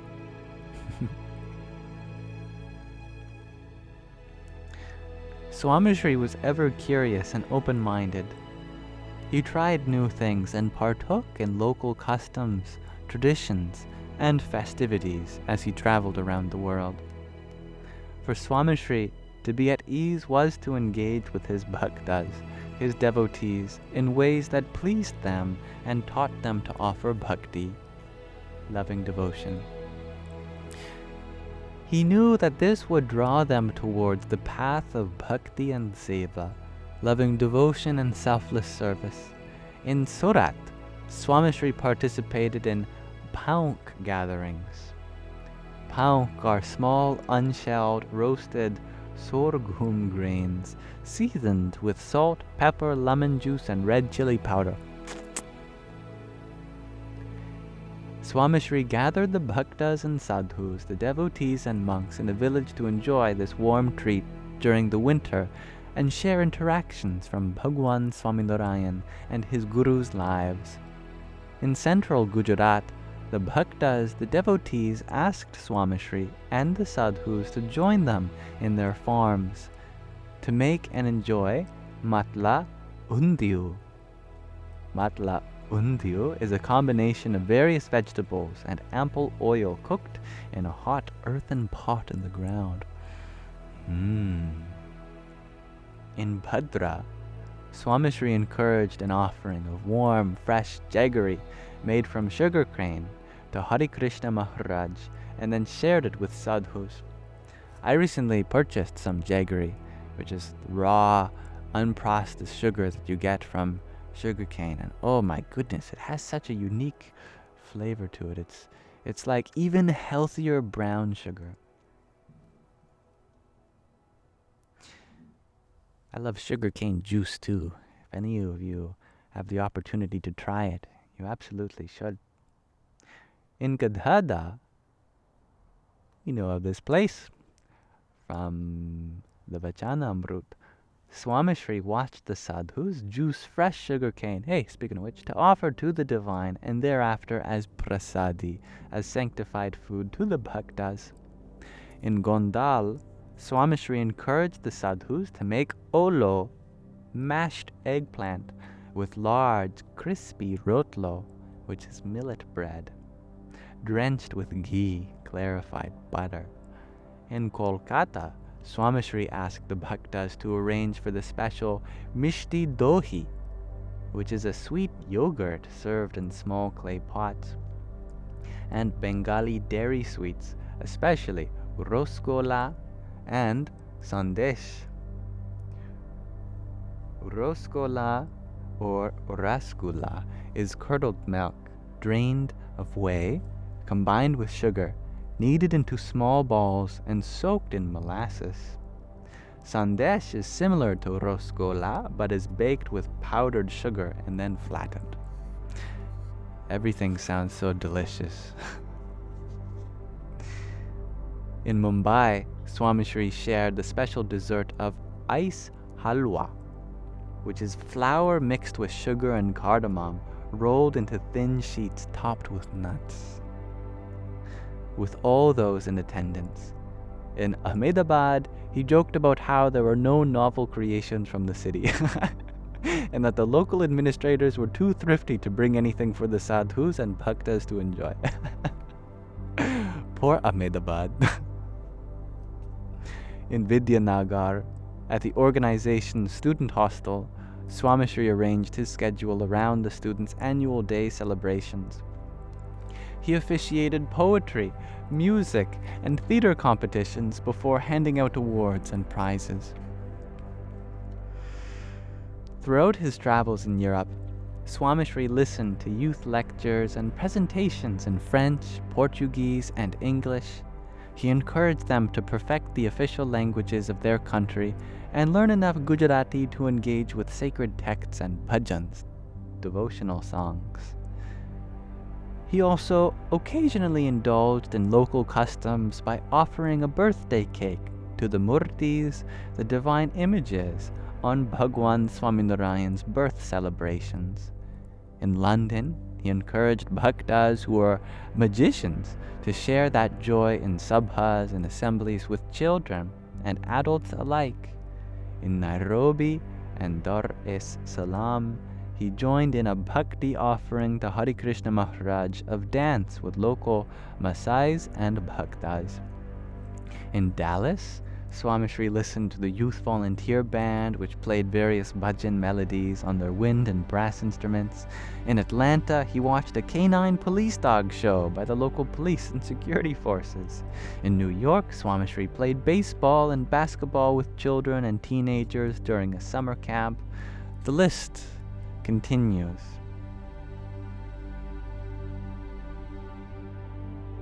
Each of these celebrations was one of bhakti, loving devotion, and spirituality. Swamishri was comfortable interacting with his bhaktas from various backgrounds and age groups with varied interests in such diverse registers. Many marveled at the breadth of his comfort in experiencing and understanding people from different communities. Swamishri was indifferent to most of these delicacies and activities, but he wholeheartedly engaged to delight his bhaktas. To be at ease is to genuinely engage, even in fun and games, to build bridges and lasting bonds through laughs and smiles.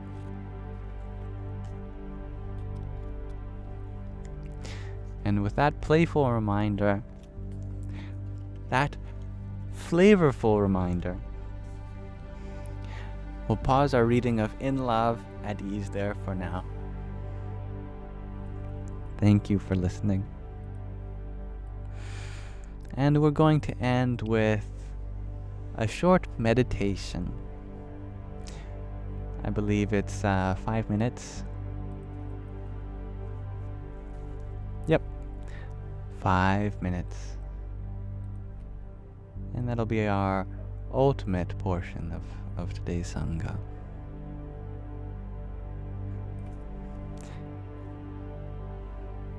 Let me just set it up for everyone. First, I'll turn down the background music so we can turn up the background music that we'll be chanting along with. We're doing a mantra 108 times today, quickly.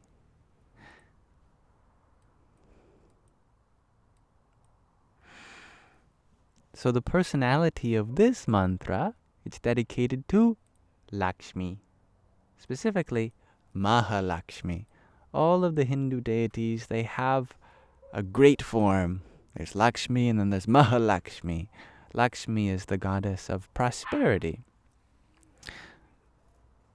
Her bija mantra with a sacred syllable to invoke her essence, is Om Shri Mahalakshmi Namaha. The bija in this one is Shrim. Shrim is the seed form of her in sound form. Just by meditating on Shrim, we invoke Lakshmi's grace. And we begin to grow and blossom it. Om Shri Mahalakshmi Namaha.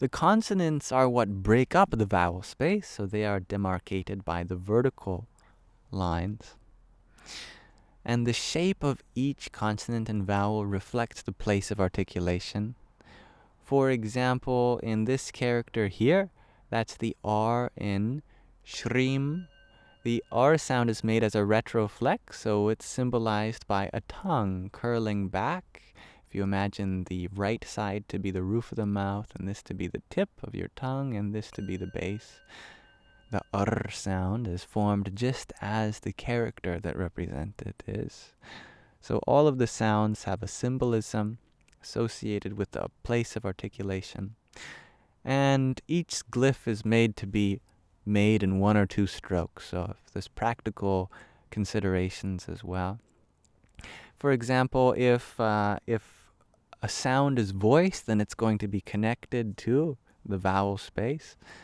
Like, for instance, you'll notice that this character is not touching the vowel space, so it's not voiced, and indeed that's the sh sound of shrim, whereas the M here, you'll notice there's lips on either side, that represents the lips.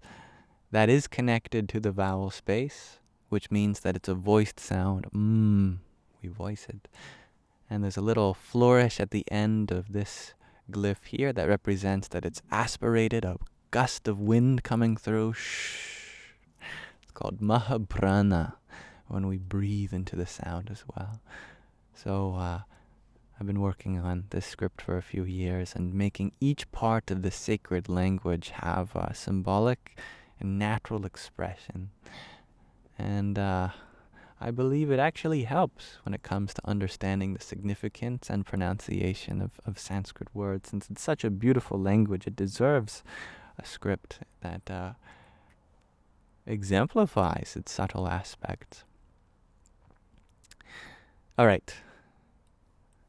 That is enough self-promo.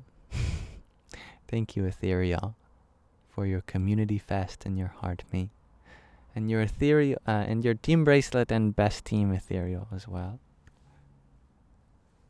Om Shrim Mahalakshmi Namaha. And that's right, user 224. The H is vocalized. Good observation. And that's a difference between English and Sanskrit, is that we don't vocalize, we don't voice our guttural aspirant called H, but in Sanskrit you do. So it's not, what's a word that starts with H in Sanskrit? It's not Hastinapur, that's a city name in Sanskrit. It's Hastinapur, we voice it. But there is a secret, lesser known, unvoiced aspirant in Sanskrit, and most people who even study Sanskrit for years know about it. It's called the Jiva Mulya, which means exactly that, the unvoiced guttural aspirant. Ha, ha. There isn't even a letter for that, and even modern scripts used to render Sanskrit. It has to be implied by the visarga. And that's one of the things that this script does, and it has a character for this rare and sacred sound that most people don't know about. Anyway, that's enough for me. Thank you, Anapos, for your community fest. Om Namo Bhagavate Vasudevaya. Which word has a Jiva Mulya in it? Tatvamasi. The word for suffering does. Dukkha. You might notice that you spell it D-U-H-K-H-A. Those two H's have completely different roles. The H before the K is the Jiva Mulya. Dukkha. We don't voice it. We actually don't voice the second H either, but it's not a real sound in and of itself. It's just to denote the fact that we aspirate the K sound. Dukkha. But that's an example of the Jiva Mulya. There's also an F sound in Sanskrit, which most people don't know about, called the Jiva Mulya and the Ubhadmaniya. The Upadmaniya is the F sound, and it happens in the Gayatri mantra, for example. Between the last two words, na and prachodayat, it forms an F sound. Naf prachodayat. That's the Upadmaniya. Secret sounds. Very fun. What about sukha? That's a good question. I don't know. If there's a visarga, the two dots in Devanagari, before any unvoiced guttural sound like k or k, then yes, it'll make a jivamulya sound. Sounds. If any of you wanted to see another part of this live or any other live, I upload them to my YouTube channel, Yamsox Lives and other alternatives. I try to do it as soon as I can. They get uploaded within 5, 6, 7 hours or so, depending on how quickly I'm able to download it. And may this live stream be an offering to Radha Krishna. Radhe Krishna, Radhe Krishna, Krishna Krishna, Radhe Radhe, Radhe Shyam, Radhe Shyam, Shyam Shyam, Radhe Radhe.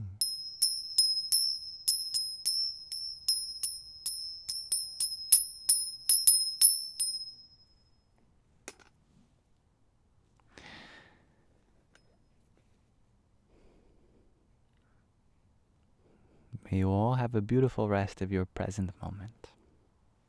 Thank you for being here, everyone. Namaskaram.